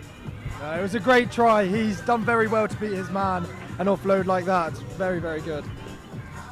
Fantastic work from the Nigerian Stallions, and they will go 5 up with a kick to come. And it's left up to the boot of Govalin.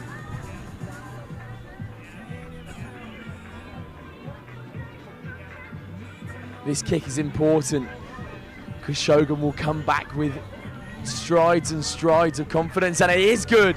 What a kick from downtown, Brad. Such a good kick, good. Yeah, good one, a bit to the left there, but such a good kick, wow. Really, really good from Govalin there. And all made by that big turnover in territory by Benabano. Not Benabano, sorry, Suve Abano. Benabano obviously represents in the Rugby Championship. Suve Abano, great turnover. Almost Benabano-like though, I would say. He's a great player. He is a great player. Look at him. Oh, and just knocked on there. Ekendal just knocking the ball on. So Stallions again now in Shogun territory. This Shogun side a bit stuck for ideas, Brad. Oh, they don't know what to do there. Defending really well with Stallions. It's going to be good to see if they can execute now. And of course this all goes down. And if Akita don't get the win here, the group changes around a bit. They don't go in through at second anymore, I don't believe. As I just go to my trusty mobile device to check the groups once more. And here go the Stallions. As I check through, yeah, if the Stallions can get a win here, they actually push above Shogun Akita into that second place spot. Apache will go through, provided they win in their game. But if Stallions can get a W on the board here and they do stride through the tackles, that's 3 beaten on the way and they will go through the Stallions. That's a second try. Number 5, Asiri here. Sorry. Such a strong player there. He's done so well. So well. Adam Asiri. Asiri striding through the contact. Reminds me of a Brad Bomber playing for Ipswich, I would say. No, I wouldn't say that. He's done very well there. That's a big comparison to make. Anyway, Stallions go up once more, and they will score the kick as well. So that will be 12 on the board for the Stallions to Akita's 0. What a first half there for the Nigerian Stallions. Brad, they've impressed, haven't they? They've impressed big time. I thought the others were going to perform a bit better. I thought they were going to execute, but yeah, the Stallions have done so well. And as we sit, Shogun Akita will not go into the cup competition. It will be the Stallions from Nigeria. More second half action to come in a few moments' time. Brad, thank you very much for joining me. It's been an absolute pleasure. How go well with the Wild Dogs?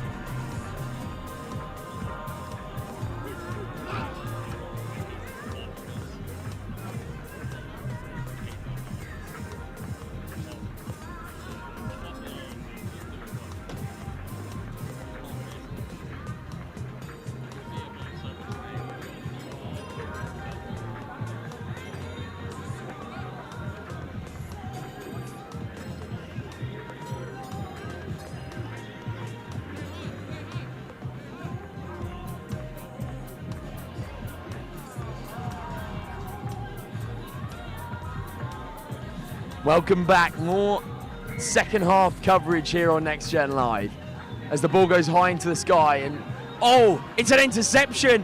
One back by the Stallions, but will come back. Not gone 10, and that's such a shame for Go Valin.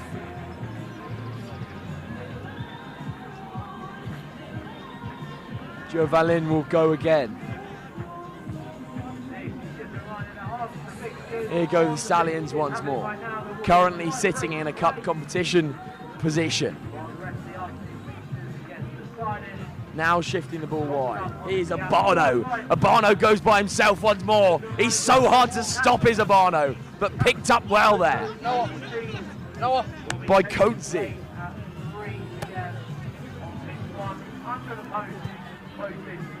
Now they'll shift wide. The hand's slightly awry and not kept in there.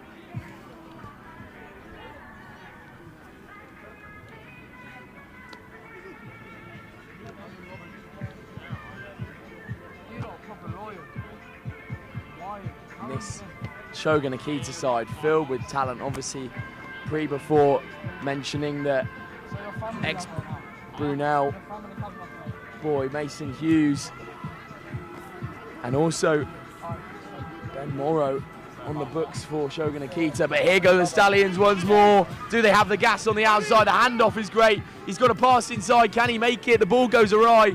Unfortunately, little chip up. That's a great bit of invention. Can the ball get into Stallions' hands? Picked up by Akita. Akita with the... Oh, that's great footwork. Dancing feet, and he will go through, beating the gap, but stopped by Asiri, the try scorer in the first half. Now Shogun Akita with the ball again. Ball handed out now. Slowed up here. Just beating the contact. Aria 7, R2, and then the Shogun will get down the outside. The familiar face of Adam McLean will go over, and he will go underneath the sticks as well. Shogun get their first score, and it's a full complement of 7, making this game very interesting. 12-7 now on the score sheet.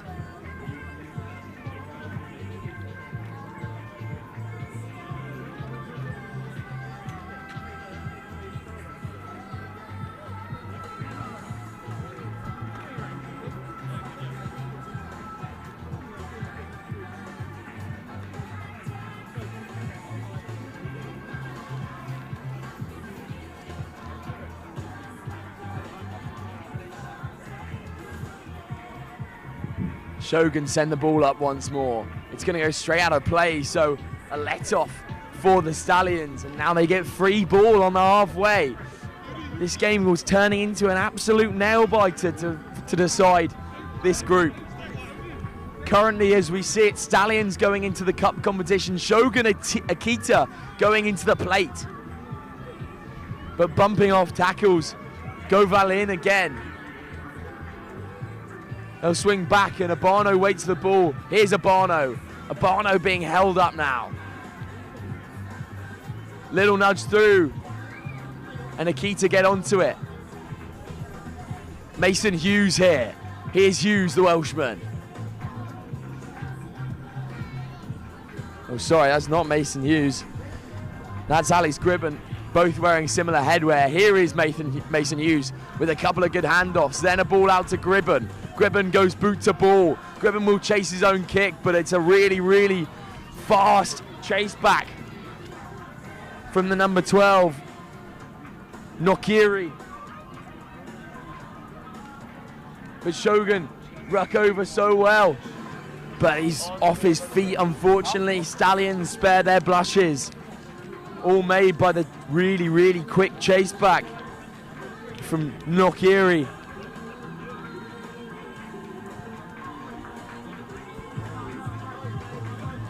And Stallions just have a player down at the moment. Obviously, as I say, Stallions currently in the cup competition, provided that Apache win their game on pitch 2.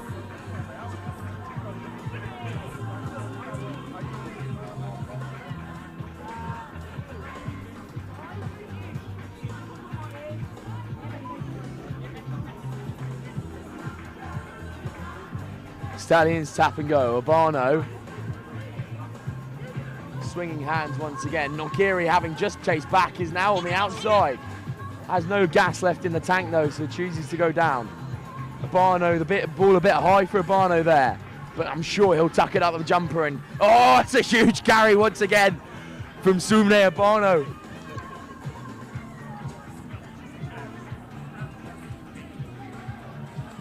And again, the hands around the outside. Number 14, Adenyi Jones. Ball in front of Urbano, can't get to it, so instead his other Stallions will get involved. 3 p.m. photo. Captain, pitch 1. 5 minutes.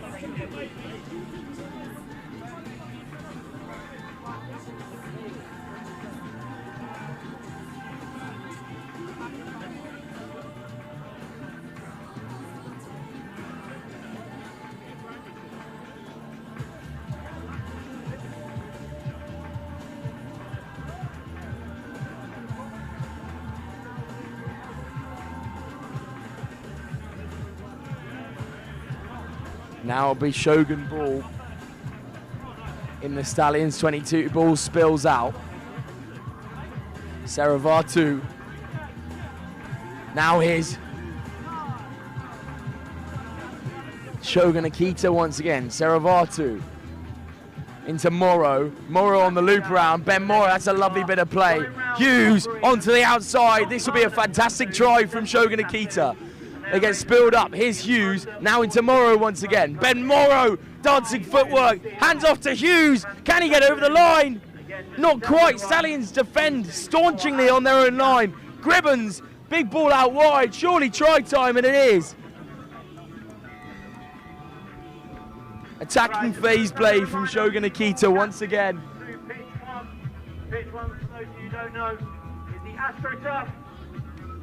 Pitch 1 under the sticks. And that's fantastic work from Shogun Akita. Clubhouse, we need all club captains, please, for a photo. Thank you. Matches will be resuming in about 20 minutes' time.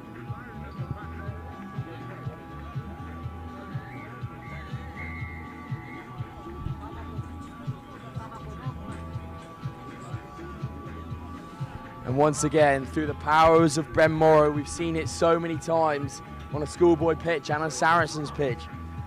Makes them pay, and Hughes linking up really well with Morrow on the left of the park, and that will be full time. 12 all here after that missed kick, so will be a draw. Not sure what that means for the group at the moment.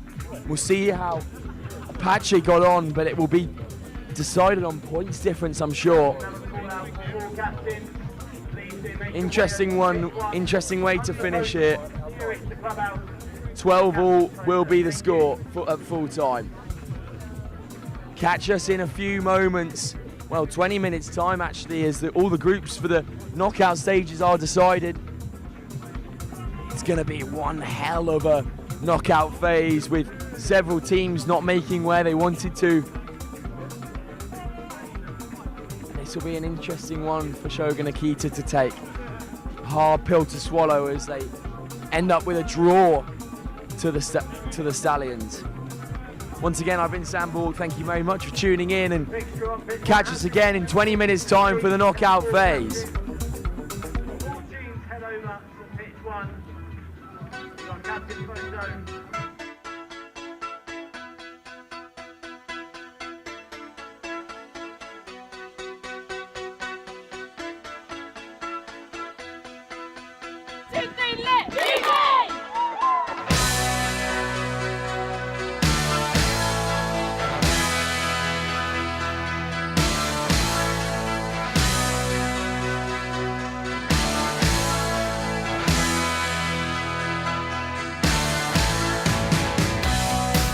There was a girl I knew. She said she cared about me. She tried to make my world the way she thought it should be. Yeah, we were desperate then to have each other in a home, but love is a long, long road. Yeah, love is a long, long road.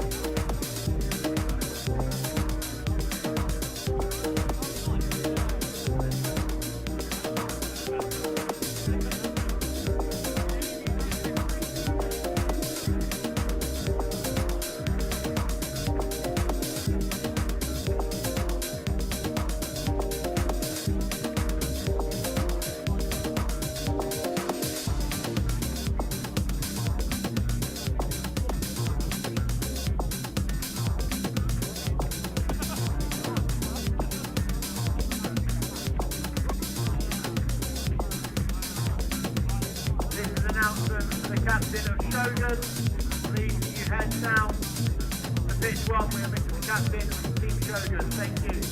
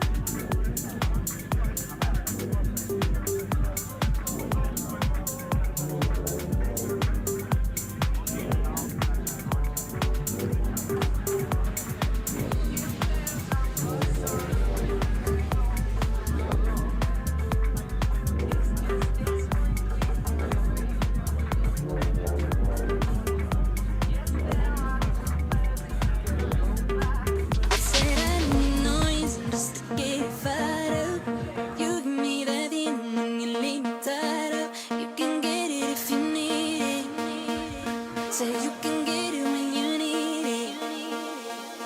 Say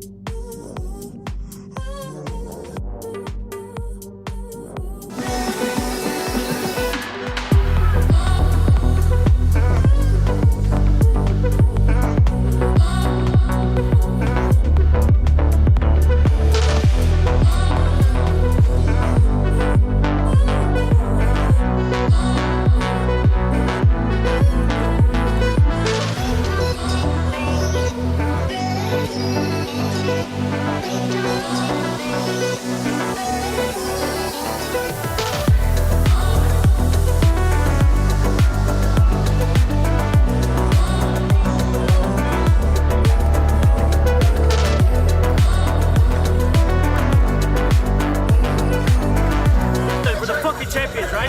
Yeah? There's not a lot of chances that you get to be a champion in your life. This is the chance right now. We're the champions of the world right now, okay?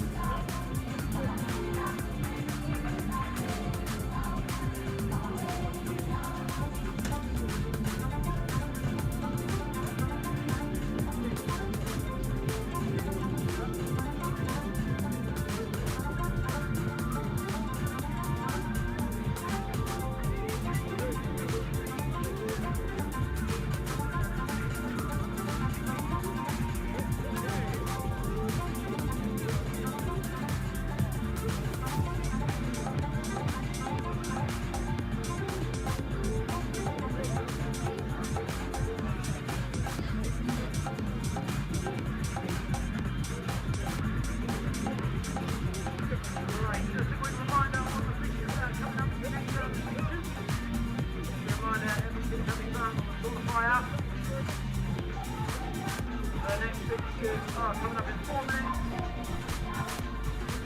On pitch 1, we're seeing the women's open. We've got University of Bath versus Stallions. Pitch 2, we've got the men's open. Spartacus versus FRM Beavers. Pitch 3, LU7 Rugby versus Sappers. And on pitch 4, women's open, Eton Manor versus RFC. Good luck.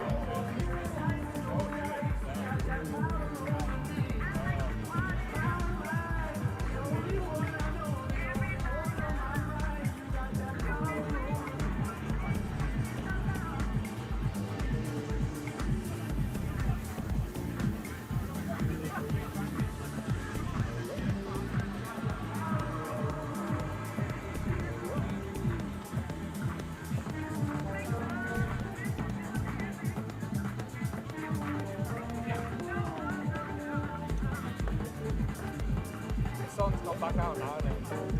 The sun's come back out now.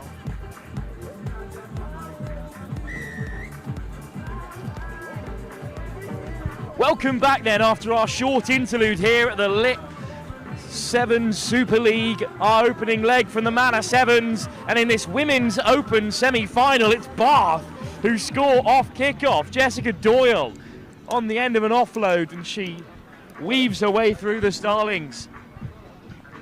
Well, this is the Women's Open. It's the first time here at Manor Sevens that there's been 2 women's competitions, an Open and an Elite. Eccleston off target, but a bright start after the break where the captain's photos were taken, and all of a sudden we're back on here. So the University of Bath, they are in this semi-final against the Starlings, which is the Nigerian Exile Sevens team. It's only their second tournament appearance. Eton Manor and the Fine Rugby Now Beavers, more social sides, are in the other side of the semi-final draw, with the playoff to come between the 2 third-place sides in the Women's Open later on this afternoon. That's the Wild Dogs and the Barnes Silly Geese. So Bath topped the group with 2 wins over the FRM Beavers and Barnes. Starlings were beaten by Eton Manor, but did beat the Wild Dogs to reach this stage. Spits all the way around for the Starlings. It's whipped in field. And what can they create? Comfort Ogbonia. Lovely offload. Play around the corner with pace, but it's knocked on. I think 2 knock-ons there will give Bath back possession. So the University of Bath, they've been on the series 4 times already. They do have a women's elite side, and they have made it through to the knockout phase after a clutch victory against Fullsend to send them down to the plate. That's a massive result for Bath, who put 30 points past the New Zealanders. And in Bath's second side, they're also undefeated. So it's a really good day for the University of Bath's women's setup. Not so much for the men's, who finished bottom of the pool in the end. Hard line. And a lovely offload as well. Bath playing with real freedom.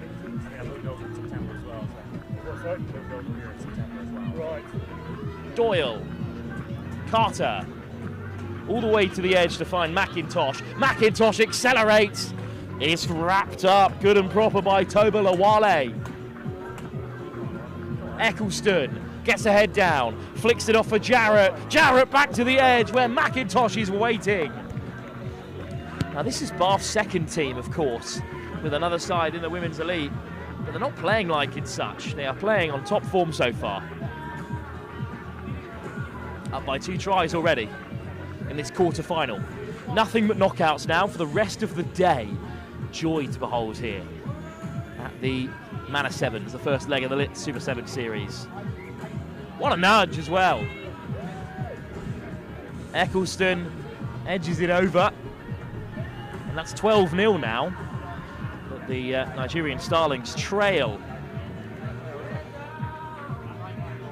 After this fixture, we bring you a men's elite plate quarter-final between the Wild Dogs, who finished 3rd in the group, just ahead of the University of Bath, and the Carviti Rugby Academy, who are bottom of the pool, but also included Apache, Shogun and the Stallions. 3 teams finishing on 6 points. Sorry, 2 teams finishing on 6 points. Stallions knocked into the plate. So the Starlings carrying the flag for Nigeria. And the free kick on halfway. Up the jumper from the Starlings, but knocked on as it was laid back. No chance for Lawale there to get roaming. So Bath in possession, up by 12. So the winner of this game will head straight through to the Women's Open final to face either the host Eton Manor or Fine Rugby Now Beavers, who are the defending Women's Open's champion, it should be said. Really physical carry, looking to burst through the contact. It's brilliant from Jessica Doyle over halfway. On her own there, with the snipe. Bath just about keep it in play. Eccleston.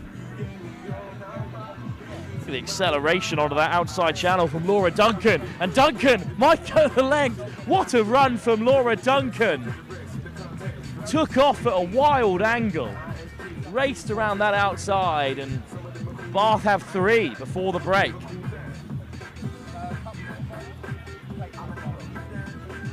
Had so much work to do there, Lauren Duncan, when the ball was played wide. And Eccleston nudges it over. 19-0, the University of Bath on top, setting up a final with Fine Rugby now, who they've already beaten, or Eton Manor, the home team, as things stand in this Women's Open.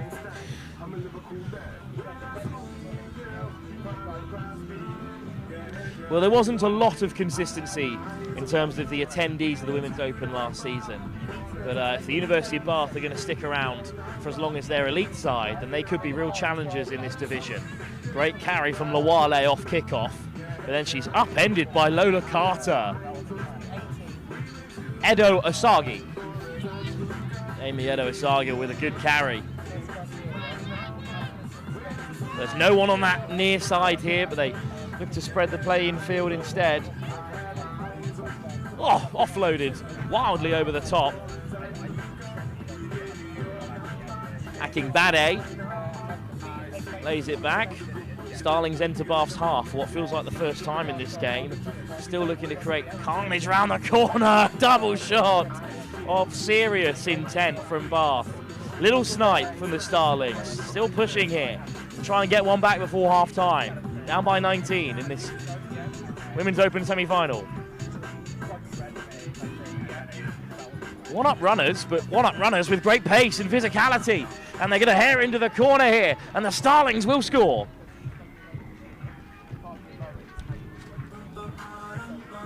Not tactically the Sevens that we expect to see here on the biggest stage at the Manor Sevens, but this is a team that have only ever played 2 tournaments together, including this one. So maybe they should just back themselves on the outside every now and then. That's exactly what the Starlings did there to score before the break. So kick from a long way out. Won't be an easy one either.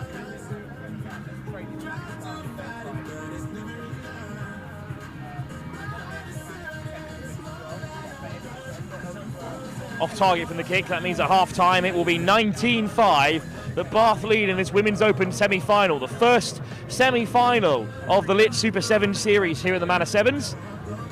And it's Bath, who have 2 teams in the competition, with their women's side heading through to the Cup quarters, who hold a 19-5 lead over the Starlings, the only side from the Starlings and Stallions set up still poised to attempt to take down a cup here at the Manor Sevens. They've got 7 minutes left to save the dream, Starlings.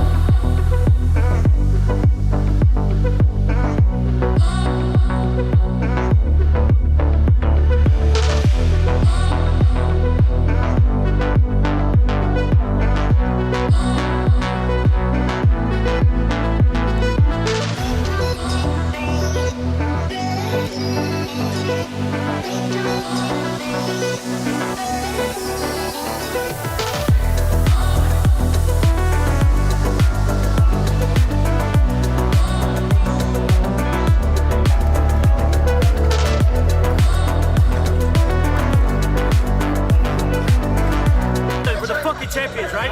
Yeah? There's not a lot of chances that you get to be a champion in your life. This is the chance right now. We're the champions of the world right now, okay?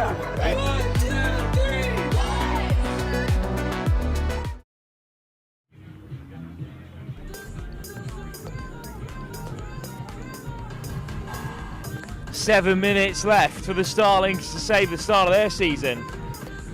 A brand new team formed with the support of the Stallions, the men's Nigerian Exiles. The women's side, well, They've already won a game today at the very first leg of the Lit Super 7 series here at the Manor Sevens, but in this Women's Open semi-final, they trail by 19-5. Grubbard stayed down the throat of Bath on the receiving end of kickoff.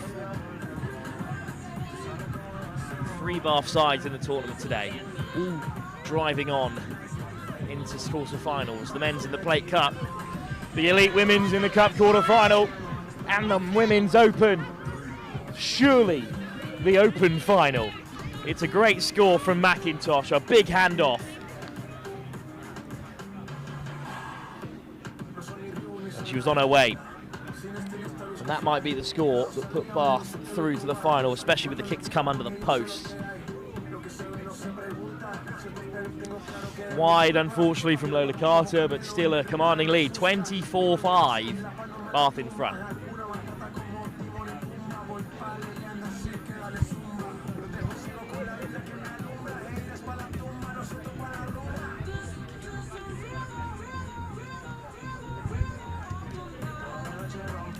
Kickoffs to come from Bath. They score first in the second half, straight from kickoff really, after it's regathered. Just 2 phases to reach the width where they've been so dangerous. Deep kickoff this time from the women in blue and gold. Bath playing just 1 league below Superbucks, of course. Their women's programme is on the rise. Men's team are champions, but they've already been knocked out of the cup here at the Manor Sevens. Speaking of growing programmes, it's the Stallions who are the new kids on the block here. And what a carry this is from Shabanjo. Almost up to halfway there, Daniela Shabanjo. Little snipe trying to catch Bath unawares, but they've got cover. Coming around the corner in blue and gold. Shabanjo wants to go for the pick and go, fancies it round the corner. More good yards for the Starlings, but then spilt into touch.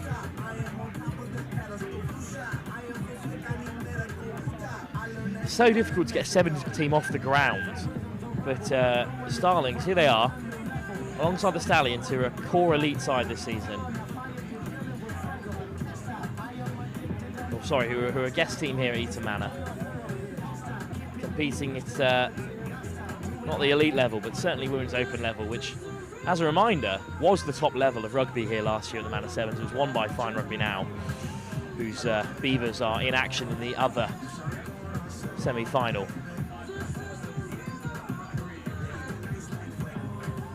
Doyle cuts through herself. Well, Doyle had support outside her, but it's a lovely dummy from Jessica Doyle to see her through. Bath make it look very easy. And there's no doubt now that they will be competing in a Women's Open final later on this afternoon. In the glaring sunshine here at Eton Manor Rugby Club. And will they face the hosts? What a matchup that will be, as Eton Manor have indeed topped the other group that included this Starling side.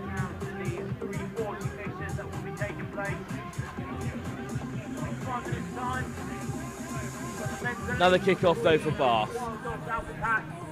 It's a great kick-off, but it's just beyond the try scorer Doyle, who was the widest player, and in fact it hasn't quite crept over the 10-metre line, so free kick on halfway. Last few moments to see what the Starlings have to offer the Sevens circuit this season. Direct again, but a strong carry from Toba Lawale. Oh, unfortunately it's knocked on from the offload. That is a shame. So I haven't quite seen enough of the Starlings with ball in hand. I mean, they've got a very direct style of play. Bath, obviously being a step down from the elite side, they have got more structure in place, and it's seeing them over well here.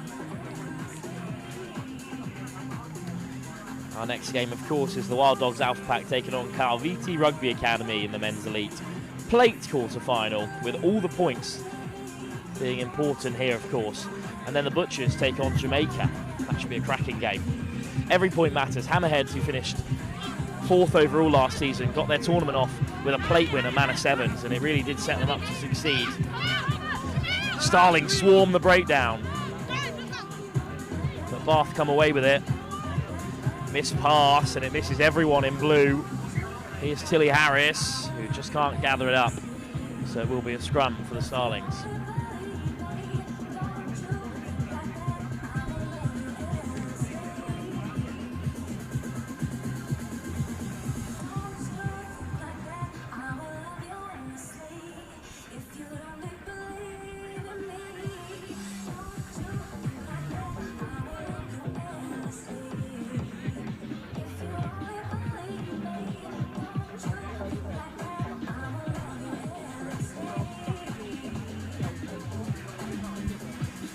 Comes back for the Starlings from this scrum. In fact, it's a real mess in the end.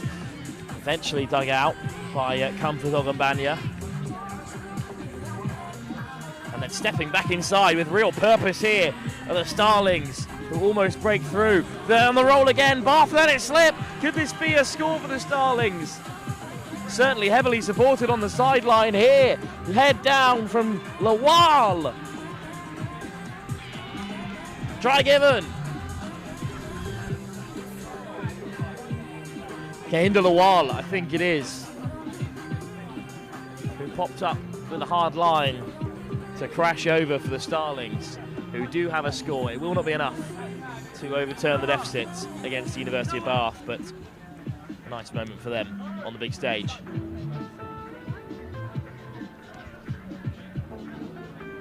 And maybe still time.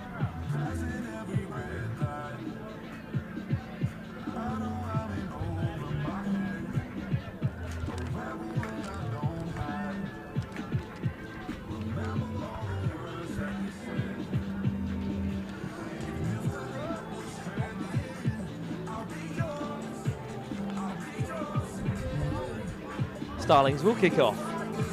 There's not long to go here. Well collected in the backfield by Bath. Good acceleration. Bath pinned back with his. Skating down the touchline. Oh, what a run this is from Tara Lemire. Lemire has enough in the tank to dot down in the corner. Tara Lemire right down this near touchline, just tiptoeing on the right side of the white line, and Lemire has the final say, I believe, for Bath.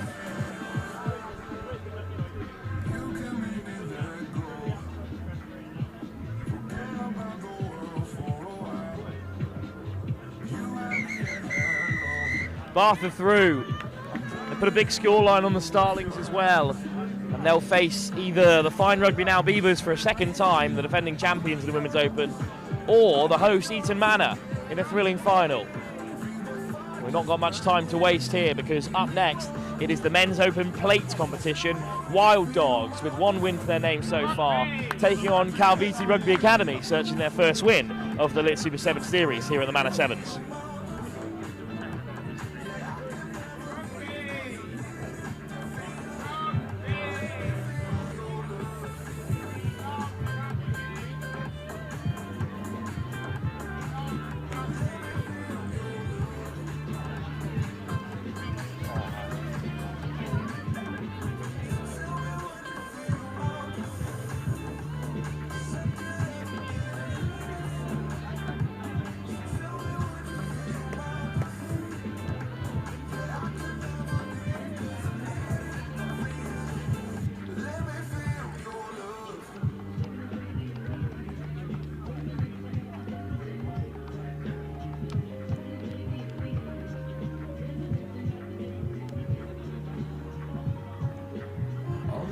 So if you're joining us for the Men's Open Plate quarter-final, you're just in time as Calviti Rugby Academy take on the Wild Dogs, the South African expat side, which has been a staple on the circuit for so long.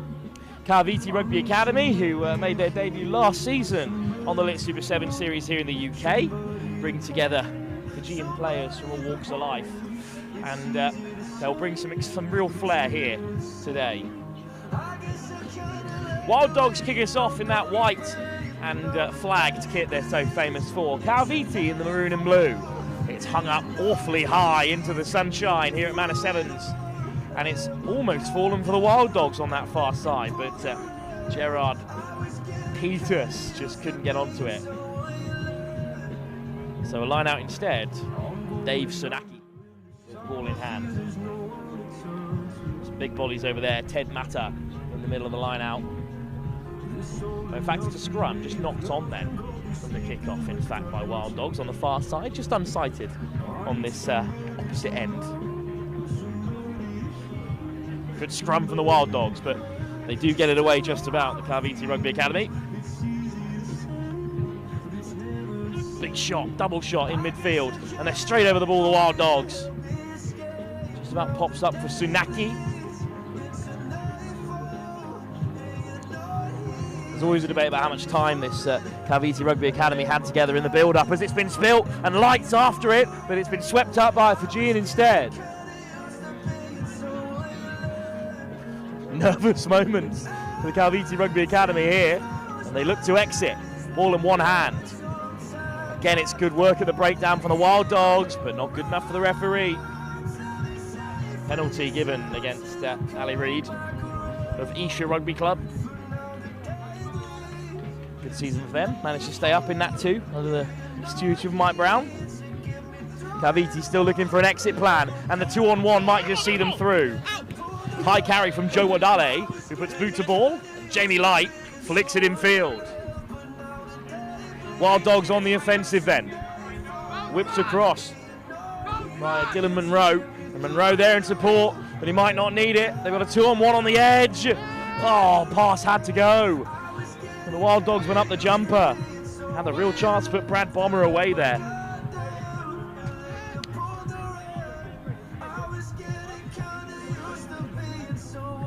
Oh, how easy have the Wild Dogs made that one look. George Williams just slides in, the Bath Uni boy. Well, Bath University already beaten today by this Wild Dog side. In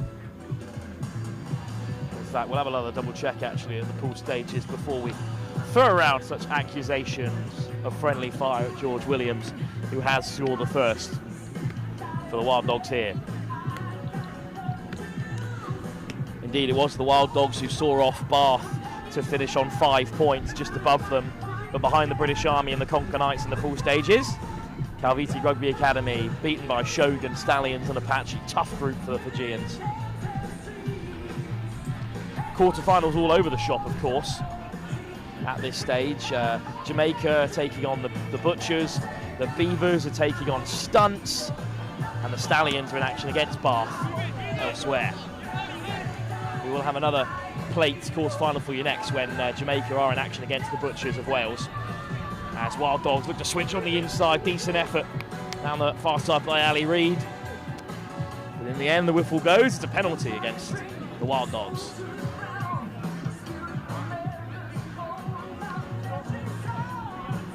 Looking for the touchline.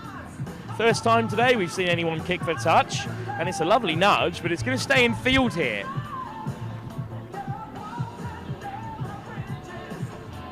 Work to do here, the Calviti Warriors, and then what a ball over the top. And will this pop up for the Wild Dogs and Dylan Monroe?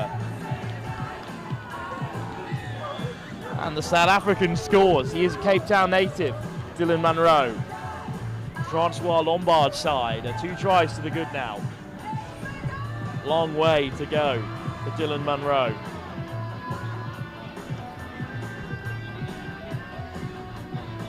Easier kick this time under the stick. Surely this will be the full set of 7 for the Wild Dogs. They're going to take a 12-0 lead in this quarter-final.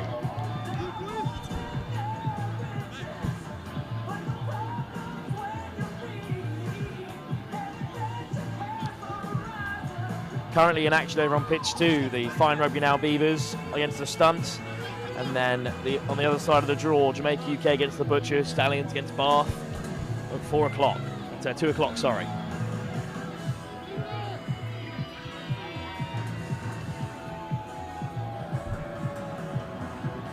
I was spot on, 4 o'clock it will be when our next round of fixtures pop up. But for now, lovely hands from the Wild Dogs, and it's a lovely step off the left boot as well to send the Wild Dogs home. That is a stunning score Made it look very simple there with some soft hands and then one step off the left boot. And the Calviti Rugby Academy were all ends up. Another try.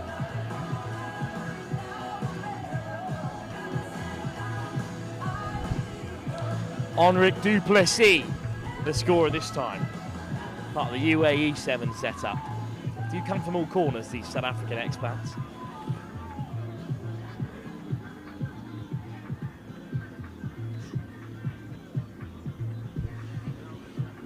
Brilliant first half then for the Wild Dogs as they look to head into a plate semi-final.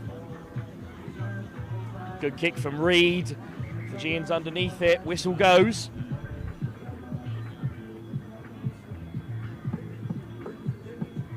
It looks like the coach is just on the field at the moment, just assessing his players, and they're going to have a little call here between the referees on that far side. It was a little bit messy from the kick-off. I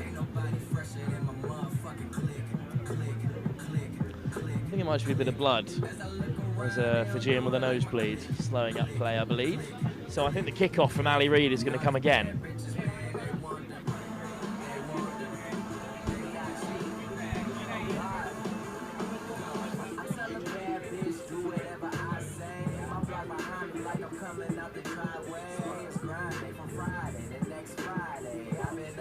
What a nudge that is, right onto the 10 metre. There's a Wild Dog underneath it. Gets a little shove from a Fijian, and then there's a foot in touch, so it is a Wild Dogs line out in the end.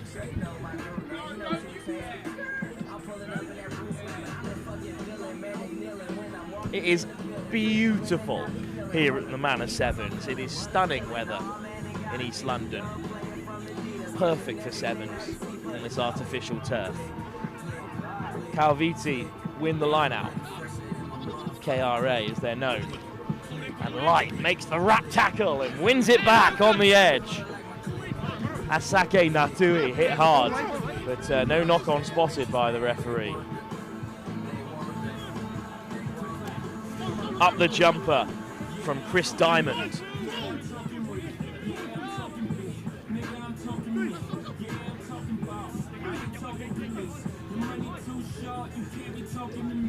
Tavia Catini. Diamond. Wadali there in support. Off the deck from number 15, Gabi Tagibakatini. Oh, what a hit in midfield. Real pressure put on KRA here.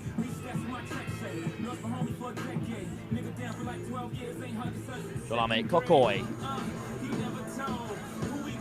Little nudge ahead, but there's no one really chasing. Except for the man who kicked it himself, Gabi Tagibakatini. Good pressure, but the Wild Dogs do swing it aimlessly into midfield. Bit of broken field, in fact, for them to play with. In comes the big handoff. Sweepers there to meet the Wild Dog on the loose. Laying it back well, but the Fijians have stolen it. Penalty though, man off their feet. Quick tap from Ali Reid. Reid steps inside and out. What a carry it was from Henrik Duplessis. Oh, interception on that far side, tapped up into the air by the Calviti Rugby Academy. But they are surely going to score here. Harried all the way, Dave Sunaki. But a good grab from him and a good score for Calviti Rugby Academy.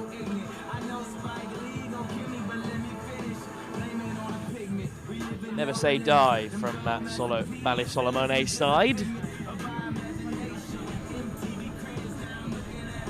And full set of 7 for Sanaki. So life in this quarter-final as we head into the half-time interval. But a very strong performance from the Wild Dogs. Sunaki with a score right before half-time to keep the Calviti Rugby Academy in the game. But in the men's elite plate quarter-final, it's advantage Wild Dog as we head into the final 7 minutes of this tie.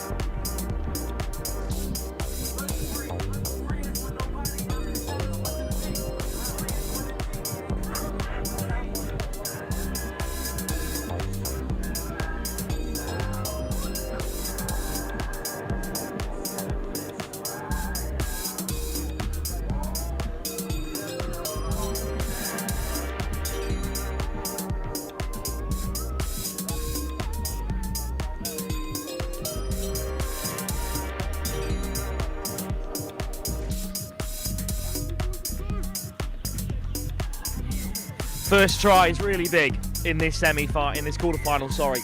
With a semi-final in the elite plate on the line, Wild Dogs with a bright start. Carviti Rugby Academy with a quick response, and from kickoff, looking to make a mess of things. Oh, it's been spilt. A huge opportunity has been laid at the door of the Carviti Rugby Academy there. It's an error from the new man.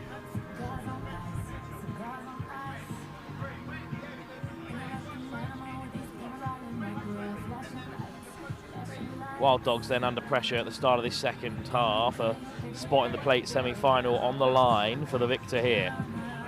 Carviti, no wins so far today. Just the one for Wild Dogs over the University of Bath. Here's Wakanidrola with Turner outside, and Wakanidrola looks on the inside instead. On the roll, how's he got it down? Gabi Tagivakatini a little bit short. Great acceleration at first receiver, still juggling with it, oh no! Put down by Bradley Lucas. Eventually dotted home, and oh, the try's been given. Well now, Diamond the scorer. Golami Kokoi, well, it certainly looked like he put it down. But the referee waved play on, and then it popped up for Chris Diamond, of all people. And all of a sudden, the Carviti Rugby Academy, with a kick to come, well, they were within 5 points. Make that 3. Game on. Carviti Rugby Academy with a gift, really, from the Wild Dogs. Back into the game all of a sudden.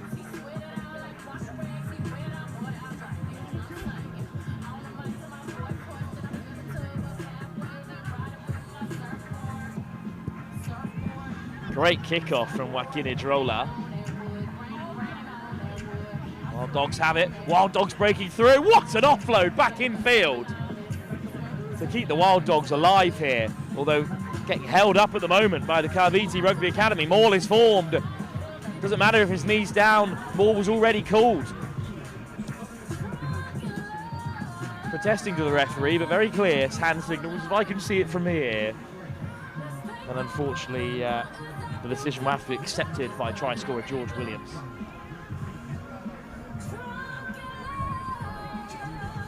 So, scrum for KRA.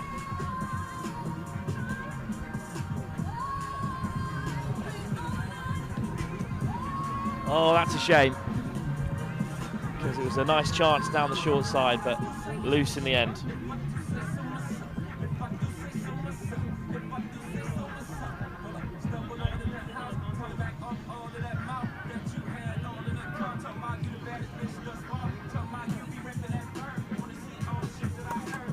Off the toes of Tagiva Katini. Here's Wakinidrola. Does get the offload away, just plans against the referee though there to slow things down. Tagiva Katini lays it back. Veramo Wakinidrola. Long looping ball over the top. It's been intercepted by Williams. Well, that time it's the other blonde-haired maestro, Jay Hare. Well, Hare looking to lay it back. Blonde hair gave it away. Is it on here for Brad Bomber, who plays it wide, and it should be a walkover for Henrique Duplessis. Wild Dogs, very popular with the Eton Manor faithful on the far side. Henrique Duplessis with his second try.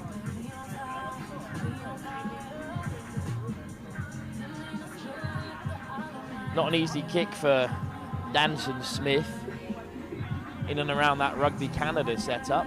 Going to get more and more minutes on the 7 stage. Oh, he makes it look so easy. Smith knocks it over. He knew immediately that was going to find the target once he let fly. And Carviti Rugby Academy are back up against it here.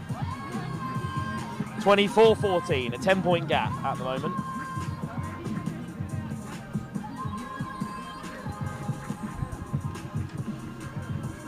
Turner dummies the kick. swung in contact, and it's loose. He gets away there from Ted Mata. And the Wild Dogs trying to strip it back. Indeed, the Wild Dogs have it. Jay Hare. Big fend from Jay Hare, and the hole opens up for him. Travelled all over the world with Rugby Sevens, 14 countries in total. Smith on the edge. Smith steps around one. Looks to step another, and then he's down the throat of Mata, so it has to be flung in field. Offside. Reed goes quickly. Reed ducks under the challenge, throws the dummy. Reed gets it down in the end. 29-14. Might just wrap it up for the Wild Dogs.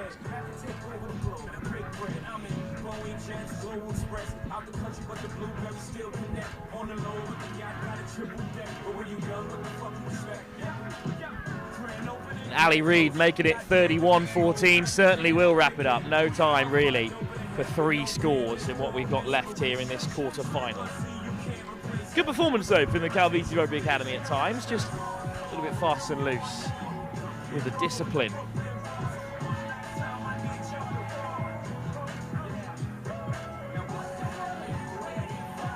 Ali Reed. It's a great kick. Is it going to reach the 10? Oh, it's just an inch short.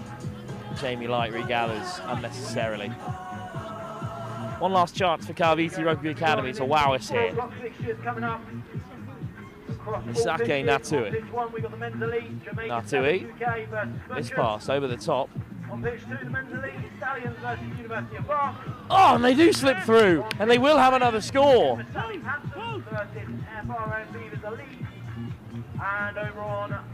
And the offload as well to dot it down under the post. Mata with the score.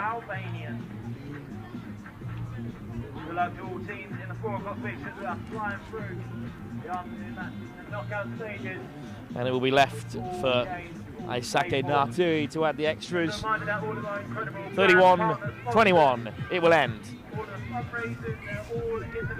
So 10 points in it in the end, but the true story was one of Wild Dogs really grappling for control in that second half, but in the end, one last score got them over the line, and they're through to the plate semi-final. But who will they meet in the latter stage of the competition? We'll wait and see. We've got another plate final for you for the men's elite competition. Up next is the Butchers of Wales on their debut, looking for an opening win against Jamaica Rugby, whose one victory against the Stunts has put them into this tie as seeded favourites. That's our next game, live here from the Manor Sevens, the first leg of the Lit Super 7 series, where every point matters across the 5 legs. Another plate quarter-final up next from the men's elite competition.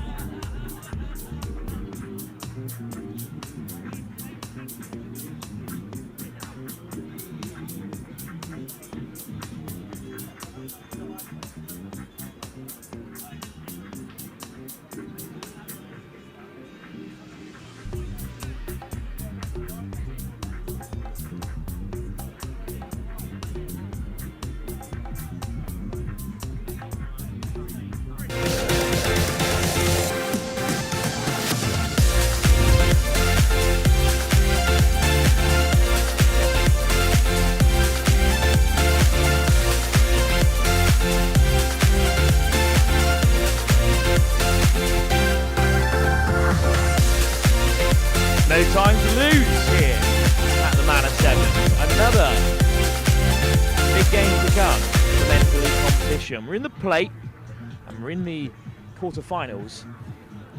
And up next, it is Jamaica taking on the Butchers. Well, Stallions and the University of Bath are in the other side of this pool. Wild Dogs, victorious, will meet either Fine Rugby Now Beavers or the Stunts in the semi-final on the other side of the draw. Butchers get possession of the kickoff deep from Jamaica. Soft hands to the edge. And Lecco bouncing his way through contact.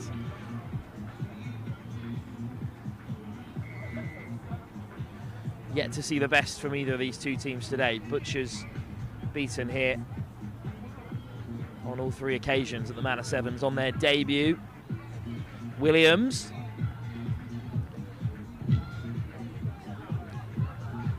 Jamaica look pretty steady here, but there's no sweeper in behind, so in comes the boot. And it looks like Jamaica are going to win that race. Ellis shrugs off his man, Cairo Ellis, and loses the ball in contact. So it's a good net gain in the end for the Butchers, who will have a scrum just inside the Jamaica half. Kick is only as good as its chase. Very good kick there.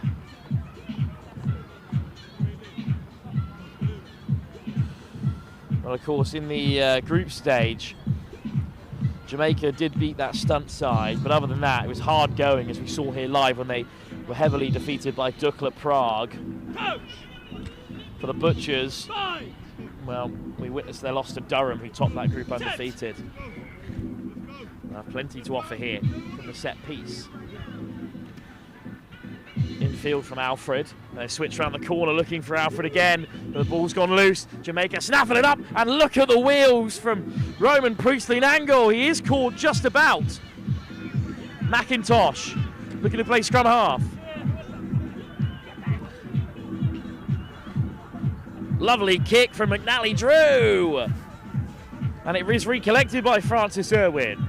Remain Francis Irwin. Butcher's looking to hold him up here. Can the Jamaican make it to ground? There are his knees, but the maul has been called. And interestingly, the scrum is Jamaica's. Well, not entirely sure what went on in that far corner. It looked like it was taken in by Remain Francis Irwin and held up, but scrum for Jamaica, so the maul must have been called after the ball was stripped by the Butchers. That's a shame, after a good defensive shift. Well, Romain Priestley Nagel, one of the 3 recently capped Jamaican internationals in this Jamaica-UK team, is going to have to leave the field, unfortunately. That's a real shame. But they're not lacking for pace to replace him. Romain Francis Irwin has taken his place on this left wing with Graham Mulvaney. Aaron Graham Mulvaney inside him. And Graham Mulvaney says, no, I fancy the wing. So I think they're going to hit Romain Francis Irwin hard here. Luke McNally Drew at first receiver if he can get it after this scrum. He was player of the tournament at the Lit Sevens down in Wasp back in 2024. Luke McNally Drew under a bit of pressure from the high press of the Butchers. Skirts on the inside, on the roll. Makes some good yards here. Oh, it's just bobbled up for Romain Francis Irwin. But what a recovery! Well, I think it was Cairo Ellis in the end. He recovered really well. And managed to sneak over for Jamaica's first. Luke McNally Drew to add the full set of 7. Wayward. So just 5 then for Jamaica. But, top work from them in this early stage. Plenty of time left in this first half for the Butchers to respond. Jamaican kickoff in the meantime.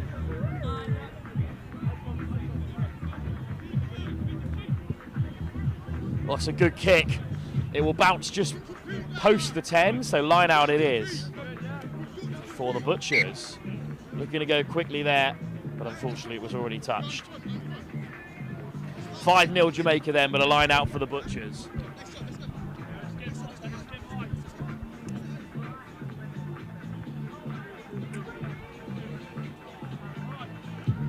Grady Alford with the throw, short, and Alford round the corner, he's dropped it, and then the man in front of him, Ethan Williams, is offside. Jamaica celebrate, they didn't do a lot there, but they'll take it.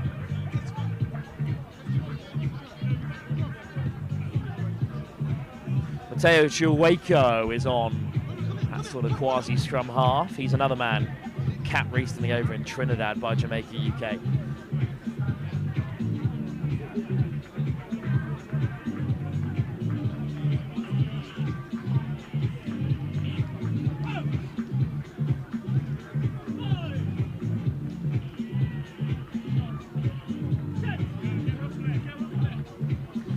Oh, it's spat out so kindly for Mateo Chiwako. And he'll score. Just flicked off the back right leg of the hooker in green, gold and black. And as the scrum was wheeled, the Butchers 9 was nowhere to be seen. And Mateo Chiwako makes it 10-0. Slots it for a full set of 7, McNally Drew. So it's 12-0 that the Jamaicans lead in this quarter-final.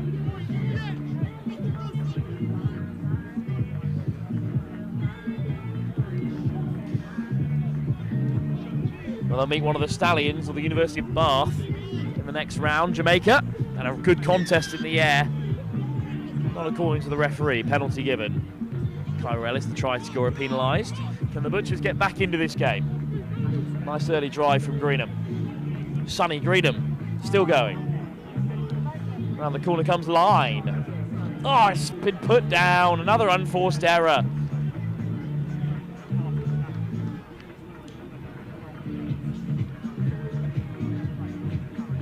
The Butchers just not precise. As of yet, that's the third sort of unforced error. Not really off the back of Jamaican hard work that has coughed up possession. And this time in a dangerous area for the Welshmen.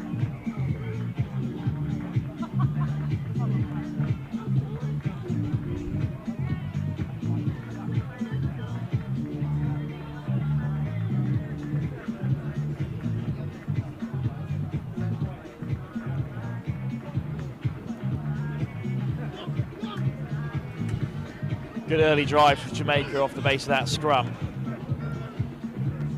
Overcomes Graham Mulvaney's play scrum half, and then the kick ahead with Cairo Ellis in mind, and Ellis will collect, and Ellis will score his second, and Jamaica, before half time, have built a commanding lead.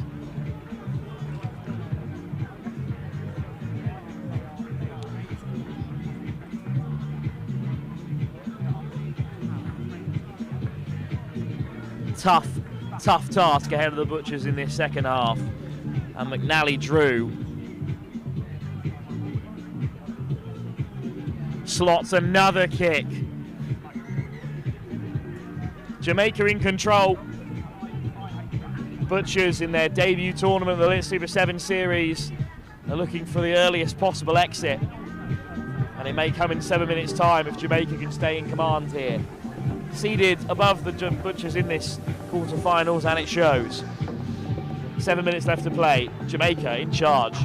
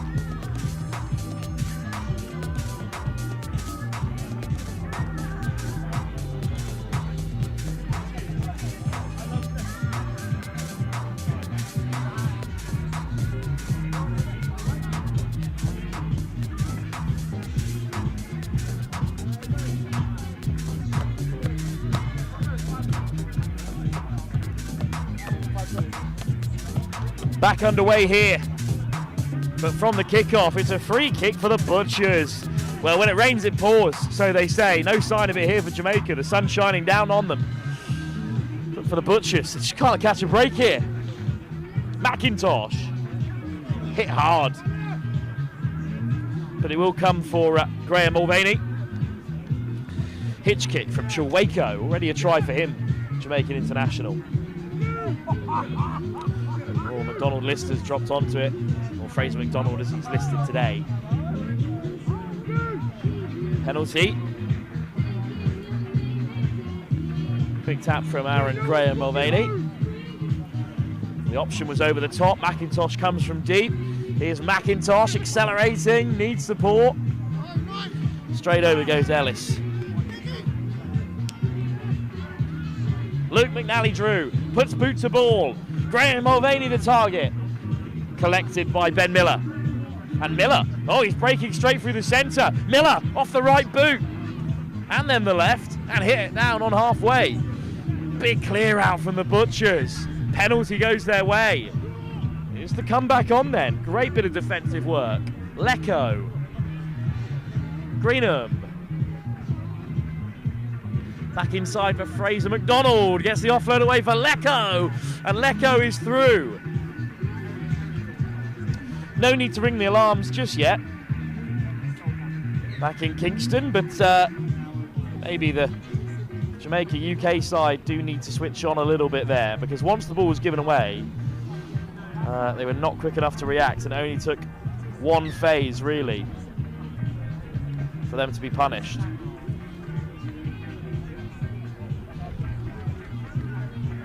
So Butchers on the ball. Still not really in the fight as of yet, but one more score and we'll get talking. Greenham will take this kickoff. 19-5. Long ball over the top. Joe Parks. And then a switch on the inside is beautifully executed. Plenty back there for the Butchers, but on the roll, Ellis. Ball down inside the 22. Duffy. McNally-Drew. Crossfield. Will it bounce up here for Francis Irwin? It will. Oh, he's held on to it. Oh, what a grab from Romain Francis Irwin. And all of a sudden it's 24-5 and the Butchers are back where they started. What a grab. Had the whereabouts to step inside as well.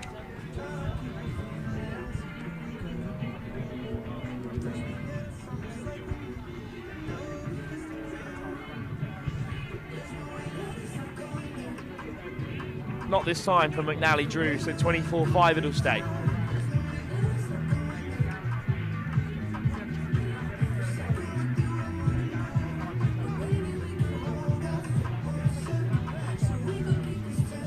Jamaica in no hurry to get this going again. Romain Priestley-Nargle, good to see him back on after he limped off earlier.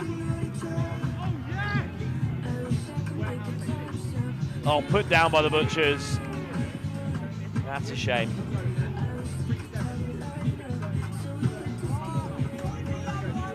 A lot of sunburn for not much success for the Welshmen today. Only the first leg, of course, of 5 in the Lit Super 7 series, but this has not been their day, and it'll end as early as it can at the quarter-final stage of the plate. Jamaica look to wrap this up then. Oh, it's knocked on, and maybe half an opening for the Butchers. It's certainly a good knock through, but the recovery, the gas, outstanding from Priestley-Nargle. Penalty Butchers though. Good work at the breakdown. A little bit of afters here, and in they come. And it's a massive swing from Francis Irwin. Yeah, that is the right reaction from Grady Alford. I wouldn't step up there either. Just a little bit unnecessary, maybe from the Butchers, but a nice hug between Roman Priestley-Nargle and Aaron James. And that should be the end of it.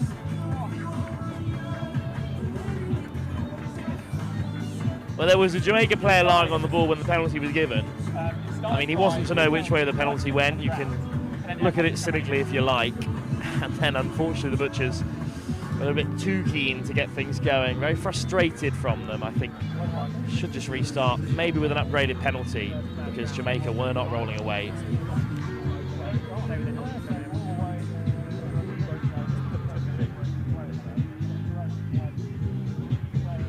Well, harsh, really, if you're a Butcher. Carl Harris sees yellow. I guess he did escalate it. And it was his escalation, the Jamaican player on the deck. So the reverse of the penalty, it is what it is. Roman Priestley Nungle has been sent off as well. So 6 on 6, Jamaica look to seal this one. One-handed offload put down right on this near sideline. And we'll restart with a line out for the Butchers.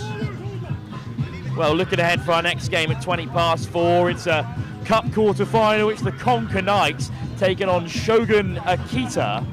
And then Dukla Prague play the Preseli Barbars.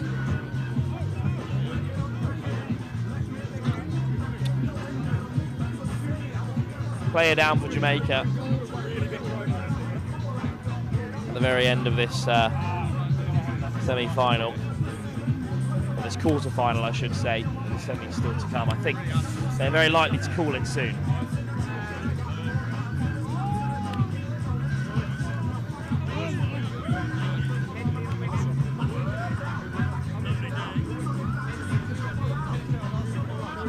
Just down on the shoulder there, unfortunately, for Ronson Mellows, who's walked off the field in front of us here. Scrum for the Butchers. They are former Granada Sevens champions, of course, this Butchers team.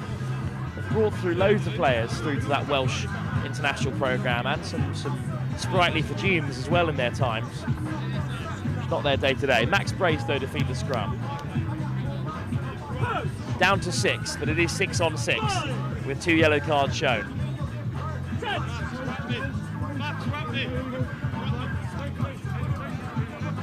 Dummy switch, and some nice footwork as well thrown in from Greenham, and Greenham all the way through.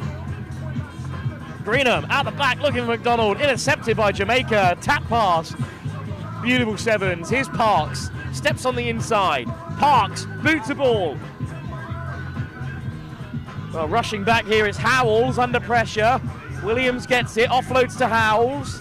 Really scrappy from both teams. Ellis looking to chase down Howells, who might go all the way. Howells beats him, eventually dragged down by Graham Mulvaney. Counter ruck from Jamaica, penalty to the Butchers.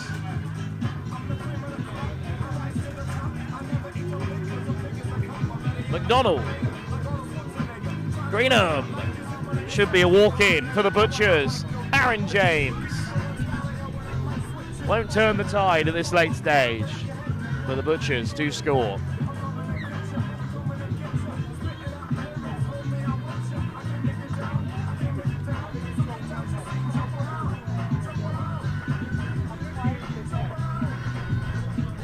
Quickly knocked over. Never say never, I guess.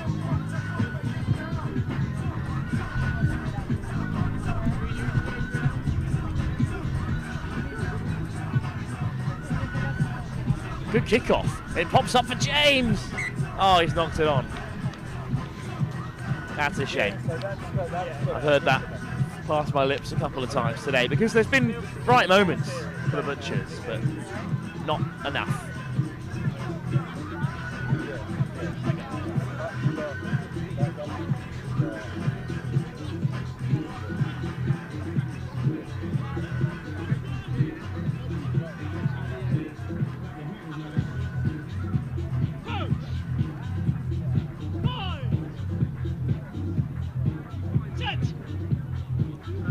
Jamaica scrum, McNally drew.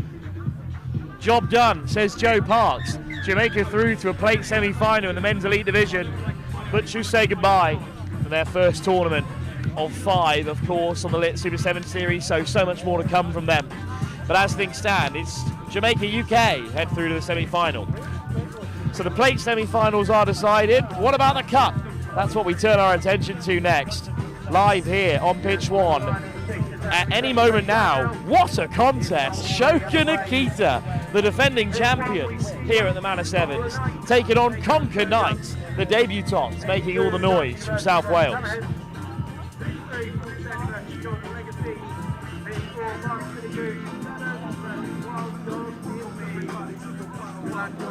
Here we go.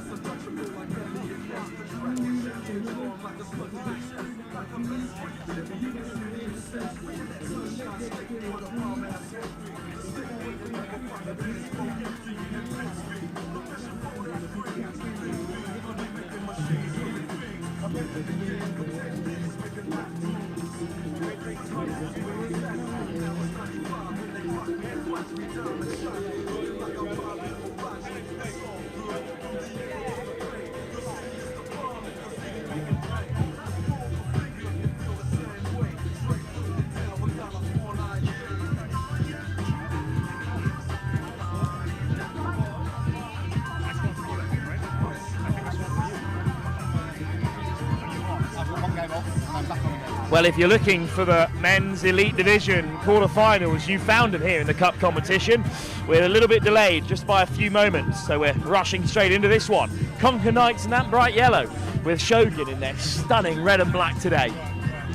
Shogun Akita beaten by Apache, so finished second in the group. Conquer undefeated in their opening run of games at the Lit Super 7 Series, the defending champions of the Welsh Series and Bournemouth semi-finalists. Here's the Knights then in their first outing against Akita. What a combination this is. The sort of new kids on the blocks in terms of Welsh Sevens, only formed a couple of years ago, against the most established and the most successful side in domestic Sevens history in the UK. And a big hit on the far side has won Shogun back the ball. Well, their women's were completely undefeated all the way through, essentially, the Super 7 Series. I think they only lost 2 finals and maybe grouped at one stage. They were 18 points clear on 72 at the top of the elite women's table. Shogun only played 2 tournaments and they won them both. And their first was here at Manor Sevens, where they dismantled the Boom Beavers in the final. Early drive here on this near side. And a penalty. Fortunate end result then for Shogun Akita. Very young Shogun team. Lots of changes from who they've previously played with. Against not a particularly old Conquer side either. To accelerate through the contact. And a bit of space opens up here. And there's no one sweeping for Shogun. Flung back inside. Wonderful ball. Oh! Forward pass is the call. Yestin Gwilliam looking for Carrick McDonough on the inside. And unfortunately, McDonough, he was through and away, but the pass was forward.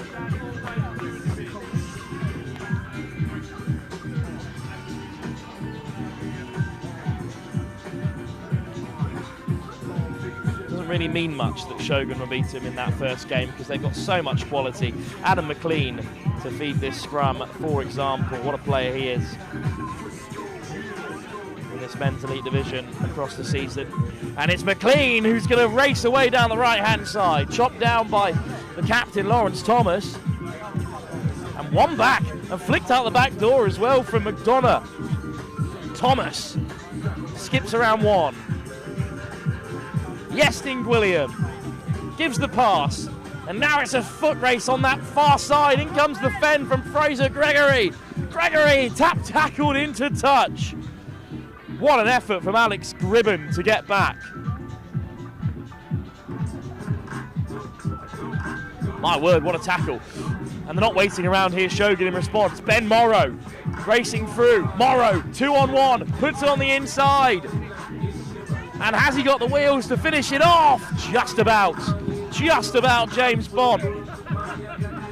Well, Ben Morrow, a famous name to fans of the schoolboy game. Scorer for Millfield in the Roslyn Park final at Sevens. And setting that one up. James Ben just about got over.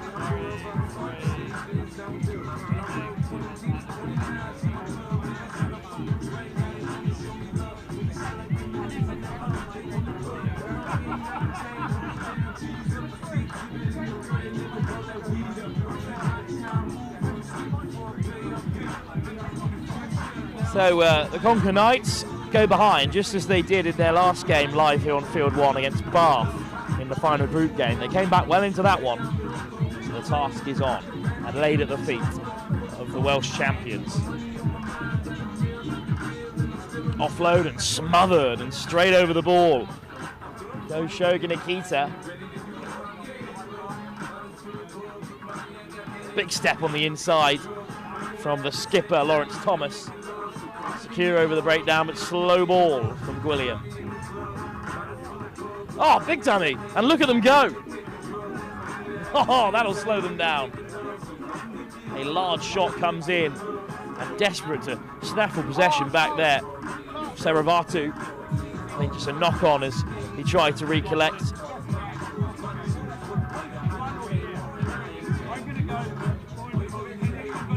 It's the 30th anniversary year of Shogun. Of course, the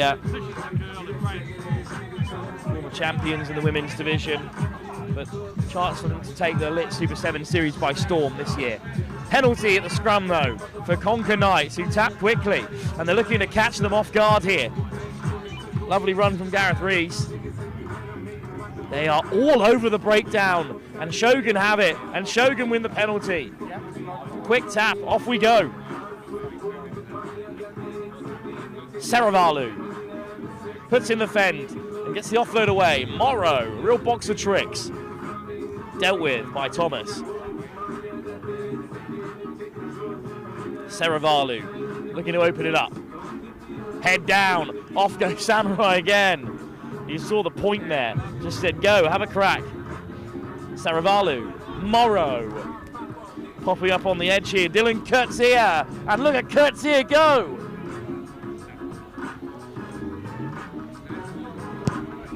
The acceleration from Dylan Kurtzia really caught them off guard there. Shogun have a second.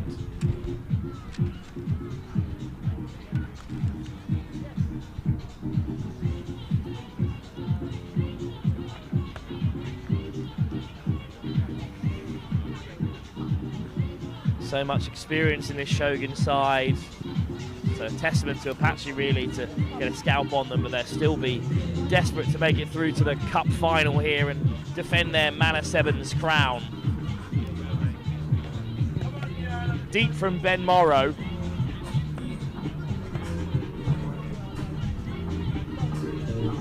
In comes the miss pass. Bit of space here for McDonough. Brought down by Morrow. Driven over the ball. Penalty goes against Samurai this time. Shogun, I should say, of course, rebranded. Still celebrating their 30th year when they did used to be known by that acronym. Lovely tip pass from William. Bounces up kindly for the Knights. And again, it's one-on-one out wide. And it's rip-roaring pace from the Welsh. Oh, he's given the offload. He's pulled his hamstring on the way through. Taken a step into touch, I think. And that will bring us through to half-time. Oh, what's gone wrong for the Conker Knights there? Through and away and lost track of the sideline. And he never misses a tackle, that white line on the far side. So Conker Knights denied right before the break. Shogun know this tie is still very much alive. Our first Elite Division Cup quarter-final has Shogun Akita in front, where they often find themselves.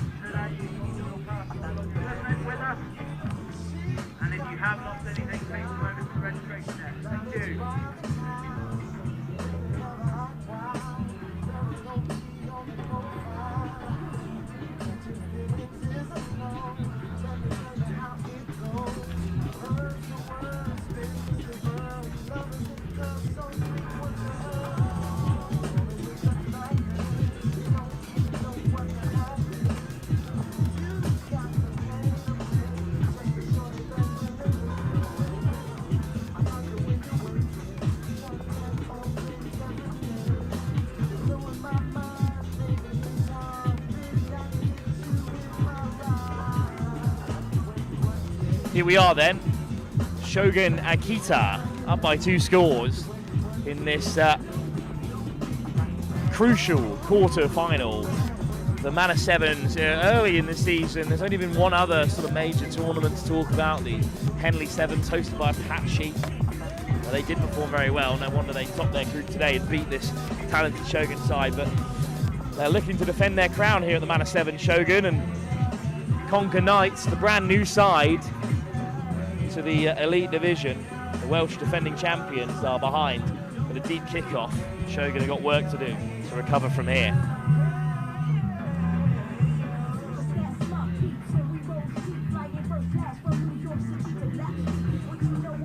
Clean line out for Shogun. And they put the foot down from Gribben. Morrow around the corner. Look at the fast feet again, and the fend, and he'll go the length, of course. It's Ben Morrow. Unbeatable.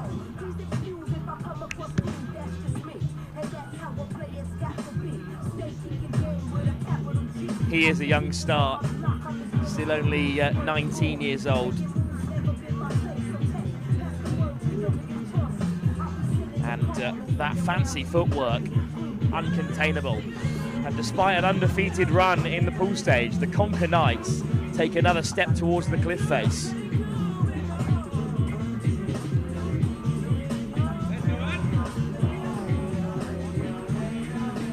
And on the other side of that cliff, unfortunately, there is no cup. There's probably an ice bath for some of these Welsh lads in the searing heat. Another deep kick, taken on the full at good pace by Kathleen Davis. Little chip ahead, deflects off of a samurai hand, and then lovely pick up on the turn. Good bit of territory then for the Knights. Payne, all the way across for Gwilliam. Over the top from McDonough. Will it stay in field? McDonough, oh, the volley! Can he gather? That would have been a stunner. But instead it's a slight knock-on. Carrick McDonough, one of the newest members in the Conquer setup, almost scored for the Knights. A try they'll remember for a very long time. Instead, still a chance to apply some pressure. Get on the board for the first time in this quarter-final. Big games wherever you look. Up next at 4:40, it's Dukla Prague against the Preseli Barbars. And then at 5, we return to the Women's Open for the Cup Final. Bath against Eton Manor, the hosts. Penalty at scrum time for Shogun. Bit of a machine. Even if they change a couple of parts like they have done at the start of this season with some new faces, they're still very talented. We're going to play from deep, as they often do. Conquer should have a handle of this, the Knights. Great leg drive.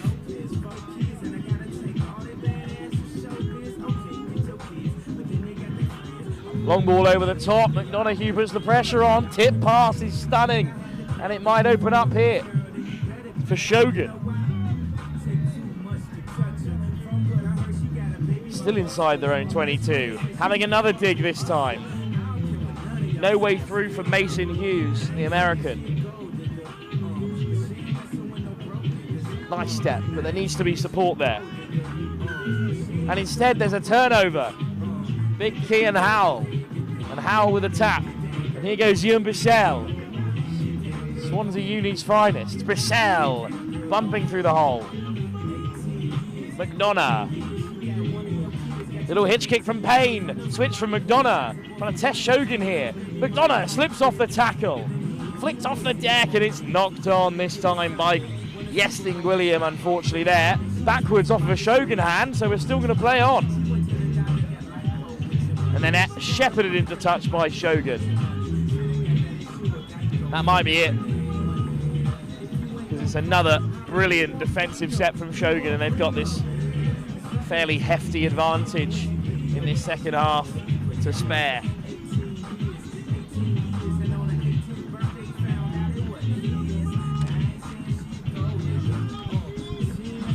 Prague v Preseli to follow this one. Can Shogun hang on? One back by the Conquer Knights. Little release as well to get up and leg drive over the line. Inches short. There it is.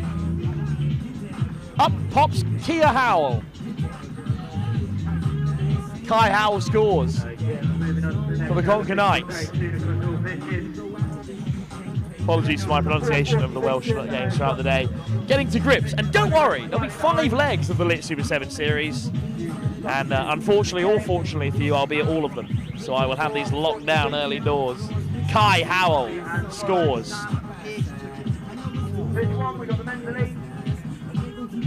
So game on, maybe. Not long at all left on the clock here, but maybe they'll have time to sneak one over if they can score from kickoff. What a kick it is. Gregory underneath it. It's forward off a Preseli hand, and Morrow is accelerating again, and Ben Morrow beats the sweeper. Ben Morrow will put the shine on a quarter-final victory for Shogun Akita. They go, don't they? Welcome to the Super 7 series. Ben Morrow taking a step up from schoolboy level with ease. About this time last year, he was cutting shapes for Millfield in the Roslyn Park final, and now he's got Shogun through to a semi at the Manor Sevens.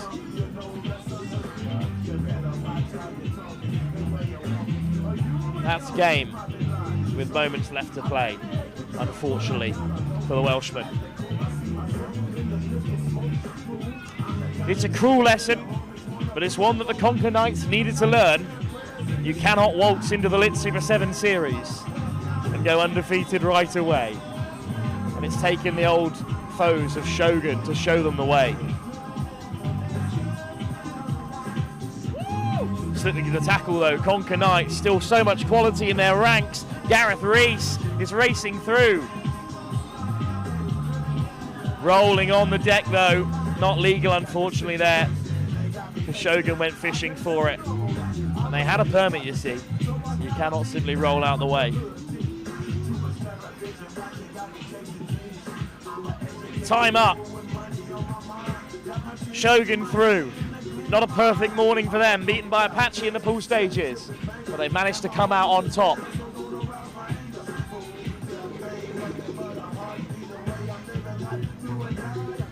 It's victory for Shogun through to a semi-final.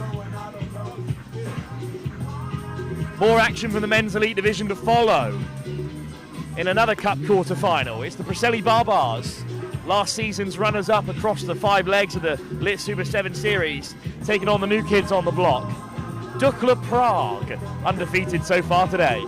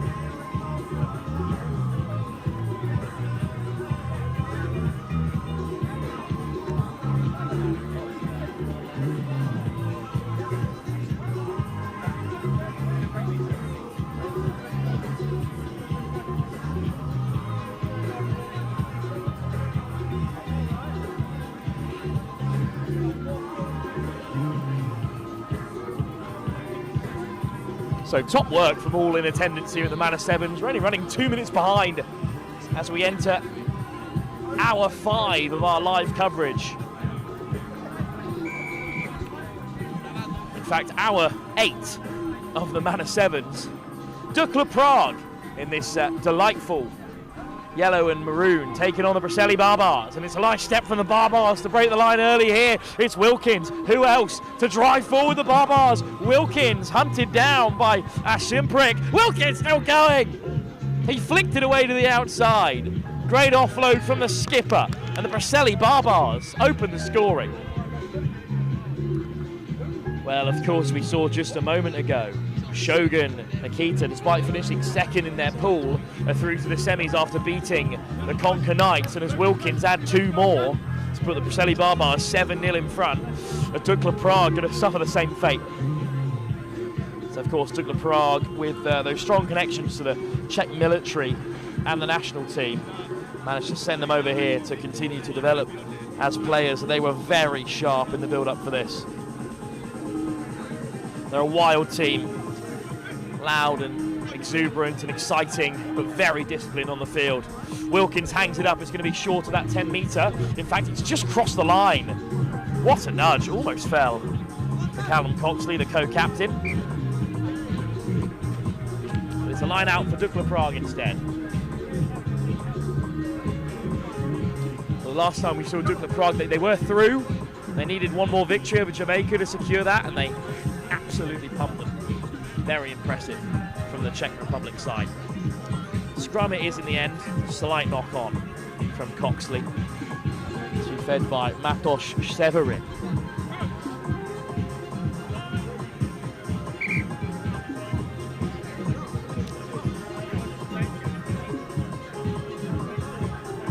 On his knees a little early there, Cameron Ellis. In fact, they all dropped to their knees now. The uniformity for the Barbars. Preseli just finished second behind the British Army, and as the British Army are no longer a core team, they've got a real chance to take the series, but they are going to need to head to as many finals as possible. Dukla Prague play it wide. There's so much pace out there in maroon and red, and this time it's going to be Mishatsky who goes the length. Adam Mishatsky amongst the scorers again.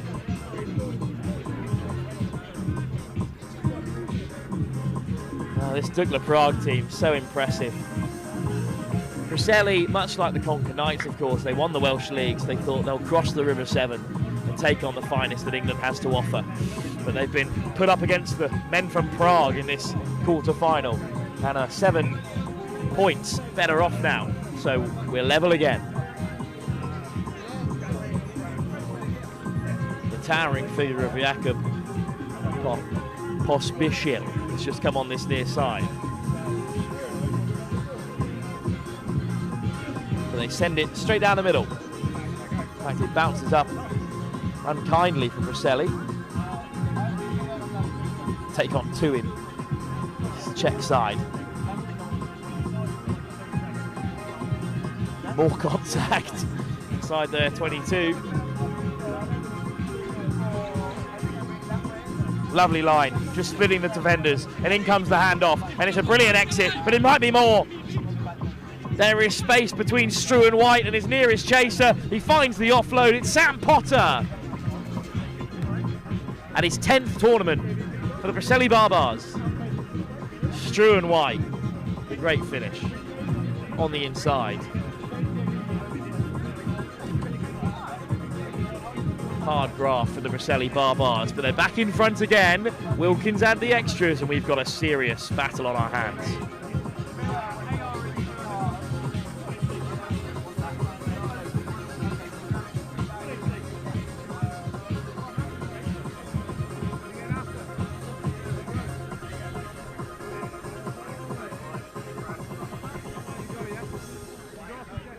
Preseli Barbars now to kick off. And it is a stunning kit. The crisscross pattern, the grey, the purple, the yellow, the white. Big fan as Wilkins hangs it up.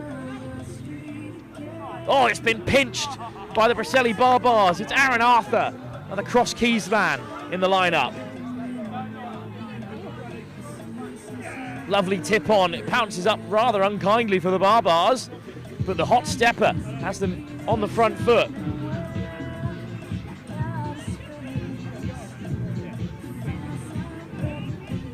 Craig, still going. Oh, he slipped the net. Jack Craig to open up a 2-try deficit for the first time. Well, he was a gold medalist at Rugby Sevens in youth levels. He's gone through and scored there. Jack Craig. What a performance this is from the Preseli Barbars. Unseeded coming into this quarter-final after finishing second in their group. Beaten by Durham University in the first Elite Division game of the day.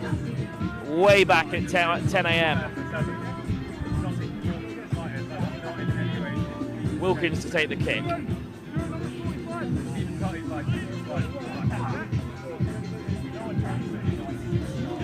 It's another contestable one.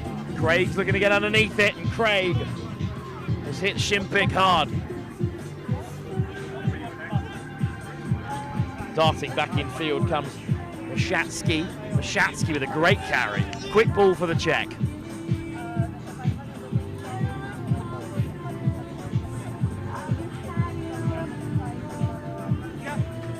Preseli, purple and white wall, but they're a little bit narrow. Simprick can spread it wide. Here's Koblich. Koblich going to throw his man to ground. It's come loose, and Preseli charge after it. Oh, what a step! Lucas Brada. Brada gets the offload inside. It's Koblich. Koblich with one man to beat. Puts out the stiff arm for George, and Koblich is over. Dukla Prague responding kind to a double from the Preseli Barbars. And Elliot George on the end of a big handoff from Adam Koblich. Important kick, certainly doable. Koblich is going to leave it for Martin Simprick.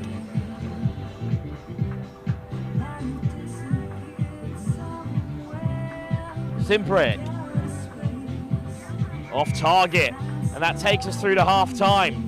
Dukla Prague with a big score before the break. Preseli Barbars with a quick-fire double before half-time, stretched out in front. But a fight back from side from the Czech Republic. Game on in this Cup quarter-final in our first leg of 5 of the Elite Super 7 series here at the Manor Sevens.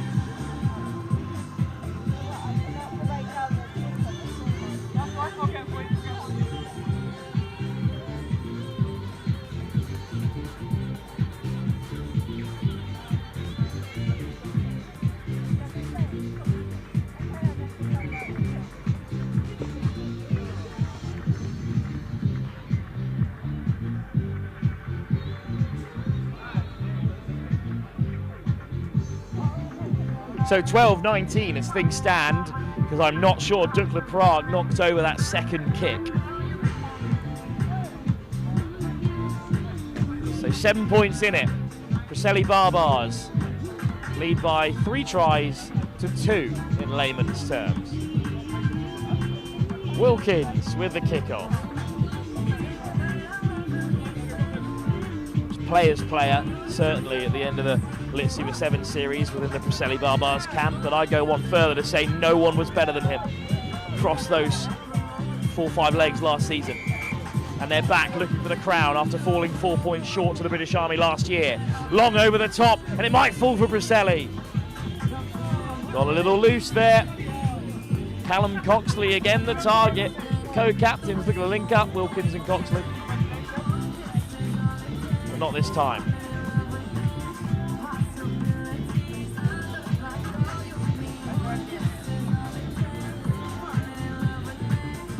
Long line out by the Czech into midfield, and it's going to be play on here because it has landed straight for them. In comes the handoff, and it's a rangy run from Jakub Pospil. Pospil boots a ball and swept up by Wilkins, who gets his head straight down. Lloyd Wilkins, look at him go, floats it wide. It just bounces away from Coxley. That was a big chance for Preseli. Chase was on from Sotinal. And it's been stolen at the breakdown. Dukla Prague have it again.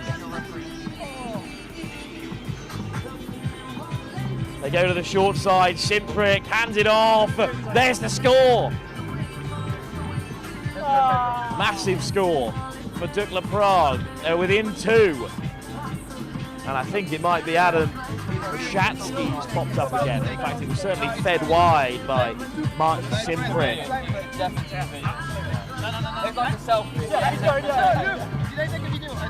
Dukla Prague to within 2 points.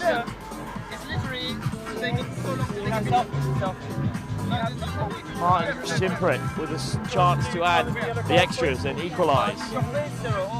Going to fall short, I think. 19-17, Preseli lead. Cut you out. No, that's when you thought I was taking a video and you left. That's when you thought I was taking a video and you left. I was pressing. Dukla Prague with the kickoff. I'm happy with that. How tight is this quarter-final? Is that a mistake from Dukla Prague? I don't think so.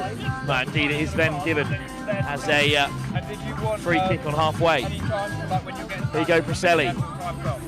Good line speed from Dukla Prague, but Preseli bounce around it. Penalty for Dukla Prague. Yeah. Well, you also keep time. Yeah, sorry, I'm not doing. Whoever's that side keeps time on the yellow cards. That way we can get him on easy. No, it is going to be for Preseli. His arm was up to that. Just facing the check there to begin with. But scrum is called right in the middle of the field. Nice option.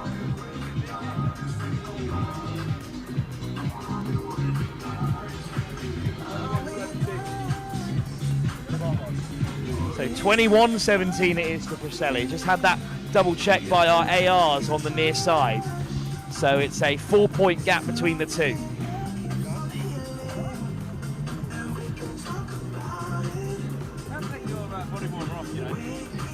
We'll stay vigilant in these tight games. Kick through though by the Barbars, who look to extend the score. And it's been regathered! 21-17, made that 26. And it may soon be 28 with Wilkins on the form he's in.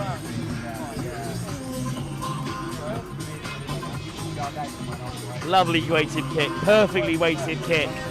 Preseli Barbars, where they needed a bit of time to wake up, clearly, after an early defeat to Durham. But they fought back. Off the post. So 26-17 it remains. Certainly not out of the running just yet, Dukla Prague. But it could be the Barbars marching on to a semi-final here. Hung up high. Difficult kick to get underneath from George. And indeed, Preseli have won it back from the kickoff again. Remarkable. Here's George. Harried by the Czech side. Ball is dislodged. Brown lays it back in the end. Penalty for Preseli. Quick tap, and off they go. One more will certainly seal it for the Welshman. Bennett's desperate for it on the edge. Brown, George. Here is Bennett. He'll back himself into the corner, and Bennett will score. Ned Bennett. Absolute bucket load of tries in last season's Lit Super 7 series. Is amongst the scorers in the Cup quarter-final. And Preseli Barbars have surely done it now. It was a good fight from Dukla Prague. It was a wonderful group stage, but it tells you everything you need to know about the strength and depth in this competition, that we've now seen both unseeded sides in the quarter-final stage progress through against the undefeated group winners in our last two ties. What a kick! Completely unnecessary, but fabulous from Elliot George.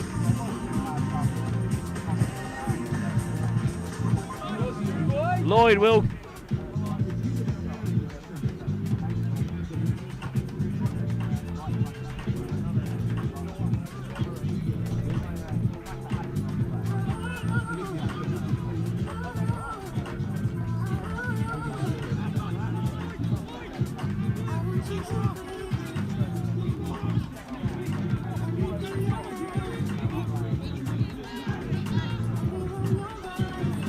Are the courts clearer than the one we used at Yeah, they're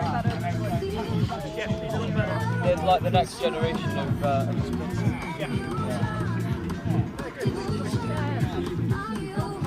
I think Cab must push the talk as well. So. Yeah, these are in like, yeah, it's great.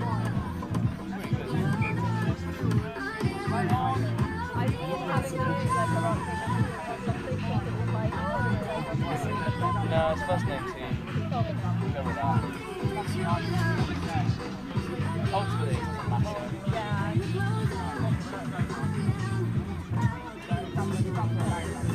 And if it's level at full time, periods of 5 minutes extra time, whoever scores first, any kind of scores. So if they score a try, there's no conversion. Alright, let's go well. Go well, go well.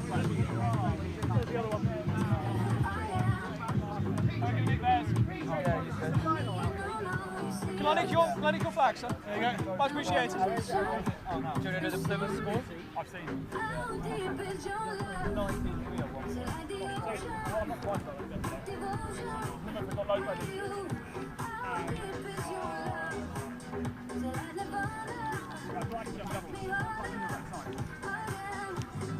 Right, next fixtures are going to be coming up on the majority of the pitches. Where obviously there is quite a delay on P3. We're approaching the 5 o'clock game, so pitches are relatively short. And the 5 o'clock game will see pitch 1, we've got University of Bath versus Eton Manor. Pitch 2, we've got Shogun versus Bath Rugby in the league. What's that one? Hey, Eton Manor versus Old Town Beavers. Yeah. Down on pitch 3, there will be Hammerheads versus Apache.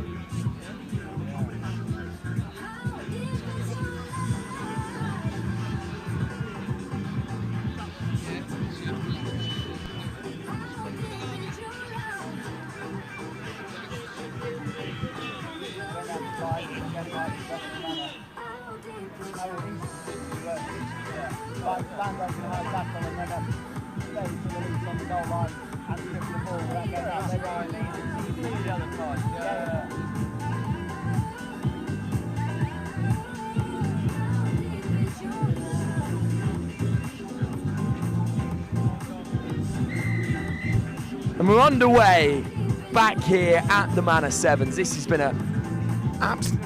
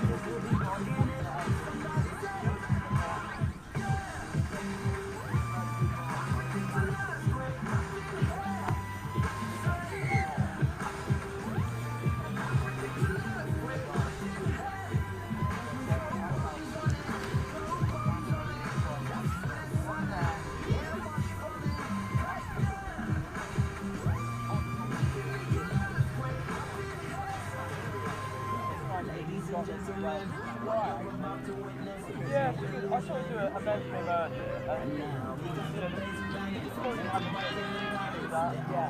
that whole deal. That's really as well.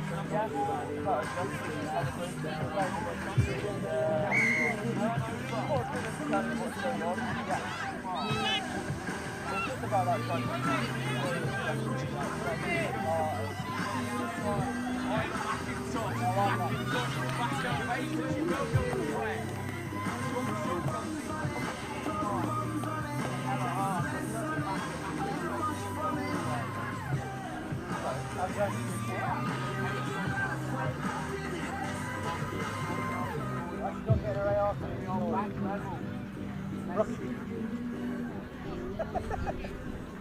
Is that scoreboard? Or the big screen that's showing the other way. It's not showing anything, is it? The stream will resume soon. The big scoreboard, I said this from the beginning, so I don't know why we couldn't manage that. Well, got enough people playing around. Well, there's a pitch marker as well for every kid. Yeah.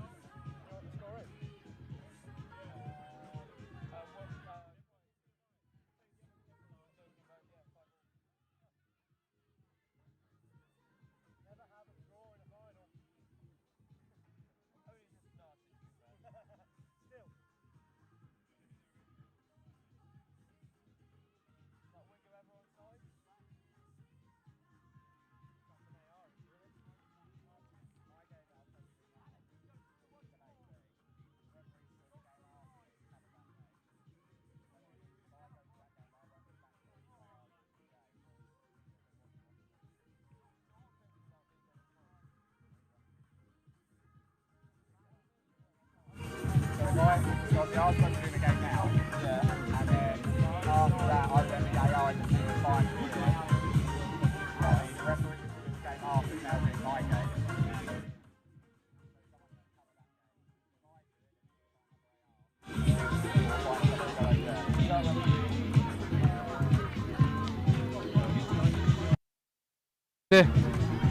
Indeed so, and Eton Manor line up. What can they bring here?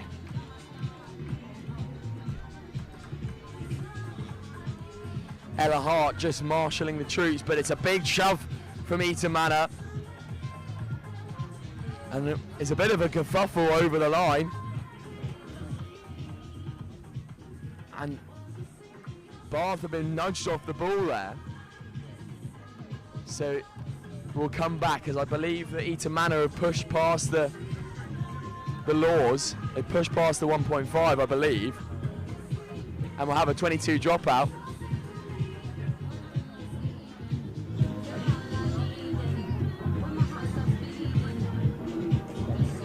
Offside penalty. So we'll come back for Bath ball again. Still at 5-all here, so, and then Bath will go long again. Now Eton Manor will have the opportunity to run it back at them. And unfortunately just knocked forward, so via the way of 3 penalties, Alf, Bath have managed to get out of dodge. I mean, yeah, you'd be fuming if it was Eton Manor there. I mean, some harsh decisions, I think, but play the game. But I think for me now, Bath have got to capitalise on this field position, and yeah, we'd like to see him go over, make the game a bit interesting now, and going to see that final really come into life. Definitely so. And that will bring us into half time actually, so no opportunity for the Uni of Bath to capitalise on that field possession as pre-mentioned by Alfie Baker. Strong half, and we finish at 5-all. This game still hangs in the balance, bar a knife edge. Women's Open final at half time. Eton Manor, the home side, sit on 5 points and drawn level with the University of Bath Women's. Join us in a few moments' time for the second half.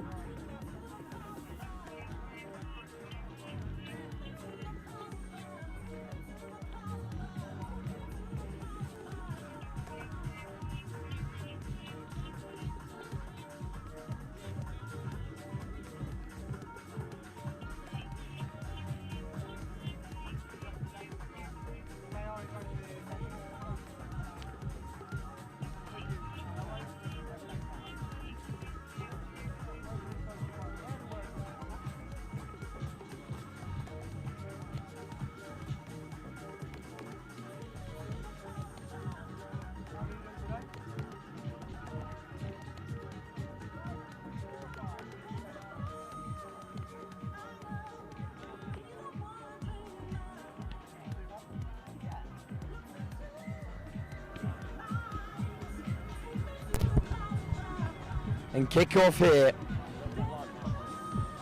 Here we are. Here we are. Unit.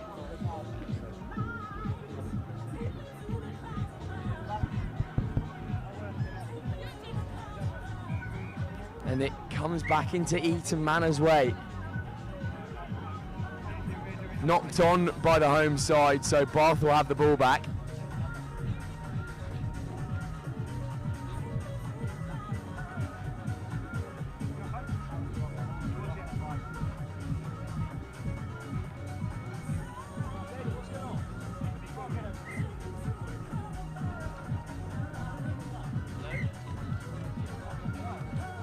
Put in here for Bath.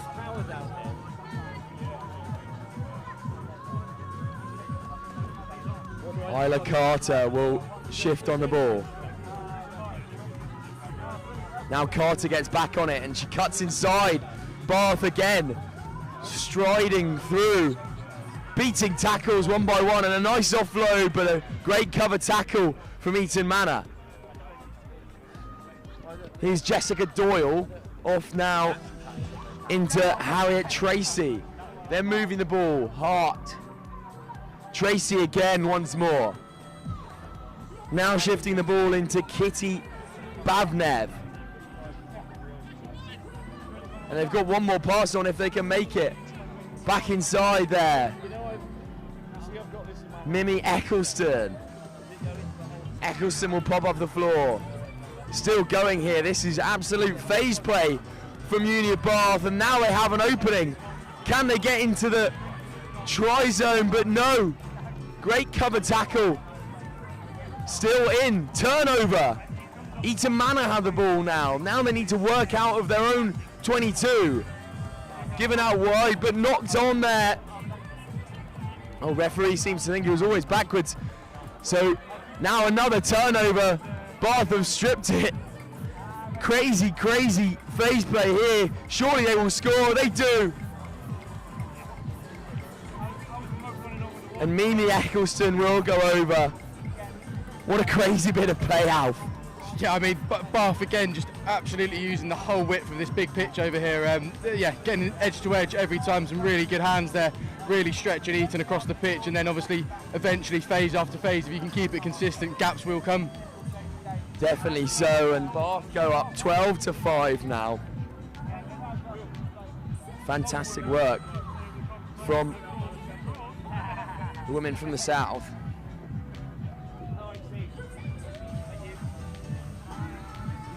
Mimi Eccleston goes over there. She started off the move very well with a nice run and a pop off the floor. But all made from the work of Harriet Tracy in there as well. She's been excellent today. Here go Bath one more time. Great footwork and an offload to come as well. Once more, Isabel Millard met in contact. Now she'll go down. Eccleston again, the try scorer. Eccleston then given out. Dummy from Union Bath. They will go through once more. Isla Carter this time, the number 9. Well, really, really nice show and go from Carter there, Alfie. Yeah, no, it looks like Bath are really coming into their own now. They're putting some really lovely phases together. Hands are looking quality at the moment. So hopefully Eton can kind of use their home crowd advantage now, pick it back up, try and get it back down Bath's end. But at the moment, Bath's attack looks like a really solid build. Definitely so. And at the moment, Union Bath women open side will be walking away with the trophy as they convert another try to put themselves 19 points to 5 up in the final. What a moment for these girls as the ball goes high into the sky once more. Big chase comes on as well, but well received by Eton Manor. Always backwards, says the referee. So now they'll pick up from the base once more. Handoff comes in. Manor still going. Penalty to Bath, holding on the floor is the call there. So Bath will go Eccleston.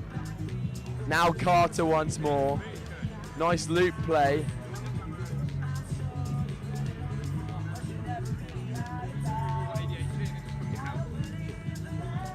And it will go into touch there, but another really nice bit of set play.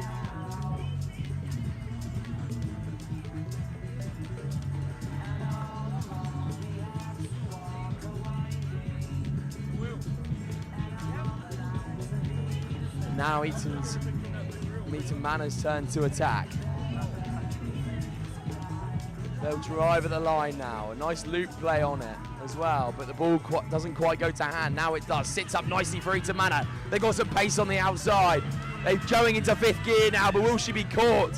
What a cover tackle from Jessica Doyle.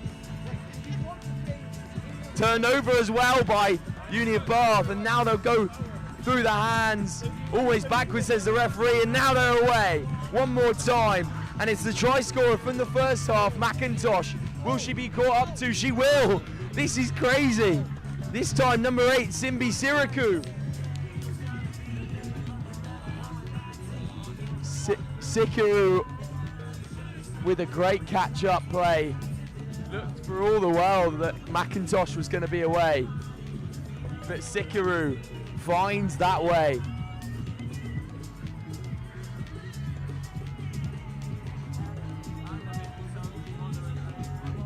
Alf, what a crazy bit of play there. I mean, we've had coast-to-coast stuff all the time in this game.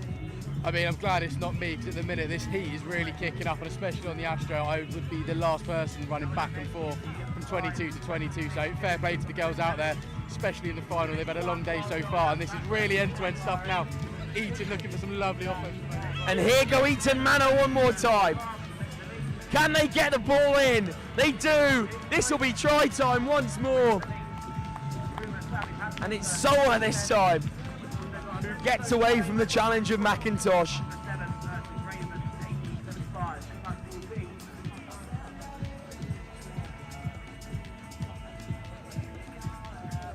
Soa with some really trailblazing pace down the outside. And this kick is important because it will leave the game with 5 points in it if they get it over. Currently sitting at 10-19. This kick from downtown will pay dividends. Jess Hopkins is left up to the boot. Hopkins doesn't quite get the measure of it there. But that will be full time. The celebrations come through. Unfortunate for the home side, but University of Bath Women's fully deserved of their title. Standout performances from McIntosh, Tracy and Mimi Eccleston as well. What a day for the Uni of Bath Women's. And the first final goes the way of the girls from the Southwest.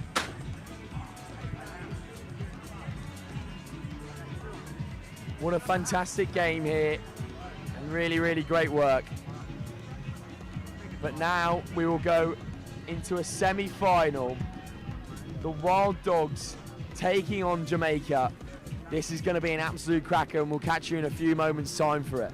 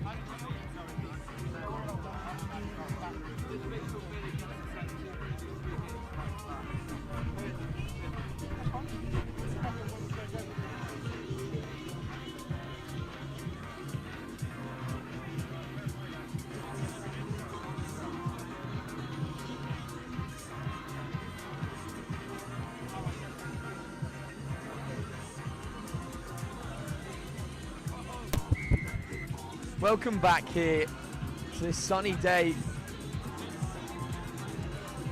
at the Manor Sevens. And we have a semi-final on show for you here. The Wild Dogs take on the FRN Beavers in what promises to be an absolute thriller. Wild Dogs with the possession of the bat, as the kick from the Beavers did not go 10.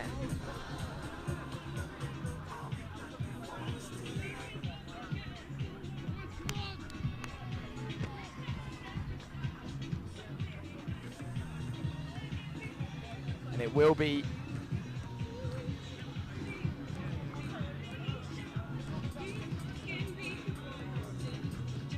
Wild Dogs ball off the scrum down.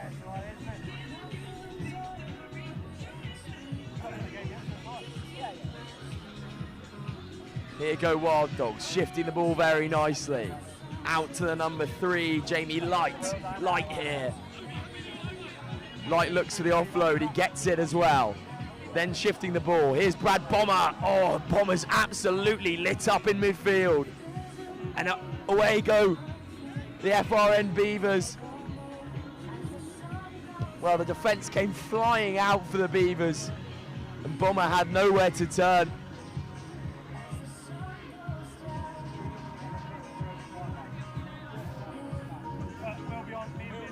now to stride in, untouched, was Wirakun.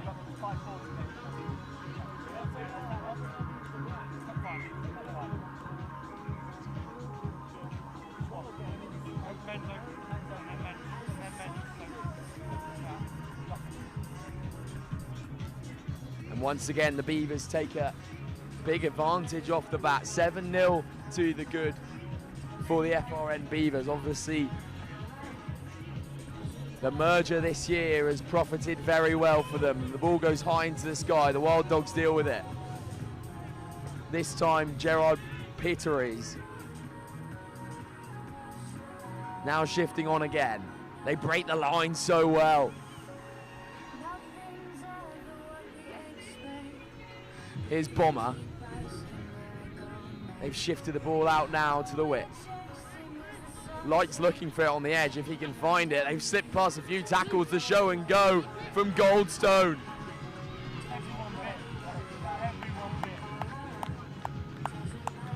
From Peteries even. And fantastic work from the Wild Dogs once again as they go tit for tat. FRN score early. Wild Dogs go. We can do that too.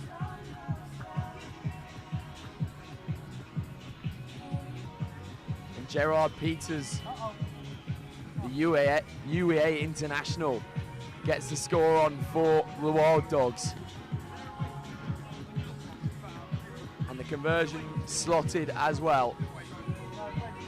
So good start for both sides. 7-all is the score here.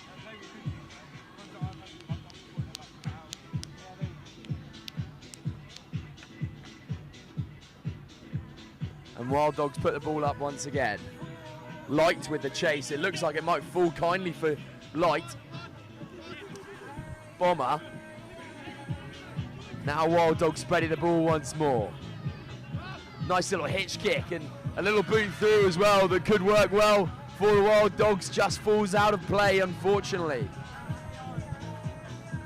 Really inventive play once more from the Wild Dogs. All started with the really velvety hands from Jay Hare in the middle, the number 4.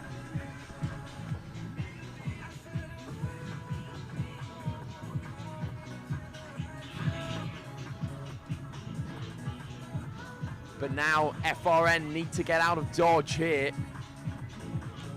Slightly concerning situation as they go for the little boot through, but covered in the backfield by the Wild Dogs.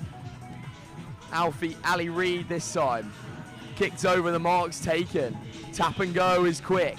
Now the FRN Beavers need to get out. There's some spaces showing up. That's good footwork from the Beavers. They'll move out wide to Simon Finch.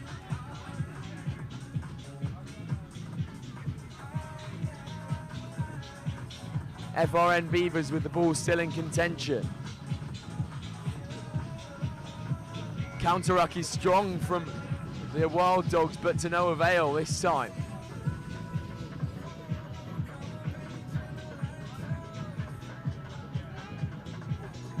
Picked up from the base, go FRN Beavers. This defending is so lightning from the Wild Dogs though. Penalty again for the Beavers. Just coming in too strong on the play. Shifting the ball well here. They'll cut back inside.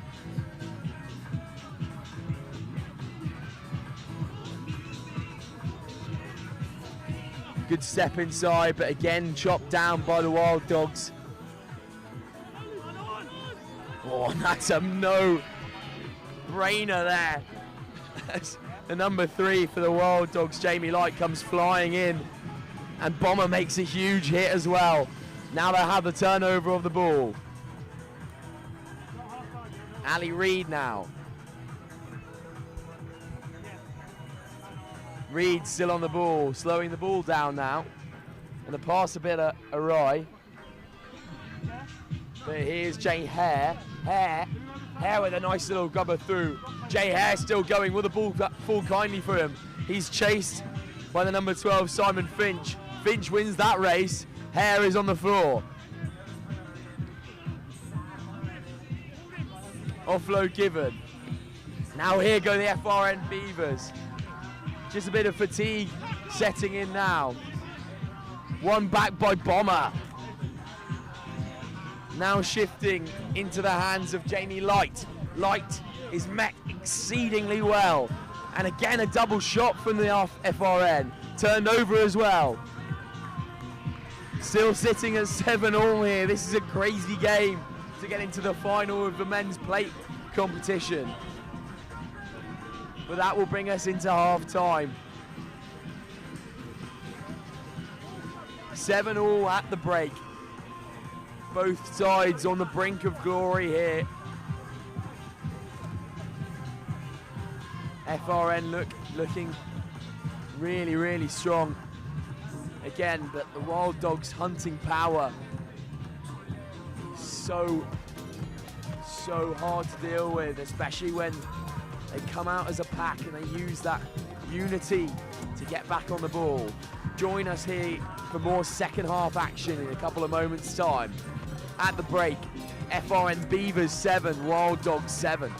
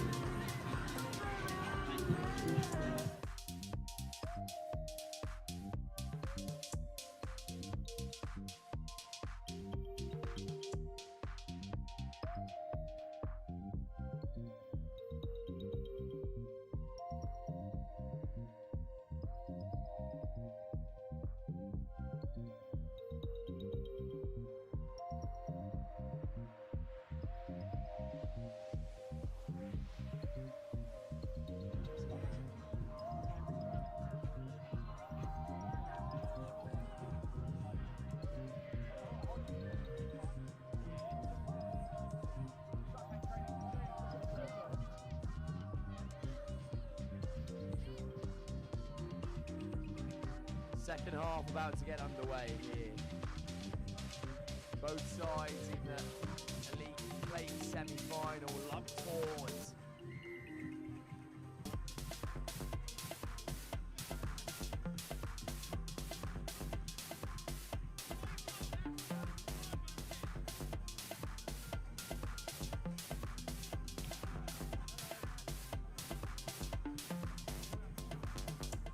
The FRN Beavers go one more time. They'll swing the ball out now. They'll go again. Can they fight with the ball back? Penalty to Wild Dogs. Ali Reid will get his hands on the ball once more. Here's Reid. Reid will go himself this time. Gets scragged just off the 22. Here's Jay Hare. Puts it back inside, and this could be try time if they can get one more offload. Dawson Smith over the ball.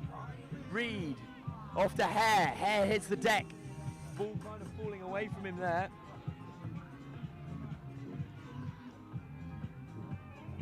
They'll shift the ball really well. They can be in here for another score. Good fancy footwork on the edge, but again, great defending from FRN, and then the gaps open up. That will be try time. What a costly score.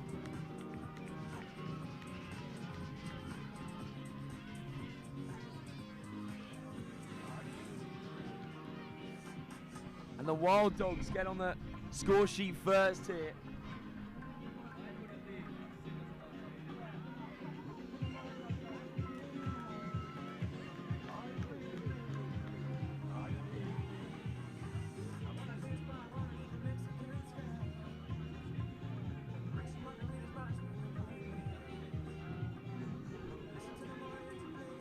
What a score that is for the Wild Dogs.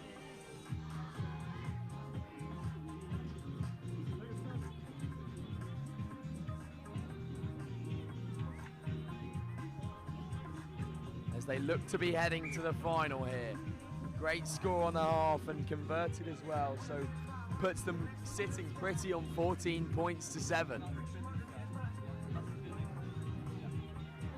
Here come the FRN Beavers though, battling hard.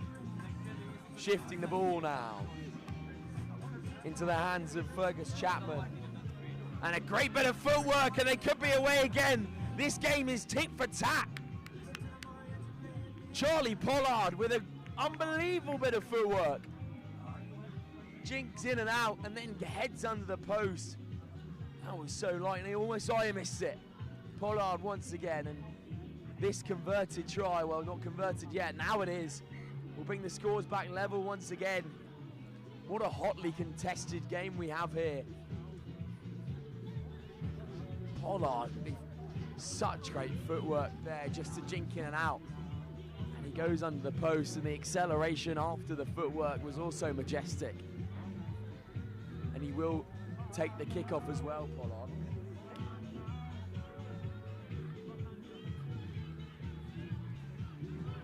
High into the sky, received well by the Wild Dogs. Always backwards, says the referee. Here's Ali Reid.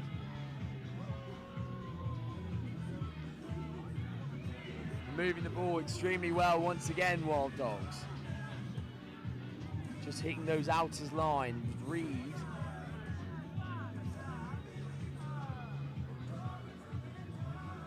Reid is snagged up once again. And now the ball is dropped to the 4, always backwards, says the referee, or not. Knocked on there, so FRN have a go now. It's 2-on-2 here. Can they get another score? It's Charlie Pollard at the double. What a score for the young man to put the FRN Beavers ahead. Making it 19-14 here. If Pollard can sink this, it's a big mountain to climb for the Wild Dogs. Kick a bit awry, so only 5 here. So if Wild Dogs can get it underneath the post, they will be ahead, but not for now. Jack Hughes will take the kickoff. Highly contested once again. Falls into the hands of Henwood. Now they'll shift the ball.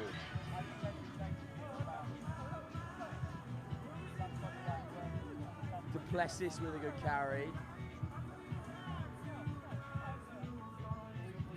Then they'll swing round the corner. Duplessis into the hands of the number 14, and he's got Brad Bomber on the inside. Bomber again with a lovely offload. Then they'll go in one more time. What a score for Dawson Smith. Again, Dawson Smith, one of the stable names here on the 7th circuit in the Rugby Canada programs. But how about that little bit of offloading from Bomber and also Henwood? And that will bring the Wild Dogs 2 points ahead.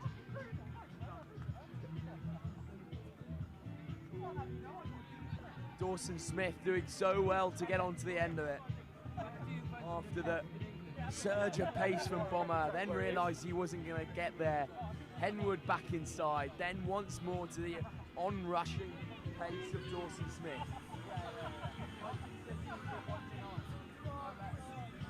And Smith converts his own try as well.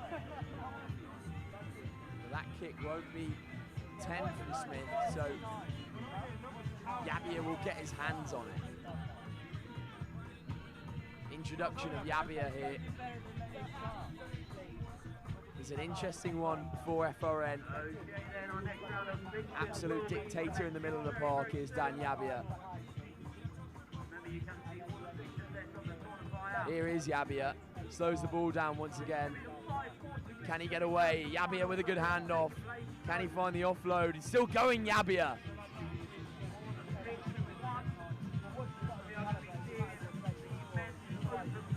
And that's a good bit of pace. Here goes the number 9, Ollie Hewitt, the co-captain. Hewitt still going. Does he get over? Oh, and it's underneath the post as well. How well has Hewitt done there? Excellent work from the FRN Beavers. And they've got 1 foot on the final. Preseli and the British Army. Good luck to all of our teams in the final. And that will be full time. Owen Hewitt, the captain, with a captain's contribution at the death. Wow, what a game. And FRN Beavers, who have only merged together this year, make it to the plate final, knocking out the Wild Dogs in the final play of the game. A captain's contribution from Owen Hewitt. What a game. But do not switch off your screens there. We have 4 finals in a row coming through now. And extremely exciting ones at that. Beavers heading to the final. We'll catch you in a few moments' time for the first of 4 finals here on Next Gen Live.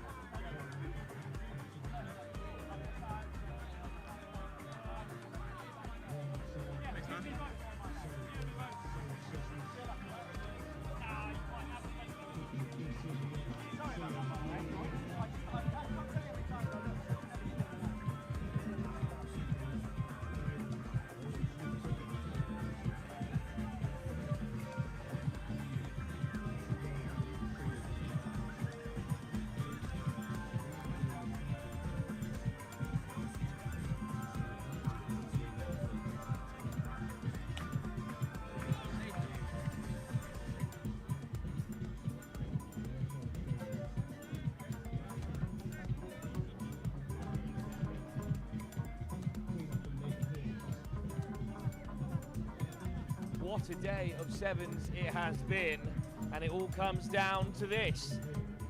We've already had 1 final here. Eton Manor took on Bath in the Women's Open. But in the Men's Open, it's the Sons of Spartacus, led by Mike Friday and all of his connections at Blackheath, taking on the Sappers, the Royal Engineers. Sons of Spartacus claim the kick-off well, looking to impose some authority here. It's a big, lumbering, physical Fijian lineup for the Sappers.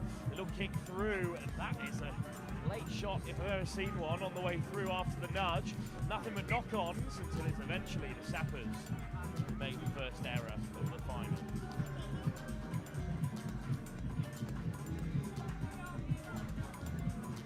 What a day. We've got Plate and Cup semi-finals kicking on elsewhere. But as things stand, it's the Sappers and the Sons of Spartacus will home in on here. Well, in this Men's Open Cup, LU Sevens will lead by 2 points, 26-24 against the Sappers, while the Sons of Spartacus put 33 on the FRN Beavers' second side.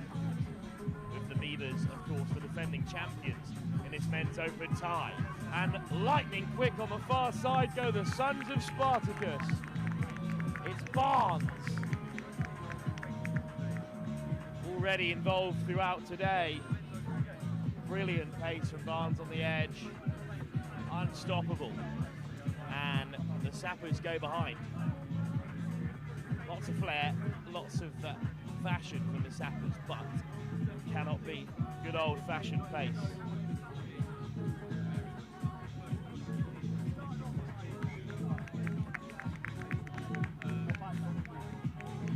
Josh Barnes gets the first score of the day in this Men's Open final. Go all the way back to the Men's Open, of course, in the group phase. Sons of Spartacus did beat the Sappers. It was 26-17 on that occasion. course, LU7's then beaten as it takes one bounce and is kept in play almost by the Sons of Spartacus. Good effort from Akita. But instead, Sappers will have a line out.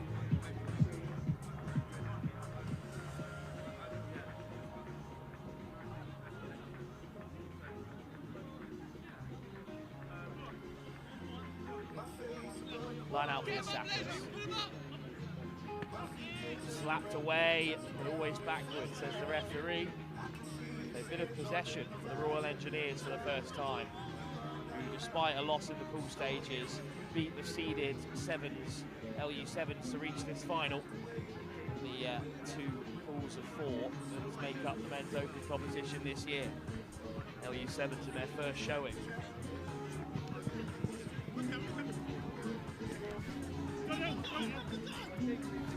Lovely little offload, and the Sappers are flying forward now, but the ball on the inside, just a touch lackadaisical, and intercepted and whipped away by Falafatu. Brushing off defenders there is Furno. Around the corner comes Furno again, slips off another tackle, and Furno can open up his gate, and so the Sons of Spartacus are going to go 2 tries ahead.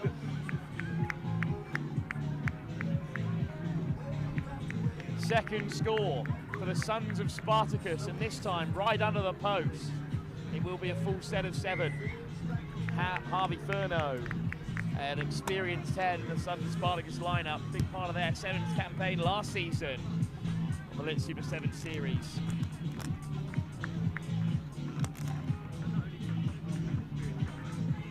Nudged over by the try scorer, so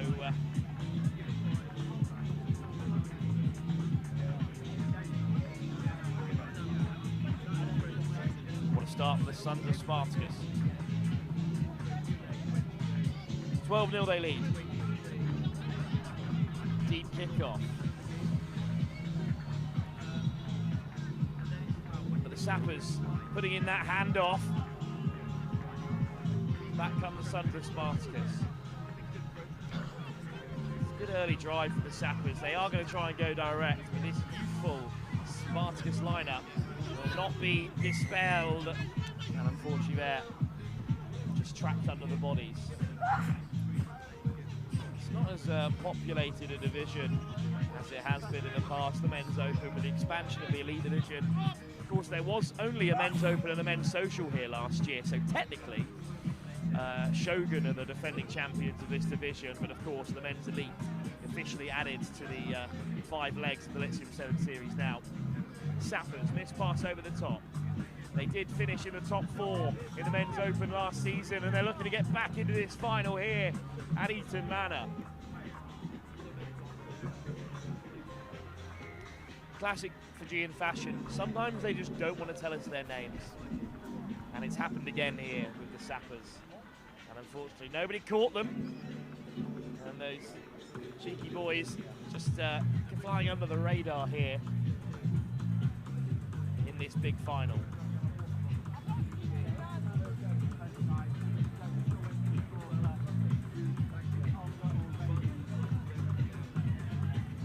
So they're back on the board, 12-7, the Sons of Spartacus peg back.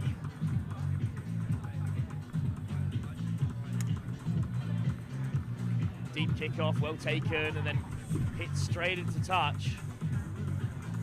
Very odd one there. Very odd one, if I do say so myself. Well, it was taken off the kickoff, drummed into touch. I assume the Sons of Spartacus thought the game was over, it's into half time, but alas, a line out it will be for the Sappers. And it's a chance for the Engineers to go level before the break in the blistering sun here at Eton Manor. Not straight from the line out. Spot by the AR and referee. Free kick in the game of 7 to the Sons of Spartacus.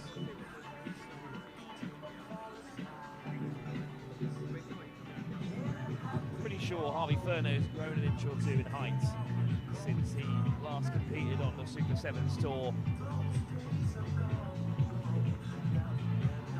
just the first of 5 legs, of course. We have the Oxford Sevens next week on the 16th of May.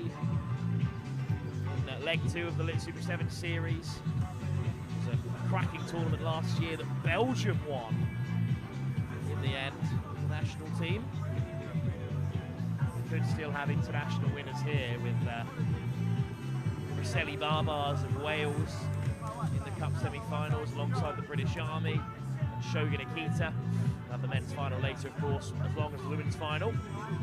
First early dart here. The Sons of Spartacus, who are up over halfway. Spreading is the call. Josh Barnes is waiting, but then look at the gas, straight through the middle of the park and then flung over the top in search of Barnes as a forward pass. 0 to 60 in seconds, right before the break. Unable to slip through this time, the Sons of Spartacus, but it's game on at half time. 12-7 the score in this men's open tie. The Sappers, who were already beaten today by the Sons of Spartacus in the full stages, put in a much stronger performance. Can they carry it through into the second half? Or will Mike Friday's Sons of Spartacus regather, take their first title of the campaign here at the Manor Sevens?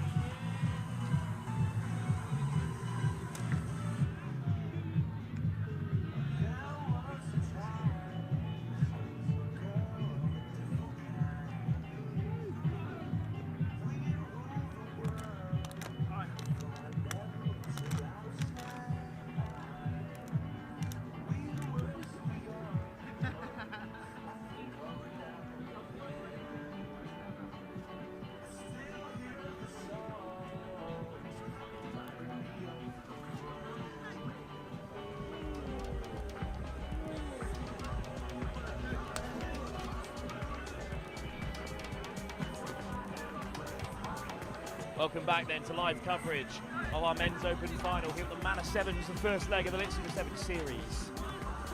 The Sappers, who finished in the top 4, along with the Sons of Spartacus, both competing at the very top end. The men's open in 2025 are back in 2026. Who will take that first step towards the title here at the Manor Sevens, our first of 5 legs.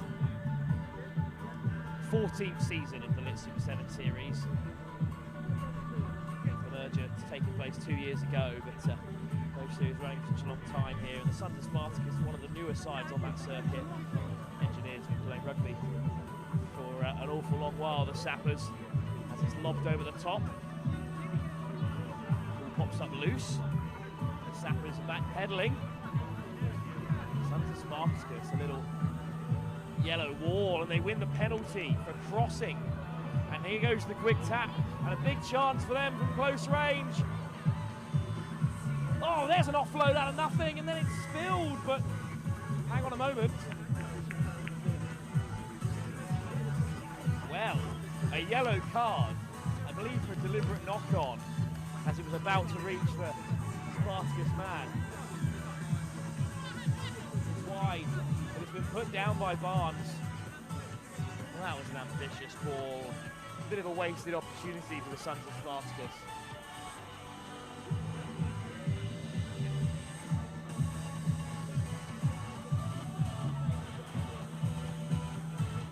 Well, Barnes spills it in a crucial interval in the final.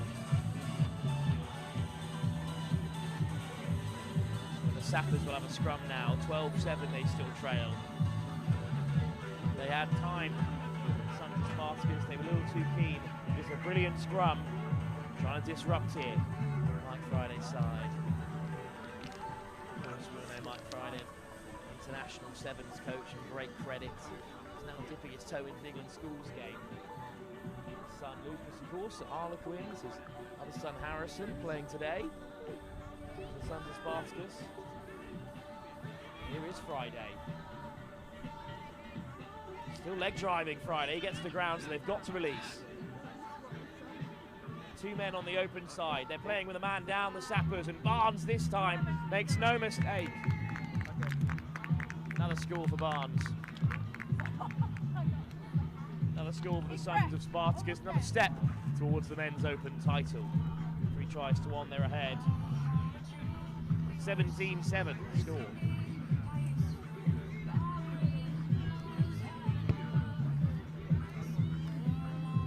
Now Sam Bork alongside me. He will be alongside me, of course, in the social final and the men's elite final.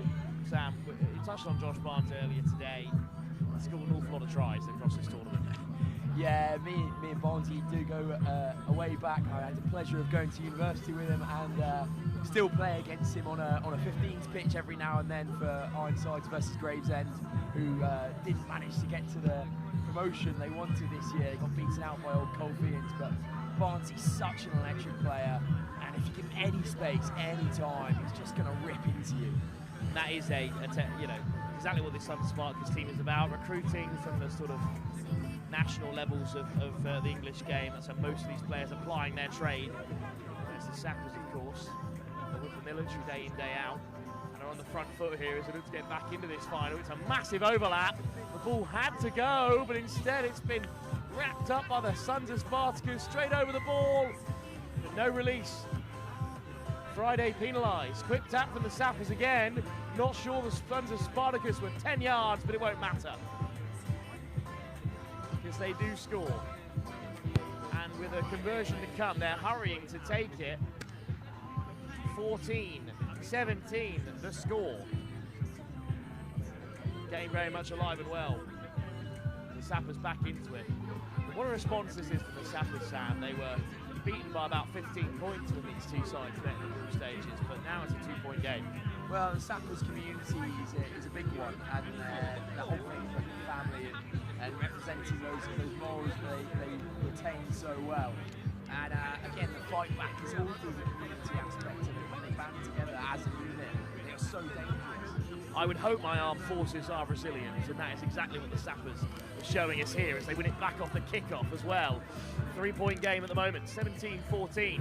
The Sappers back in possession in this men's open final. Plenty of space in the midfield here. They ship it across quickly. Lovely step, and in comes the acceleration. Scrag tackle from Friday. There's the offload, and surely now the Sappers will take the lead.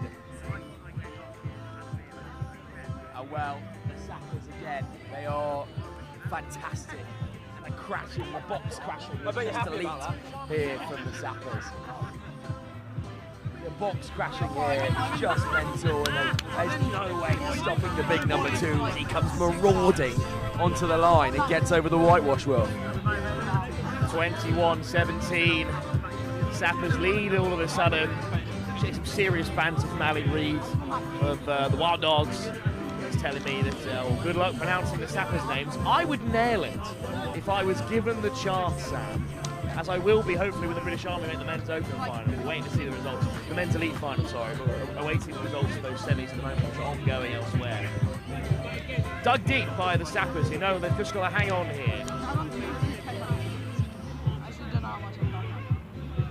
Chip over the top.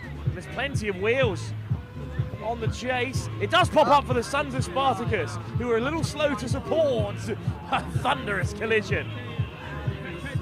But they're off their feet there, and the penalty goes their way. Sons of Spartacus still in the game here. Furno waiting for it on this near wing, but it's going to slip through in the midfield. Barnes is there. Barnes, Furno outside him, but they need 7 points here. Barnes cuts through and gives it to Furno, who's going to race towards the line. It's a score, but is it enough? Indeed it is. It's 5 points, so it's 22-21 at the moment. Oh my word. Harvey Furno may have just scored the winner. The Sons of Spartacus. Barnesy would have got a rather large fine there if the Sons of Spartacus hadn't scored. He had possibly one of the best players on the pitch outside him. Josh, you are quite fast, mate, but yeah, I'd go on the outside with that one. And a bit of rye there, and that's full time.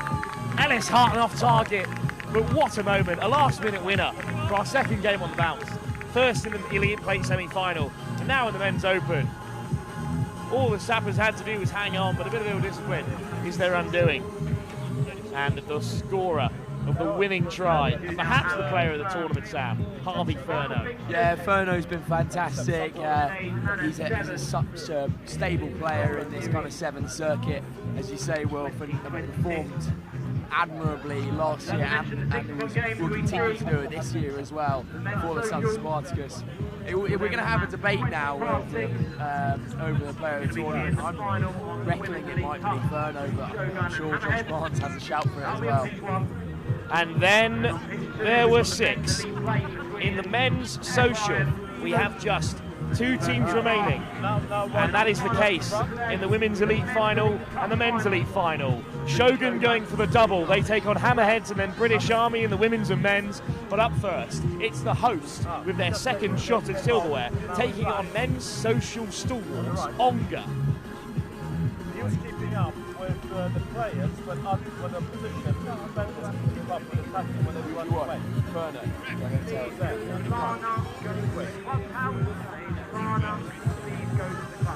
What do you want? It's going to look like favouritism if we put Josh Barnes.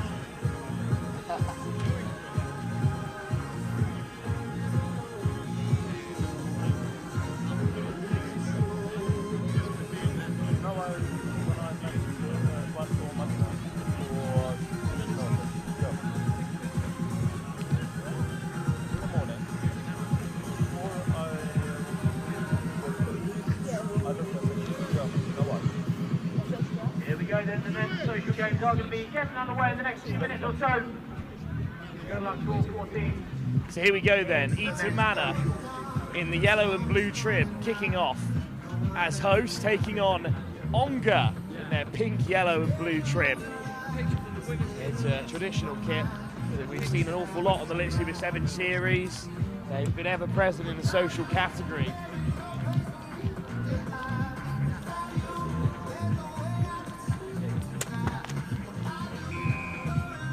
Here comes the kickoff then, Eton Manor, who we saw early in the day pick off a win, have won the kickoff, tipped back by Fajor, but not legally so. Hang on a minute. Eton Manor have changed their kits around. How good? Because that is unfortunately not David Fajor winning that tap-off. Well, we'll go with what's in front of us then. Onga on the other half, with the feed at this scrum after it was slightly knocked on there. So these two sides finished at the top of the pool. Eton Manor, well, they actually beat Onga the last time these two sides met. 28-7 it was. But Onga went undefeated up to that point as the switch comes back on the inside from Allen. But as we've just seen, as the Sappers very nearly beat the Sons of Spartacus, it's all to play for at this stage. Jackson busts through. Hang on a moment, Onga are going to take the lead against the home team.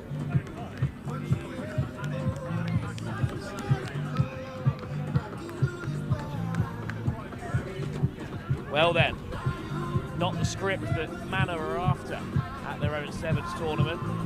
It's a score for Onga.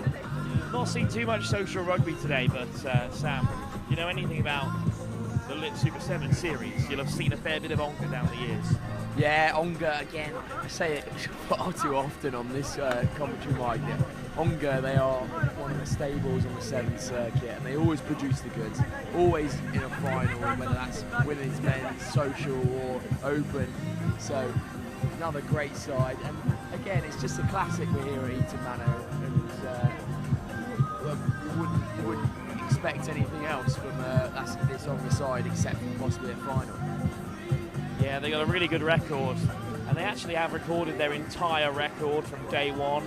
84 wins, 4 draws and 41 losses since their open and social side were established in 2021. But they've just given it away here from Manor, who chip it through. Good scramble back from Onga. And they'll play from anywhere here, Onga. They are a really well organised social side. Albert puts it on. Oh, dummy. Back in field they come. Lifted up the deck for Albert again. Around the corner comes the try scorer, Jackson. Another nice offload, maybe a 2-on-1 here. Head down, gunning for it, off go Onga again. Time is the call. They'll have all of it to use up here. It's another try for Onga. They lead by 2 and they should lead by 14, Sam. Yeah, I mean, straight under the post. I mean, really, really nice play, using that touchline as their friend there, and split the defence so well. Just siving through like a hot 9 through Butterworth. And again, we'll say it's classic Onga, isn't it? They're going to do well in a social tournament if you bring their best side. Ravens take on Old Down Baddians in the other ranking fixture. The JP Stags go home early. So Onga, of course, with 10 points overall. Again, just the 1 loss. And it was to this Eton Manor side, but I think a bit of steam has been knocked out of them since. Although they have, of course, achieved promotion this year, Eton Manor. Heading up a division in the Anglian leagues into Southwest 2. Step 5, great achievement for this club. They are looking to get back into this final as well, but that's a loose ball. Spilt and then regathered, what a pickup! And they're going to head through into the bottom left corner, courtesy of Cam Burgess, who actually picks out his teammate Ashton Webb, who drops down. That's some good social rugby for you. Ashton Webb dances his way over the line. Yeah, and Ash is another one who's a staple in this series. He plays for a lot of teams, but chosen to represent his home club today. He's really one hell of a player, 115's player as well, slotting in at 6 for most teams. Also does a lot of representation for November as well, so good guy at heart, and nice to see him get over the line. Burgess chips it into the corner. Whoa, almost a wonderful take by Onga, and a fly hang flew, not much connection. So on the roll comes Manor again here. Bit of space opening up in the Onga line. Lovely offload. Could be in again here, Ashton Webb. Oh, flings another one loose. Put down by Jesse Liston. There's going to be a break for play here because there's an Eton Manor man. He's gone down rather uncomfortably in the backfield. I think he might have twisted his ankle there. Possibly a knee injury, Sam. Bit of a shame. So this social final will be halted for now. They don't record the social stats across the 5 legs of the Lit Super 7 series because they tend to be very local. You know, we'll see the likes of the Oxford Twins next week certainly get involved. Maybe Concord Sevens will come back as they did make their debut in Oxford last year, the Northampton-based side. But it's Eton Manor at the moment who have just about lost possession. But let's just briefly touch on those 2 elite finals to come later, women's and the men's. Of course, in the first one, Shogun Akita, who are champions of the Lit Super 7 series from last season, taking on Hammerheads, who were beaten in the final here last year at the Manor Sevens, and then Shogun Akita against the British Army. What a cracking game that is. Shogun Akita, who absolutely blew the Boom Beavers away in the men's elite last year. Yeah, Shogun stacked with stars and looking like a team to beat here. They progressed so easily through the group, and then actually they had a tough start to the day, Shogun Akita, losing 1 game in their group, but to Apache actually, who are knocked out by the British Army later on. So we'll see what Shogun can bring. I mean, they're always going to be on the top 4 mark in the final. And the British Army have gone 1 step further and made it to a final after knocking out Preseli Barbars, which is a great return to that rivalry. But for now, it's Onga looking to go the length for a 3rd time. Get out of town. Onga are going to go length to length again. It's Freddie Matthews this time. Christian Squire will not catch him, and that's saying something. 3rd time that Onga have broken from inside their own half and gone the length. Screams of tired legs. does. The fatigue sets in early today. I'm definitely guilty of it, but Freddie Matthews is definitely not feeling his hamstrings at the moment. Clean set of heels and he's gone. The show and go was fantastic, and then he's away. And what a try for Onga once again. Interesting, because he is listed as the most fragile of the Onga players, so off he goes. They'll wrap him up in cotton wool ahead of next week's tournament, I'm sure. Well collected by Eton Manor from the kick-off, still plenty to play for, even if Onga grab another score. Liston. Christian Squire, he's a serious live wire, and Squire almost through. Penalty, clear from the referee, get your hands off. Quick tap. Off go Alex Minns, and then striding through is Pat Webb. Not sure how Webb found himself in so much space. One missed tackle, that's all it takes in the game of sevens. Yeah, Pat Webb going through there and converting his own score as well. So again, these Eton Manor boys using the home support. Maybe that's that little bit, isn't it, Will? It's really nice at these kind of tournaments to have that extra edge and probably fuels the fire a bit more. Yeah, absolutely. What a tight final we have for you in the men's social. Eton Manor will not go away. Kick off from Alex Minns. Assessing their options here. Onga. Could open up for James Gold. Gold. Scrag tackle, and then it's knocked on. So 21-14 it remains. Onga. Step onto the outside. Look at him go. Will anyone catch him? Floated over the top, into the forward pass, but it bounces up for Onga. Indeed, it's given by the referee. Would have been another brilliant breakaway. What is it about Eton Manor's half that Onga hates so much? You know, they love getting into opposition territory straight off the bat. It must be something, I don't know, Will, but the amount of pace applied for Onga here, it's just, I mean, it's insurmountable, to be honest.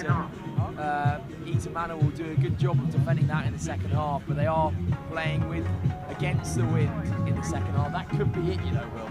More tries than tackles in our men's social final, but Onga lead by 21-14. Eton Manor only 7 behind the hosts. We'll be back for the second half in just a moment.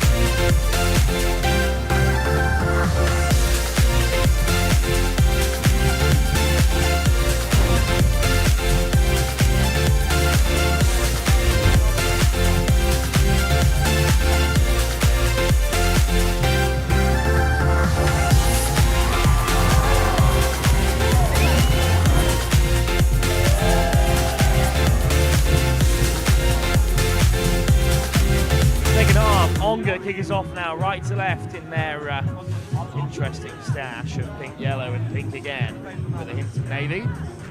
Here's Christian Squire for Eton Manor in the yellow, on home soil, putting the offloads in. Just 7 points down, Sam, very much alive in this contest. Yeah, definitely so. We know the firepower that Eton Manor possesses. They go here, could they be away? The chase is on. Minns chopped down by Onga. Penalty though for the hosts. Too eager. Quick tap. Here we go. Is he met beyond the 10? Referee says no. Another penalty. We'll be able to take this one quickly, Brad Coomber. But a yellow card. Well. Now that might be a game changer. Yellow card comes out. Here's Kitchen, the captain. Ball on the inside. Minns. The Manor Judas, as he's known. Oh, it's been spilled by Squire. Still, they've got a man up here. Will Wigan. Wigan straight up the gullet. Wigan with the bump. Offload, and this should be a second score from Pat Webb. equaliser, Sam. But when you're down to 6, it's always tough to keep them out. Yeah, Pat Webb at the double. I mean, he's just possessed so much force and brutality in there, but it's a really good carry to start it off, and then for Webb, he just gets onto the offload on that outer's line, again using the touchline as their friend, but making the most of this one-man advantage are Eton Manor as well. Yeah, Brad Kuma in there really setting the pace. He'll knock this over as well. If Eton Manor win this, I think he's my nod for player of the tournament in the social division as they level things up 21 apiece. Onga, though, looks to reply as they're level for the first time since kickoff. Penalty for Eton Manor. Kuma with a quick tap. Brilliant turnover by Will Wigan, and they'll fly through. Kuma, he's over. Brad Kuma with yet another score. And they have turned it around good and proper. And, well, whatever the opposite of the commentator's curses, I've spoken Kuma's score into existence. I think that's just being called a good commentator. I've called it. Kuma, my player of the tournament, gets over for a crucial try that puts Eton Manor ahead for the first time in the men's social final. Yeah, they again, I believe it's because of this home support. I mean, we mentioned it in the first half. There's a slight slope here as well, and you're playing with the wind. It's a good place to be in the second half, just playing down into the clubhouse. I'm sure the men's first 15 know that as well. But Eton Manor really supplying the firepower here. So much success at this ground this season. Promotion already. Will they take a social title on home soil as well? Well, who wants it? Eton Manor gets stuck into the breakdown, but Onga come away with it for now. Chip and chase. Tired legs, but Squire's going to get there. Not controlled, but it certainly isn't forward. Webb on a hat-trick. Offload! Well watched. But a huge shot came in to shut down that interception from Cam Burgess. Tommy Neve was almost in there and almost got Onga back in terms with this Eton Manor side, but again well anticipated from the home side. The other player down here, I think, is Squire. Richard Squire, another player who's popped up across the Sevens circuit in recent times. Yeah, Squire, as you said before, he's such a live wire in that midfield, that kind of 12 spot. They don't leave him out on the wings, he wouldn't get that much ball. He just explodes onto it every time, dancing things. He'll take a short break. The latter stage of this final, with Eton Manor 28-21 to the good. Squire's had his final say. Is there another twist in this social outcome? I love the retro Pumas as well from Squire. It's a serious staple of a good rugby player. 2 men in the carry. Here go Eton Manor then. One last roll of the dice. Tom Scott. Well met. And a knock on. And is there time for Onga here? Carve out one last chance. Big shot. And if it goes on to turn this game around, Tommy Dean's done really well there. Almost got an interception earlier. Reads the game fantastically well, does Tommy Dean wearing the number 8 shirt. Scrum fed by Matthews. Already scored a long-range try already. Onga could do with one of those. Offload is forward and intercepted. And is that the final nail in the Onga coffin? Scott round the outside. Oh, this time it's Will Wigan. Will Wigan for the corner. He's done it. Eton Manor have won it. And Will Wigan, who's worked hard all day, has a meat pie to show for it at the end of a social contest. And that'll do it. And, well, lovely on the far side, a cheer went up from the Manor faithful as they've got a trophy on home soil. Yeah, the crowd goes absolutely wild. As you said, well, what a year for Eton Manor. Promotion into Step 5 and I mean, a social title under their belt at the Manor Sevens as well, which is fantastic to see. Well, that's one way to make sure we're back here at the Manor Sevens next season. Just let the hosts into 2 finals. Let them take a trophy away from one of them. None of it's planned. Yeah, Eton Manor in 2 finals, the Women's Open and the Men's Social. They will taste victory in one of them. Lovely kick from Burgess. Slapped down and reclaimed, I think, by Eton Manor again. Up goes the linesman's flag. It would be a really popular final whistle if it went up on that far side.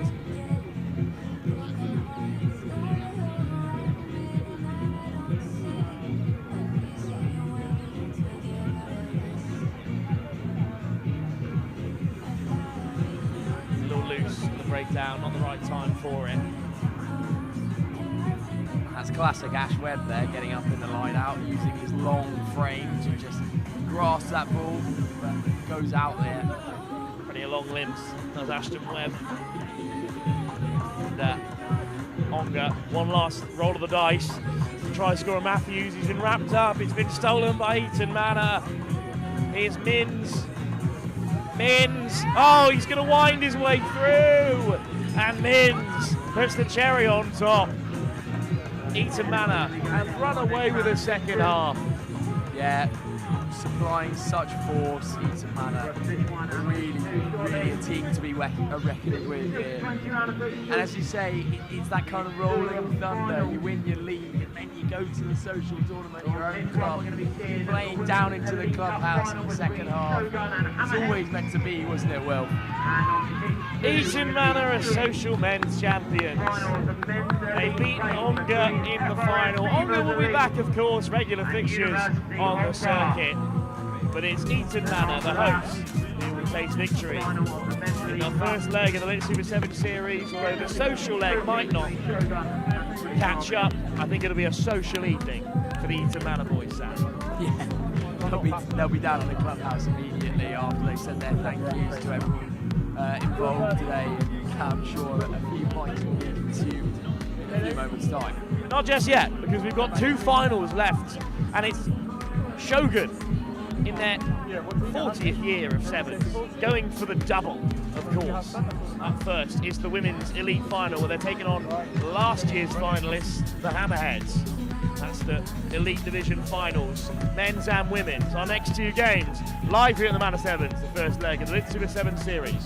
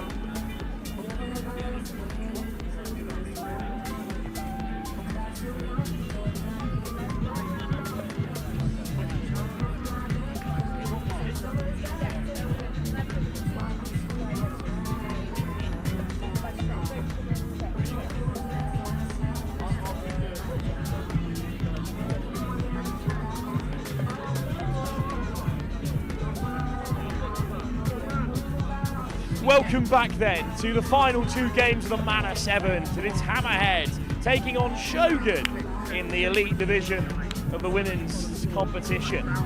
Well, Shogun were champions last year. They were 18 points clear of their nearest challengers, Hammerheads, who themselves were beaten in the final here by the Boom Beavers.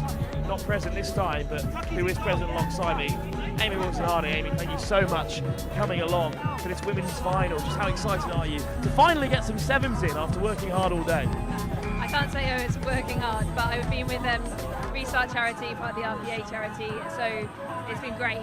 But yeah, this is brilliant to be in the sunshine watching sevens. What more can you want? It's a beautiful day. The sun stayed out for almost 100% of the Manor Sevens as Jazz Rapton is the rampage down this near side of Jamaican International. Off the deck from Owen, another Welsh international amongst the lineup, and then chipped ahead, and off goes Hannah Pluck. It will be Hammerheads who win the race. Freeman back to her feet. Possession changes hands. What do you make of that early doors then? Shogun just going for the territory and sending it down Hammerheads' way. Yeah, definitely intent to play, and you see so often kicks don't often pull off, but if they can then defensively put in a shift here and keep Hammerheads in their own half, then that's what they're after. Dangerous combination on the near side between Pimiata, the Polish international, and Thornhill, who's been absolute try machine today. Here is Thornhill, gets away from Rampton. Thornhill pins back her ears and will score the first. On this short side again, Natalia Pimiata and Hannah Thornhill have been deadly in the short spaces, and she tiptoed down the sideline and took the lead for Hammerheads. What a try from Thornhill. Definitely, Thornhill is just proving like year after year. She's still fairly new to the game, yet just shows her finishing prowess there. And like we said, that kicking game is good until you get the speedsters on the ball, and then that can happen easily. So yeah, great comeback from her. Decisive Shogun start, Hammerheads fighting right back. Full set of 7, crucial as well in these cup finals. Shogun going for the double, but they've taken an early falter here, and kick-off to come for the Hammerheads. Plenty of distance on it. Oh, knocked on. A rare error from Shogun. Once in a blue moon. So you've got to take advantage. Definitely set piece. We've just seen what Thornhill can do. Let's see what she can do here with a bit of space. You'd think they'll be giving it straight to her, right? Seems like the simplest of options, especially with Pamiata, who's so physical on her inside, drawing in those last 2 defenders. So much experience in the Shogun side of the domestic circuit and the international one. Not the cleanest of ball. It's well taken by Freeman. Pamiata. Little hitch kick from Natalia Pamiata. He might need to go herself this time. Pamiata in for the corner. Fends off the last. It's a second score for the Hammerheads. And the 2 combination of Pamiata and Thornhill embrace over the try line. I've picked them out on the off chance, and they've both scored in the opening 2 minutes. It's always good when that happens, right? No, just a great bit of individual skill. Lovely stuff. And backing us up, which is so good to see. And Thornhill was there. I'm loving this one myself. Pamiata, one of 2 to play under the Polish flag in his Hammerhead side alongside Martinia Borazak.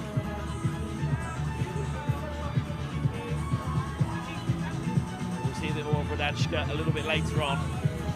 For now, though, it's the starting 7 for Hammerheads, causing lots of problems here. 12-0 they lead. It's another devilish kick-off just beyond the 10. Bounces unkindly this time for either team over the touchline. And a line-out for Shogun. Shogun have been so impressive today, and they went almost unscathed through the first couple of legs of the Women's Elite. They topped the group, including the Wild Dogs and the Akuma Panthers, semi-finalists here last season. Hammerheads came through against Bath and the New Zealand side Fullsend by just 2 points in their first game of the day. And it's those kind of narrow margins that set you up for a victory like this. Straight over the ball, great body position, wonderful turnover. Big moves from Martinia Vardanska. Thornhill, hitch kick on the edge. Thornhill! This time she's hit. Shogun keep her out. Easier said than done. Whipped inside from Benno and head down from the Hammerheads. 5 metres short, just about swung away. His Ponce, crossfield. Thornhill over to score. It's another try, and it's Thornhill with her second in the final after a hat-trick. It eventually sealed victory against Fullsend. She's back on pitch 1, back amongst the tries. Lovely crossfield as well from Hammerheads in the build-up. Chloe Ponce it was. What a start to the final. I mean, there's such great vision, but over the whole board on the Hammerhead side, it's just so confident with the ball in hand. And that now to spot that crossfield kick, a great finish from Thornhill, don't think that's easy. But just yet, everyone looking so confident in the ball, being really decisive. And when you've got that ascendancy, it's just so hard to defend. You want to keep that control. Shogun didn't even concede in their semi-final against Bath Rugby. Here they are. 3 tries down already. 17-0. Deep kickoff. Shogun need to show something before the break. This time hunted down. The work of the breakdown, excellent, but this time too keen. This is a chance. They've got to create something for here, Amy. Definitely look, the Sevens, we know what could happen, and oh, nearly broken through now. Straight back to her feet, good release. Oh, it's just been dislodged out of the path of Greenway, but Rampton, Greenway, here's Greenway, gives it out wide, and this should be a score. It's Lewis on the edge. 2 Welsh internationals linking up. Courtney Greenway with her first assist of the final. Scored a hat-trick in the last time Shogun were on the field, of course. The Aguilia Lightning Scar. And, well, here comes the kick from Rampton. It's a crucial one. Oh, just didn't get the cleanest contact. It'll stay 17-5 then. Good response from Shogun. 3 tries. Feels like a big lead. Can evaporate in the game of 7s though. 100%, and Shogun just showed what they can do if they keep the ball. If they can maintain that possession, they are really dangerous, and they've shown that all day. But it's interesting you say about the competition they've had, and maybe a bit more of an easy ride. That can be a detriment. So Hammerheads have had that challenge, and that's obviously paying off now because they're really up for that game. Maybe Shogun just takes a little bit more time to get in the game. Have been challenged. A narrow win over the plate winners in the end, the Fullsend for New Zealand, who are off to Paris next week for the Central Sevens.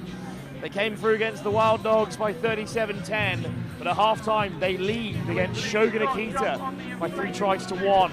7 minutes still left to play in our Women's Elite Division final between Shogun and Hammerheads. Hammerheads hoping to go one better than last season, where they were defeated at this stage on the Manor Sevens.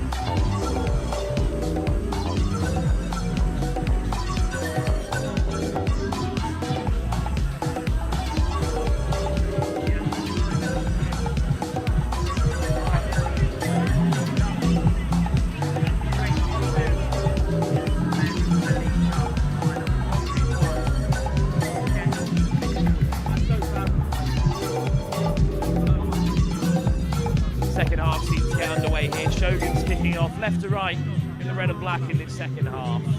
This game is far from over, Amy Wilson-Hardy. Definitely, they'll be looking to regain that possession. But yeah, ultimately, like we said, keep the ball in hand. They can score, they can show what weapon they are in attack. But Shogun have done, Hammerheads has done such a good job in the first half of keeping the ball off them, so it'll be interesting. Such a deep kick for Isabel Davies to deal with. Head straight to that far side. Shogun over it, and they steal it away. And what a start to the second half. Greenway takes 2 to bring her down. Shogun with possession, deep in Hammerhead country.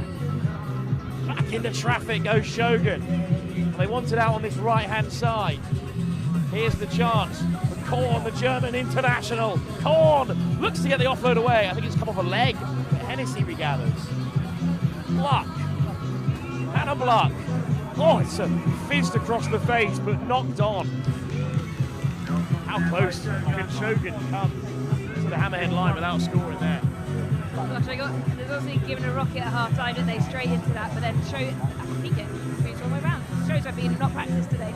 Hammerhead just brings such a lot of defensive pressure on there, so I mean, they just need to get a bit more depth. They're so flat on the ball, giving them no time to move it, but again, they do that, they keep the ball, show what's ready. The Hammerheads go coast to coast. Loose at the back of the scrum, penalty. Bit of a let-off for the Hammerheads there. Definitely, very lucky. Take it quickly. A couple of strong arms come in to fend off the Shogun. What a clear out that is. The Shogun were all over it, and maybe there might be numbers on this short side. Switch back against the grain. There's a good acceleration, and it's Natalia Pamiata who's going to storm through again. Drive to Hammerheads, congratulations. Second score for Natalia Pamiata. Great switch, pretty textbook stuff on the inside.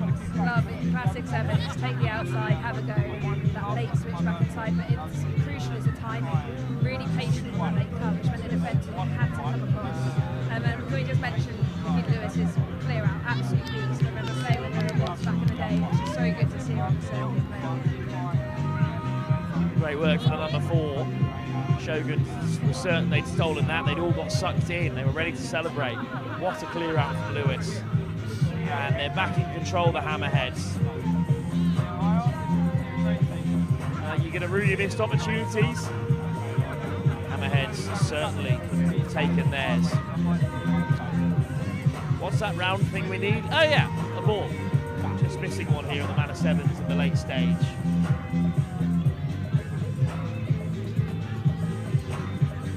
Kick-off incoming then from Chloe Pons. Beautiful crossfield set up. Thornhill's second try. Pamiata's added her second. So now it's a 4-1 lead in terms of 5 pointers on the board. Lewis is herring after this one, and it's Lewis who regathers. Pressure piled on Elena Korn. The German coughs it up. Hammerheads look to swing it wide. It's a little bit loose, and Rampton looks to wrap up the opposite player. It's good scramble defence from the Shoguns. And there's loads of numbers on this short side if the Hammerheads can use them right. Herring. Big fend. Herring flicks it out the back door. Knocks it back. Lewis. Great defence from the Shoguns. In comes the drive from Marley. They've managed to drive it back to the 10 metres. Not a bad net result.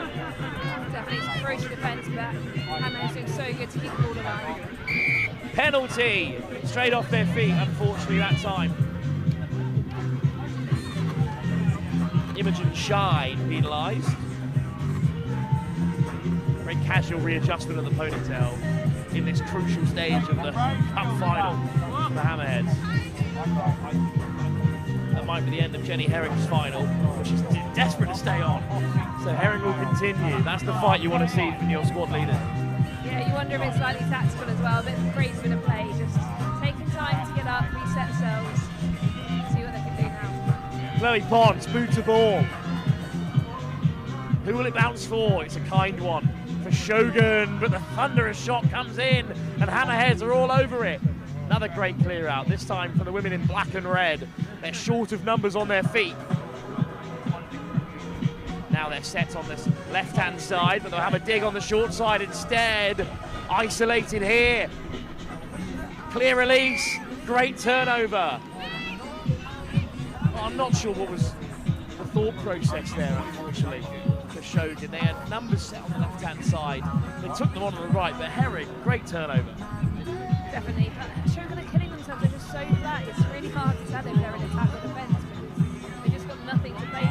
Look at the power from Akita Lewis. Oh, Lewis is going to go all the way. Switch with Ponce on the inside. And Michaela Lewis scores. What a final she's having. What a player to call upon on the Lit Super 7 series. What a final from Hammerheads. Shogun are going to fall on the final hurdle. And it's last season's runners-up in the overall elite standings who are in charge here at the Manor Sevens, which they were beaten in the final by the Boom Beavers last time up. Well, what do you make of it? Shogun have been so dominant today, and they were so dominant on the series last year, and it's a very similar line out to what we saw from Shogun last year as they racked up 72 of a potential 80 points on the series. Here come Hammerheads spoiling the party. Definitely, I mean, they're both huge powerhouses in the women's game on the circuit. So the beauty of sevens, though, is this can change completely next week. You know that a result like this is only going to fire up those players the next time round, next time they come across. And they certainly will meet again as two of the top sides in the women's elite division. Trying to spark a comeback here, Courtney Greenway.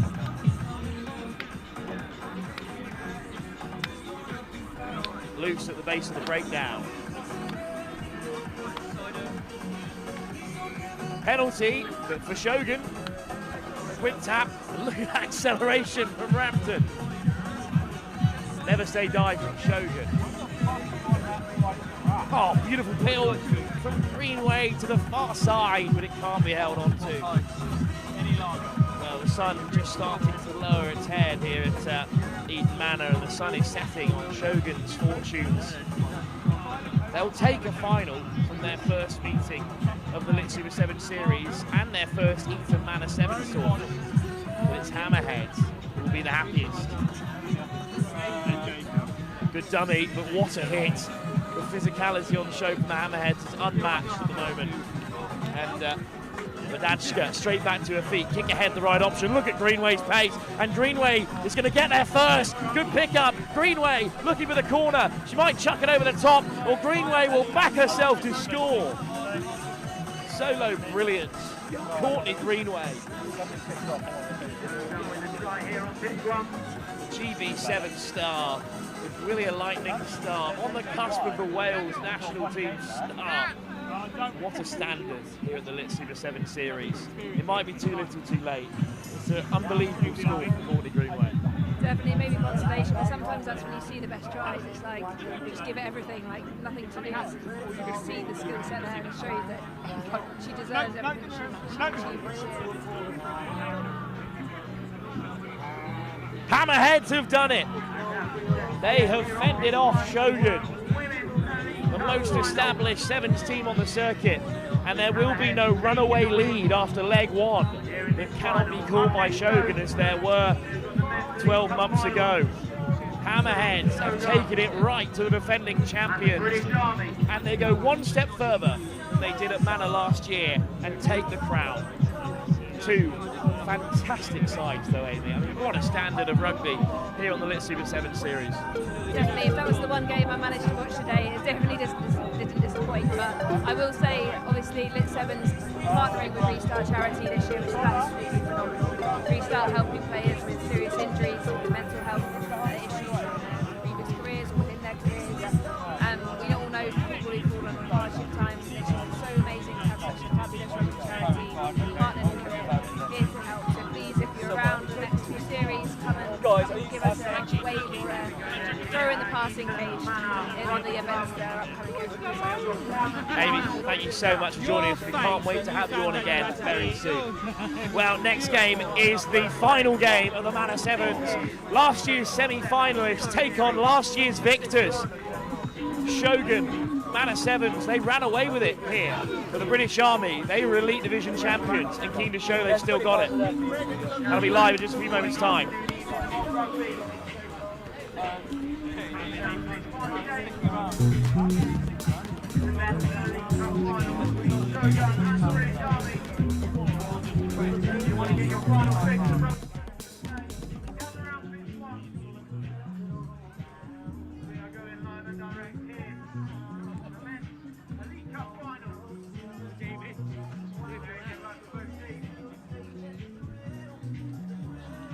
Here we go then, it's the British Army, knocked out in the semi-final stages last season at Manor Sevens, but they went on to be Elite Division champs. They are taking on Shogun, who absolutely blitzed the final against Beavers this time last campaign. British Army in the all red up against the red and black crisscross of Shogun. And the first kick-off doesn't go 10, so a chance for Shogun to start brightly here. Over comes Ben Morrow, schoolboy star. What next for him? Finding out here on the 7 series. Good floated ball across from Hughes, and now a chance on the edge. Good defence of the British Army. They'll be rugged all day. McLean, Morrow, through his grasp. Ben Morrow, fancy footwork, well met in the tackle by Loka. And here goes Hughes. Chance again on that left-hand side. Offload away. British Army make their shots as they so often do. What a period of play to start the final. Morrow again has it. Morrow is eaten up by the British Army. Penalty though. Off Off goes James Bent. Went wide by McLean again. British Army go fishing for it. Hughes.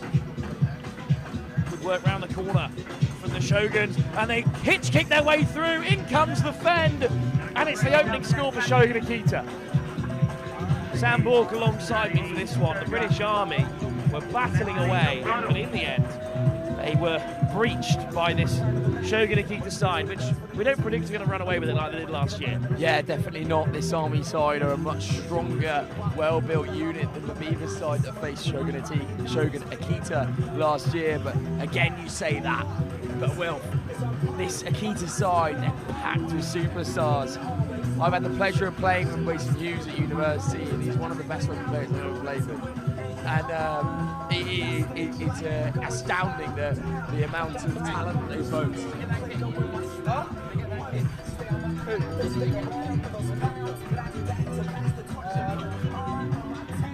Kick off, deep, bounces up for the British Army, but it's into touch.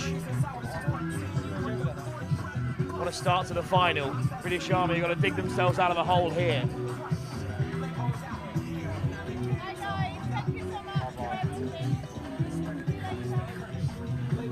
Tough start to the final for the British Army, penned in. Loose, around the corner they come. Just about smuggled away by Rocco Rainiyama. And then on the edge, looking to create. Lovely offload. Here goes the British Army on full force. Oh, the last pass is just a little behind. Louis!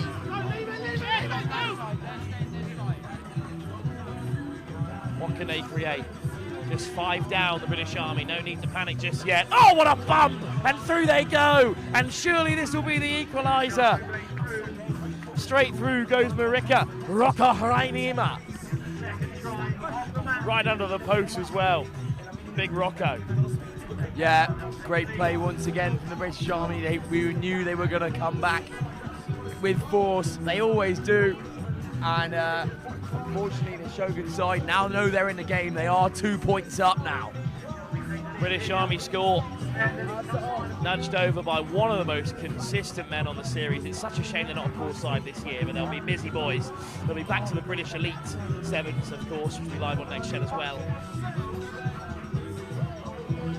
And here comes the kick-off from Josiah Seva of the Welsh Guards. Get under that if you fancy it. What a lift for Hughes. Absolutely brilliant stuff from Mason Hughes. And a quick tap for the Shoguns. I'll have a chance to reflect on that ridiculous take off the kick-off in just a moment, I'm sure. Bent.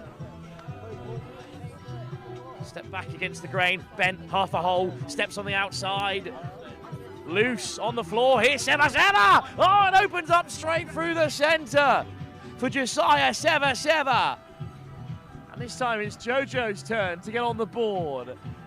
And the Welsh Guard is over. But he can't convert his own kick. A little bit blasé there from Seva. And the Army physio right underneath us has a wry smile on his face, Sam. Yeah, Seva there. A mistake from the number 15 for Shogun Akita, and Seva pounces so venomously, strides through, and then a little missed kick is quite unfortunate. Could cost them in this game as well, because Shogun will definitely come back. 12-5, and he's had to give up kicking duties for now for Kama Tranivesi. Tranivesi freshly onto the field, looking at that far right-hand corner. It was a stunning take from Hughes on the last time of asking. This time it's down the gullet, and it's a careful takedown from Rocco Rainiyama. McLean gets it away, dancing footwork on the edge, but nowhere for Shogun to go so far. Hughes. Morrow is really wide here on this right left-hand side, and here he goes. Ben Morrow pins back his ears. No one will catch him. Ben Morrow off to the races again. There's a whole generation of schoolboy players who have got nightmares one-on-one with Ben Morrow, and unfortunately, infantryman Jamie Diamond is going to be added to the list. Yeah, it kind of reminds me, Wilf, of watching, first of all, the Roslyn Park School Sevens final, where Ben Morrow dragged Millfield back into the game. And I'm afraid I've already harkened on about that one a fair bit today. And then also at London City Sevens, where Ben Morrow absolutely dragged Saracens back into the game, unfortunately losing to Quins at that situation. But Morrow's just such a player. You see here, and you'll see again, on the outside, you never know, because he's got such good footwork as well, if he's going to use his gas or his footwork. The only way you can properly match him is physicality. Great take off the kick-off, and it needed to be from Samu Tamonivalu. I think he's going to win the penalty as well, Tamonivalu. So back come the British Army on the front foot again. Oh, it's outrageous footwork. And the ball on the inside from Dranivesi is perfect. Scrag tackle denies them. And just a knock on there to take us through to half-time. But goodness me, they are on show here, the British Army. Cameron Dranivesi was brilliant. Waisei Leuniavanu almost through. But at half-time, they are still in the game here, Shogun, but the British Army are on fire. Yeah, absolutely on flames, Wolf. There's no stopping them at the moment. And look at that, they all breathe in the same direction. It's such a unit, it's such a tight-knit group here that there's no stopping them sometimes. But the Shogun's Akita side, Akita, will definitely have the plans of doing so. That Ben Morrow try keeps replaying in my head. It must be an absolute. I've never defended against him, but it must be an absolute nightmare. Half-time in the grand finale, and at the moment it's Shogun who trail on for a double in the women's and men's elite division final. They might walk away with nothing, but plenty of points in the first leg of the Lit Super 7 series here at Eton Manor. Somehow going to have to pick a player of the tournament out of this lot as well, also in the women's division. It's much easier said than done. What do you think's being said in that Shogun tent? I mean, they're not used to being behind. Well, you see, and you kind of cut back to earlier on today when they lost against Apache. I feel like as a professional athlete, or not quite professional, but as an Elite Sevens player who's almost a professional athlete, you kind of got to draw back to the losses you faced earlier on in the day and remember how you felt at that current point in time. And you wouldn't want that to happen again. That's certainly how I would deal with it. You've got to start that fire. You've got to fuel the fire in the belly to really get back on top in this game. Well, they've come all the way across the UK and Cyprus as well, this British Army side. All serving members of the forces, of course. But at the moment, Shogun have got to bring their all to match up with the defending champions of the Lit Super 7 series. Ben Morrow to hang it up here. It's a deep kickoff, and it's got the Army backpedaling. But they won't be on the retreat for long, the British Army. Back comes Sally Salu. Sally Salu gets the offload away somehow. Wrong side there for Reloka. And they'll take their chances on the edge. Morrow makes the chop, but the offloads are free. The offloads are fabulous. It's Waka cutting back on the inside. Peter Waka down inside the Shogun half. Straight to the line go the British Army again. Misaki Reloka. They can hurt you out wide. They can hurt you through the centre. The British Army. But they've got Shogun's number at the moment. It's relentless pace, Wilf, and I wouldn't want to be out there as a Shogun player. It's so difficult to defend against. The offloads, they come thick and fast, and then squirming around the corner, great footwork. There's no other team like it, Wilf. Misaki Reloka might be my nudge for player of the tournament from the Irish Guards, if the British Army hang on here. Still got to name that women's player, by the way, Sam. Yeah, very true. I think, as for you to call, Wilf, obviously I didn't call the final, but Hammerheads girls were fantastic. I'm leaning towards Natalia Pamienta, but we'll wait and see. Oh, what a take from Peter Waka! And Waka's going to race his way through. Game-breaking stuff from Peter Waka again. The man they call Boat. But it's been stolen by Shogun. What a turnover that is in the context of this fixture. Soft hands from Shogun, and Waka has just been shrugged off good and proper. Oh my lord. Thank goodness for the headgear. Quick tap from Usai Aria. Well, there is a man down in the backfield for the British Army. Peter Waka has felt the full force of that contact. Shogun are going to keep playing here. Aria. Oh, it's gone loose. And we'll have the break in play as, I mean, Peter Waka is absolutely hard as nails, straight back to back with us, of course, in the backfield, but I think that'll be his final done and dusted. That was an absolutely mental bit of contact. The shot was lined up about 2 minutes before from Waka, but then the Shogun player has read him like an absolute book, spun round and gone, yeah, have a bit, mate. Let's see what happens. And he's just absolutely sat Waka down. Oh, goodness me. Someone buy that man a beer and then run the other way. Not getting near Peter Waka in a bad mood, although he does jog straight off the field. Scrum is still to be fed by the British Army, though. Seva. His ball is floated over the top a little loose. In comes the stiff arm. It's a really important tackle from Alex Mason. Infield again from Suiloa. Sevas. Nice ball off the deck from Rocco Ryanima. Contact. Rocco Ryanima. Suiloa.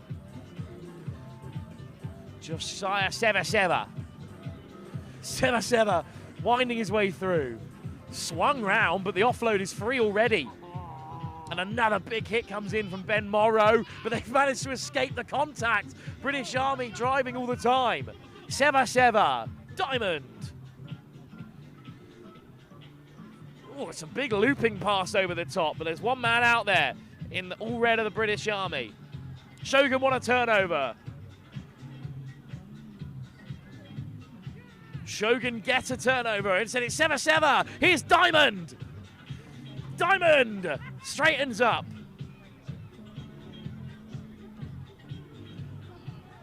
Suiloa. Surely it's on this right-hand side for the Army now. Salu. One more should do it. And they're over. And they've scored. Aborasio.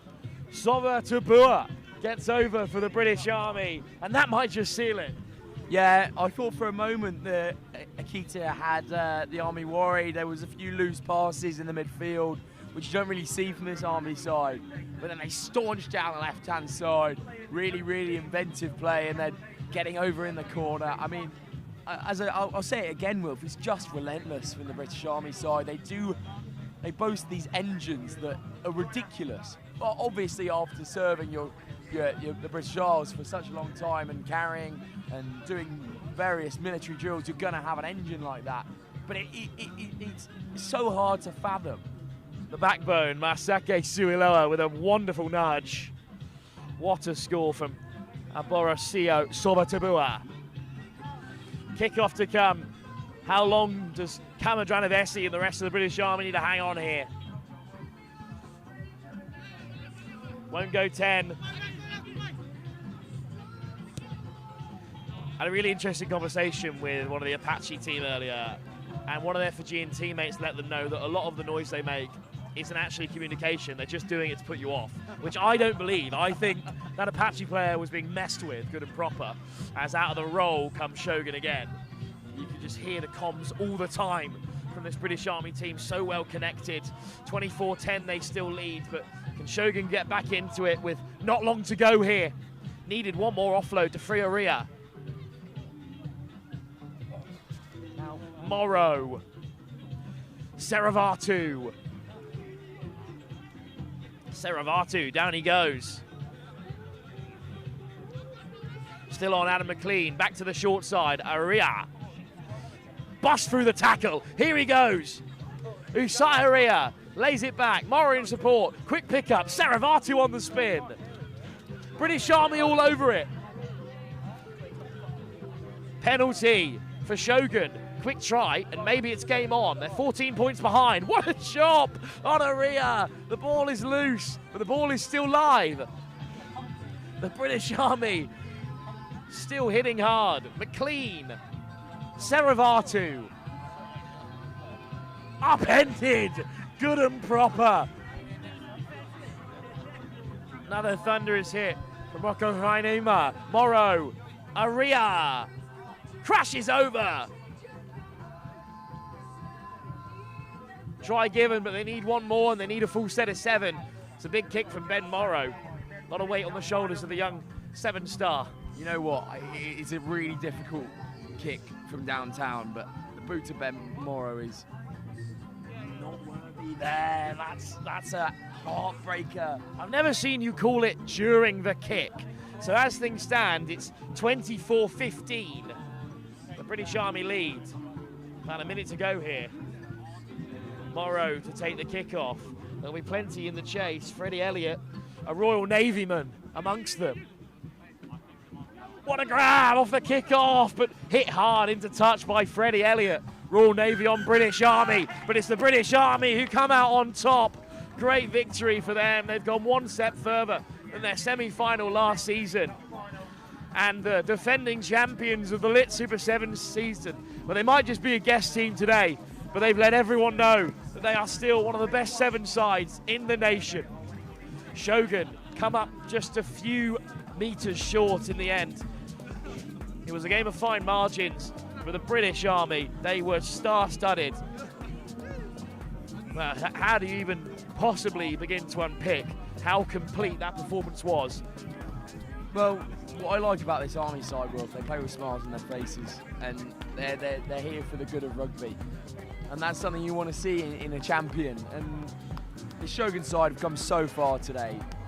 It's a changed squad from last year. There's a few familiar faces, but there's a few new faces as well. And I'm sure they'll be very happy with this performance against the British Army. But the Army, and the offloading, the relentlessness, the passion as well to go through and score that many times. It's without words, to be honest, Wolf, and they are deserved champions. The world might be a dangerous place, but I think I'd follow Peter Wacker anywhere.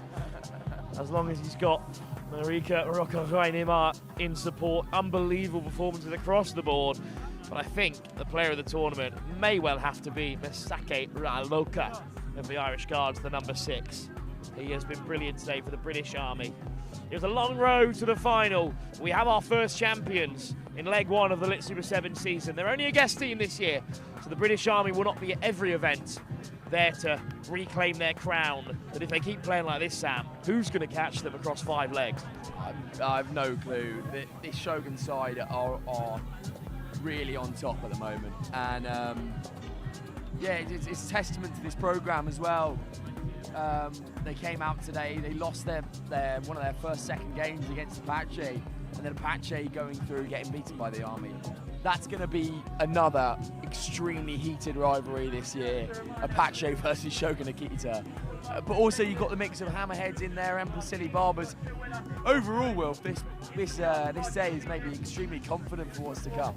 Just one leg done of the Lit Super 7 season. We'll be back next week in Oxford. But congratulations to all our winners, the British Army, the winners of the Men's Elite, the Hammerheads, the winners of the Women's Elite, the Men's Social taken by the host Eton Manor, the Men's Open won by Mike Friday's Sons of Spartacus, and of course the Women's Open title, which was taken in the end by the University of Bath.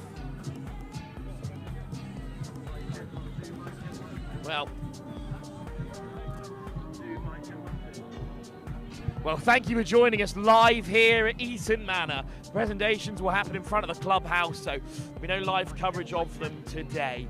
But it's been a wonderful opener to the Lit Super 7 season. Join us in just a week's time in Oxford, where we'll do it all again. 5 more competitions up for grab. Plenty of points on the board. But your champions so far, Hammerheads and the British Army. We'll be back in just a week's time. For myself, Wilf Kemsley, and from Sam Bork and all the team here at Next Gen Live, thank you for joining us. See you in Oxford.